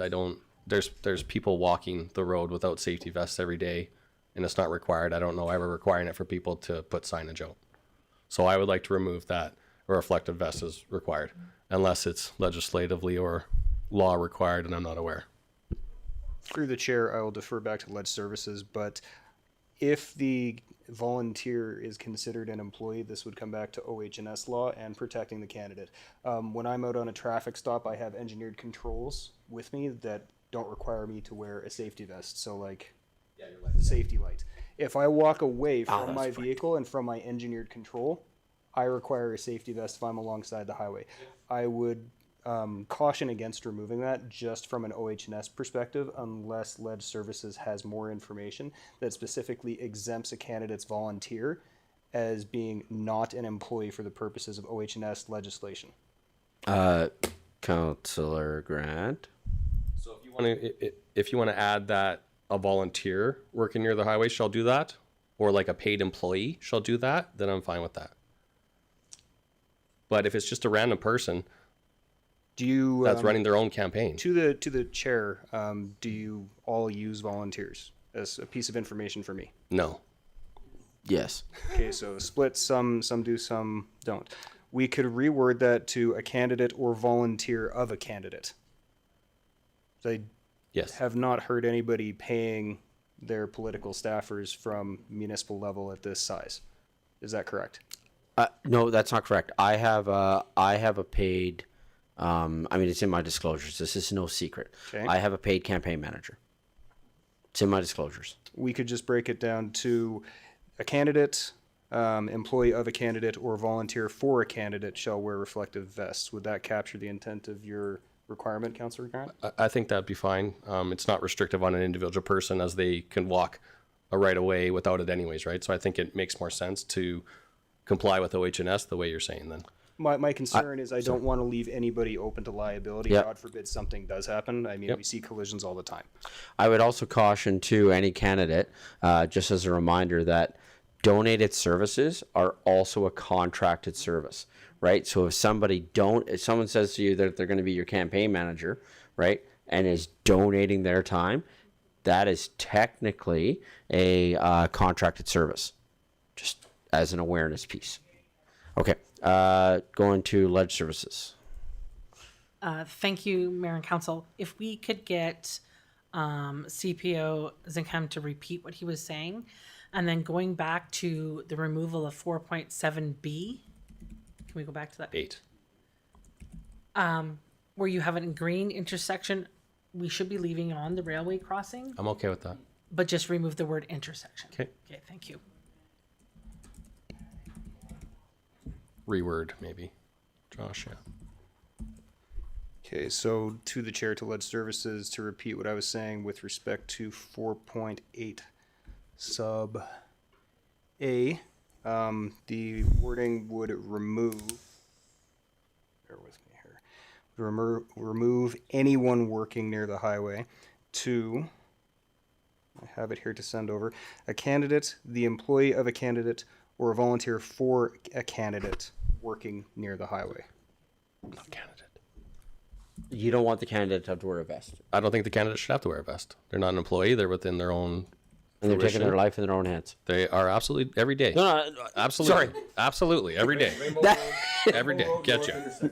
You got That it. sounded You got sounded way more direct maybe than I meant it to be, but yes, I think that's within someone's right. Yeah, you want to require them operating their vehicle to put the flashers on. Okay, that's vehicle traffic safety. Sure. But I see people walking this bridge every day, and they are not required to wear a vest. What is the difference? Okay. So what is the wording you want there, Councillor Grant? I would like candidate struck from. If it's someone that's working for a candidate, and like if it's covered, if a person is covered under OHS law that they need to have that, then they need to have that under OHS law. It shouldn't necessarily have to be reflected within our election sign bylaw. But Okay. I'm happy with the suggestion. So as can we long have as this- the candidate is removed? I apologize, Councillor Grant. Can we have the suggestion on the screen? Can we have it written out, please? So the suggested wording is to remove anyone working near the highway, or sorry, anyone as a specific wording, and to switch the wording to, where's my working document? Campaign employees or volunteers? The employee of a candidate or a volunteer for a candidate, and then as we go, working near the highway. Good. Perfect. Okay. Okay, Councillor Schindler. I want to go back up to 4.7.8 or B8 and just propose that rather than removing intersection, we amend intersection to be major controlled intersections.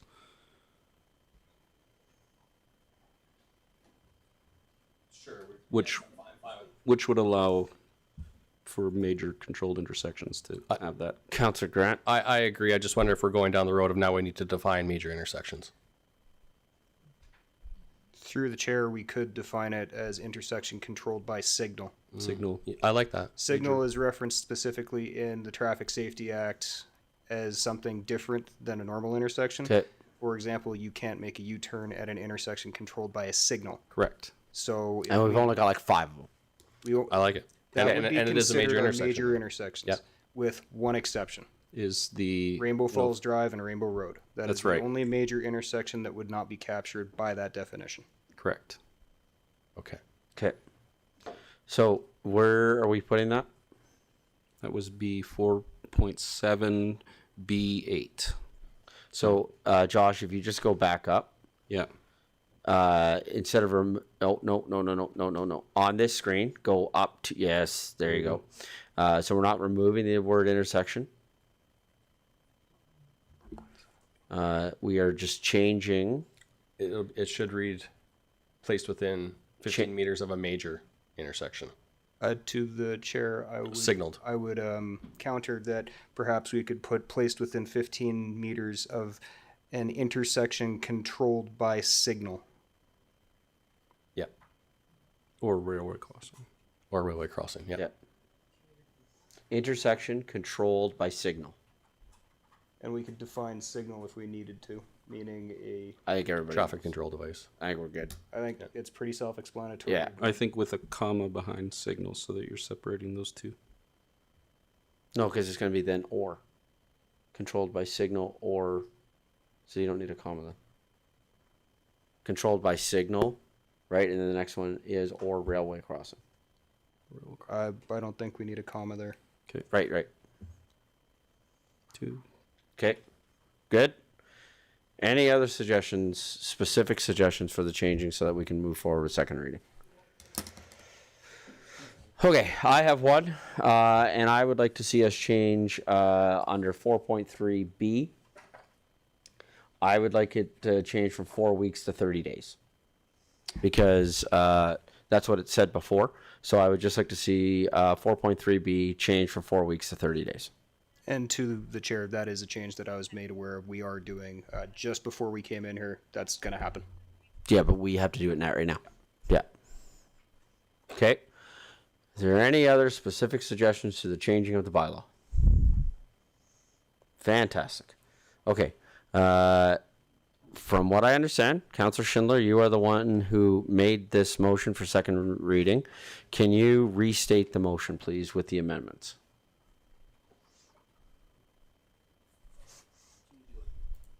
Thank you. Yes, of course. I move that council give second reading to bylaw number 034-25, being the temporary signs on highways bylaw as amended. Add no signage on or near polling stations on advanced polling or election day. Change the wording to intersection controlled by signal or railway crossing in 4.7.B8. Remove anyone working near a highway and switch the wording to the employee of a candidate or a volunteer for a candidate working near a highway in 4.8A. Change 4 weeks to 30 days in 4.3B. Thank you. I believe just on the first bullet point, we need after the word add for it to say 4.74.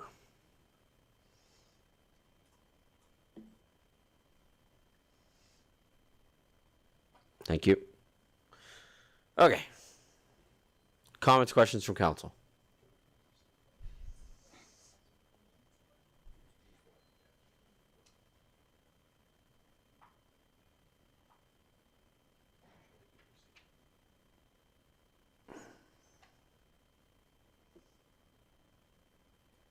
I don't think we need a restating because it's just a... It's 4.7A4 is where we propose to put that. So under the weather conditions provision. Yeah, that's what I thought we said originally. We said 4.7A4. Yes.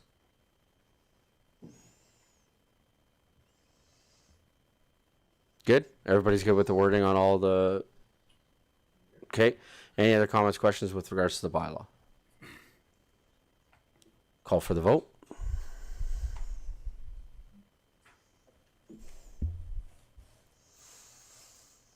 That's carried unanimously. Thank you. Can I have the motion for third reading, please? Can I have a councillor make the following motion, please? Councillor Randhawa. Thank you, Your Worship. I move that the council give third and final reading to bylaw number 034-25, being the temporary signs on highway bylaw. Thank you. Comments, questions from council?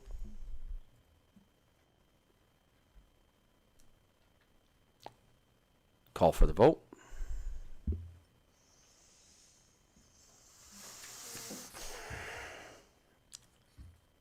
And that is carried unanimously. Thank you.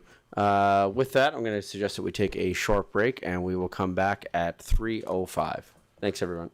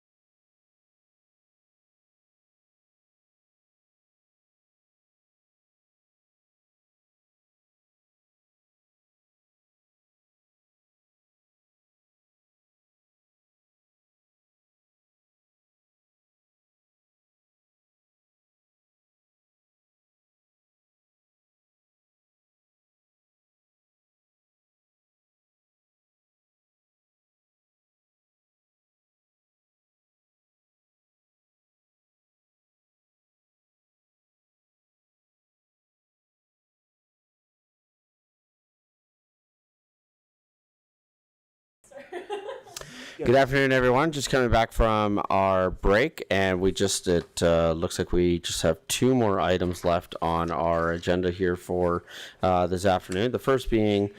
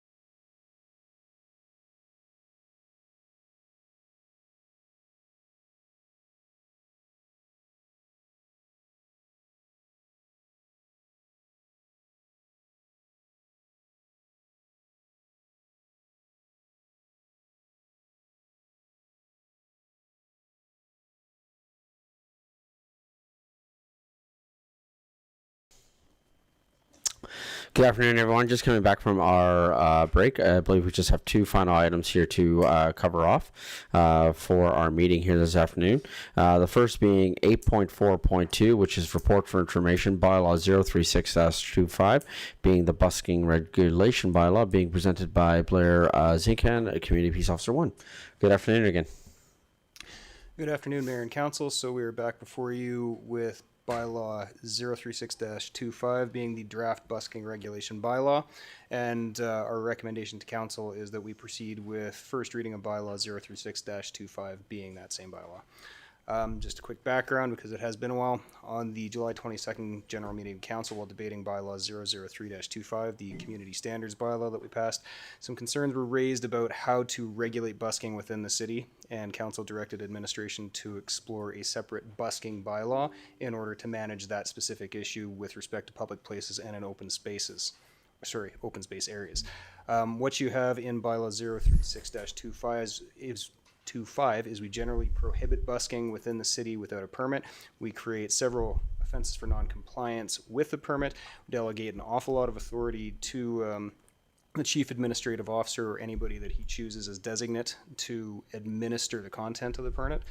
The bylaw also codifies the Standard Municipal Government Act enforcement procedures, appeals processes, and includes provisions to make it an offense to obstruct one of us in the execution of our duties. Bylaw also grants peace officers the on-the-spot authority to temporarily suspend a permit where required, and requires that the chief administrative officer, allows the chief administrative officer to revoke or substitute, vary a permit for non-compliance, and he can also reinstate any permit subject to additional conditions or none if he so chooses. Okay, so implications. Without the bylaw to regulate busking, the city must rely upon the standard noise abatement provisions of bylaw 003-25, the community standards bylaw. They're significantly broader and more subjective in their application, do not specifically regulate busking as an activity in a specific and fulsome manner. Passing bylaw 036-25 will strengthen the city's ability to ensure that busking takes place only where appropriate and desirable, and ensure that we have the tools to do our job and have robust enforcement mechanisms to deal with this issue when needed. We have related policies, bylaws, and legislation. Municipal Government Act obviously is a constituting act for council. Provincial Offences Procedures Act, bylaw 003-25, because it does relate, and this bylaw did originate out of that bylaw in the removal of Section 7, or what was Section 7 rather. Previous reports are from the July 22nd, 2025 general meeting of council to explore the creation of this bylaw, and attached you have the actual body bylaw itself. Okay, and to council, how would you like to proceed in going through this? Well, council has had the opportunity to review the bylaw, so I think the first thing we should do is proceed with first reading. And so and we can open up for debate. So council, can I have the motion for first reading, please? Councillor Grant. Thank you, Mayor. I move council give first reading to bylaw 036-25 being the busking regulation bylaw. Great, thank you. Any comments or questions with regards to the bylaw? Councillor Narayan. Yes, thank you, Your Worship. Through you to Mr. Adney and Blair. Section 5.6 D, no busking shall be approved in Cove Beach and Sunset Beach. I kind of get the Cove Beach part. Rationale behind Sunset? It's just consistent with our community standards bylaw regarding it being a little bit more family oriented. That's something that can go away if council desires. If busking is desired at Sunset Beach, there's no specific objection to it. It's just consistent with what we have in our community standards bylaw. Councillor Ryan. Thank you. I think I'd like to see it at Sunset Beach. I think it's large enough. It brings a diverse group. So if it's all right with council, I'd like to have at least one in Sunset Beach. And again, Cove, I do get it because it's very close to a whole bunch of residents. So are you just suggesting that we remove?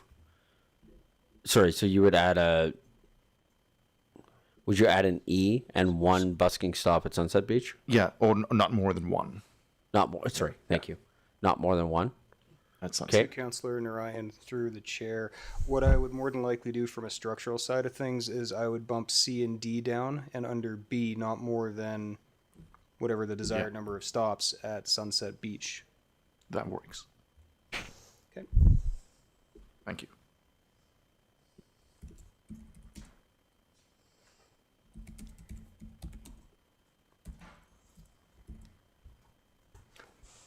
Councillor Grant, you had made this motion. Are you okay with that as amendment being added for now? Councillor Grant? Yes, absolutely. Thank you.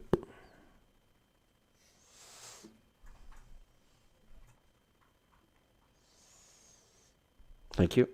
Any other comments, suggestions from council? Thank you. I just want to confirm one thing because there was a little bit of confusion, I think, with regards to some of this on an event that was held 2 weekends ago. This bylaw would not in any way apply to anything that's happening private residents' backyard. So there was an event that was held 2 weeks ago and there were some bands playing at a private residence's backyard. This bylaw would not apply to that. To the chair, no. This bylaw would not apply. Standard noise abatement and community standards would, though. Yeah, exactly. Yep. Okay. Thank you. Councillor Grant. Thank you, Mayor. Through the chair to administration, I just have a clarification. If there is, I guess, if someone rented out the park, is this still enforceable, or are they allowed to have performers there that are, I don't know if they're busking or not, maybe they are, say that's the deal they make with them, is that allowed? Okay, so if they wanted more than one busking stops in the park, or they wanted a location approved in a different area, the CAO through this section is delegated the authority to establish a temporary busking stop wherever we choose.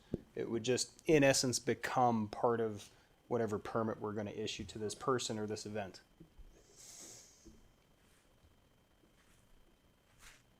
Okay. Any other comments, questions with regards to first reading? Councillor Grant, can I get you to restate the motion, please, with the amendment? Certainly. I move that council give first reading to bylaw 036-25 being the busking regulation bylaw as amended. Add no more than one busking stop at Sunset Beach as 5.6C and change the numbering accordingly and remove Sunset Beach from 5.6 item D. Final comments, questions from council for first reading? Call for the vote.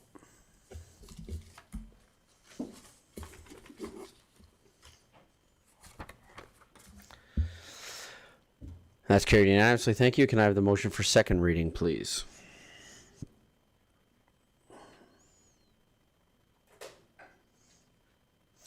Can I have a counselor make a motion for second reading, please? Counselor Narayan. Just move that council give second reading to bylaw number 036-25, being the basking regulation bylaw as presented. Comments, questions from council? Call for the vote.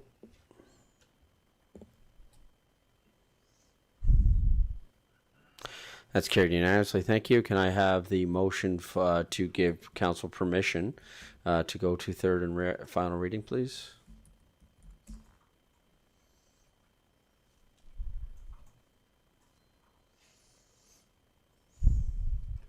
Councilor Randhawa. Thank you, Your Worship. I move that the council give permission to proceed with the third and final reading to bylaw number 036-24, being the busking regulation bylaw as presented. Thank you. Comments, questions from council? Call for the vote. That's carried unanimously, meaning that we can move to third and final reading. Can I have a motion to proceed with third and final reading, please? Councilor Deputy Mayor Warzanowski. I motion council proceed with the third and final reading to bylaw 036-25, being the busking regulation bylaw as presented. Comments, questions from council? Call for the vote. And that's carried unanimously. Thank you. Thank you, sir. Appreciate it. Thank you. All right. And then we have one final item, and that is item 9.1, which will be handled within our closed session. So can I have Councillor make a motion to move into closed session, please? Councillor Sandbo. Thank you, Your Worship. I move that council move into closed session at 3:20 p.m. to discuss the following: Golf Course Access to Information Act, Section 29, advice from officials. Great, thank you. Comments, questions from council? Sorry, call for the vote. It's in the camera. I apologize. And that's carried. Thank you.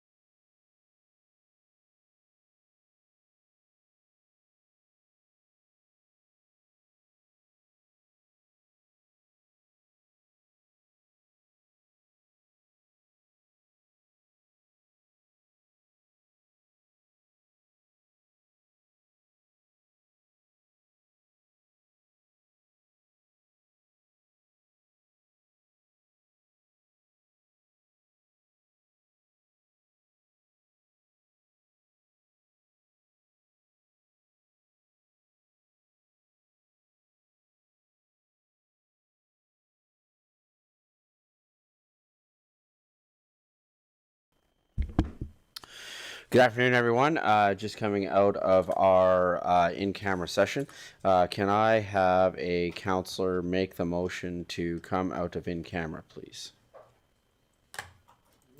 Counselor Sambo.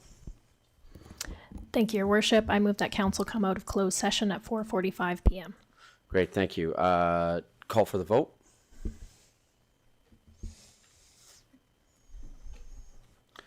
Great, thank you. That's carried unanimously. To our CAO, I don't think there's anything material coming out, so I think we can move to the two motions, except for information. Okay, good. Can I have a motion to accept the golf course discussion for information, please? Councillor Randhawa. Thank you, Your Worship. I move that the council accept the golf course discussion for information. Thank you. Comments, questions from council? Call for the vote. That's carried unanimously. Thank you. With that, we have come to the end of our agenda. However, similar to what we had earlier, with a comment that was made, I believe Councillor Schindler just wanted to make a comment in recognition of an important day that is happening this week. So, Councillor Schindler. Cool. So tomorrow, September 10th, 2025, is World Suicide Prevention Day. And I think that this strikes, suicide can strike anyone at any time.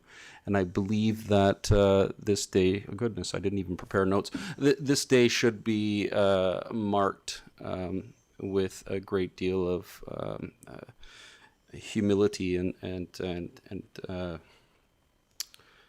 goodness, yeah, and awareness. I believe that tomorrow, oh goodness, I'm not sure I can keep going. I know we have a local group, Synergy, that's doing a walk this evening with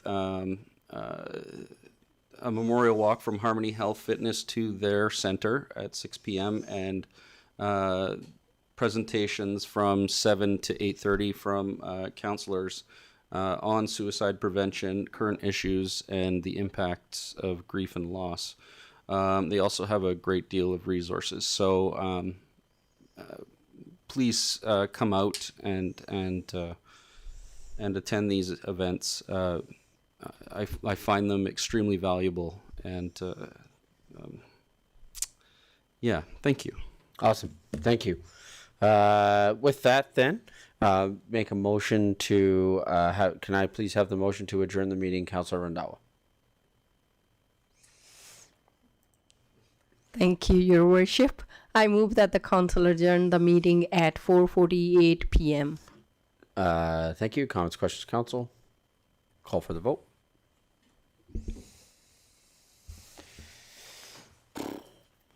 And that's carried. Thank you, everybody.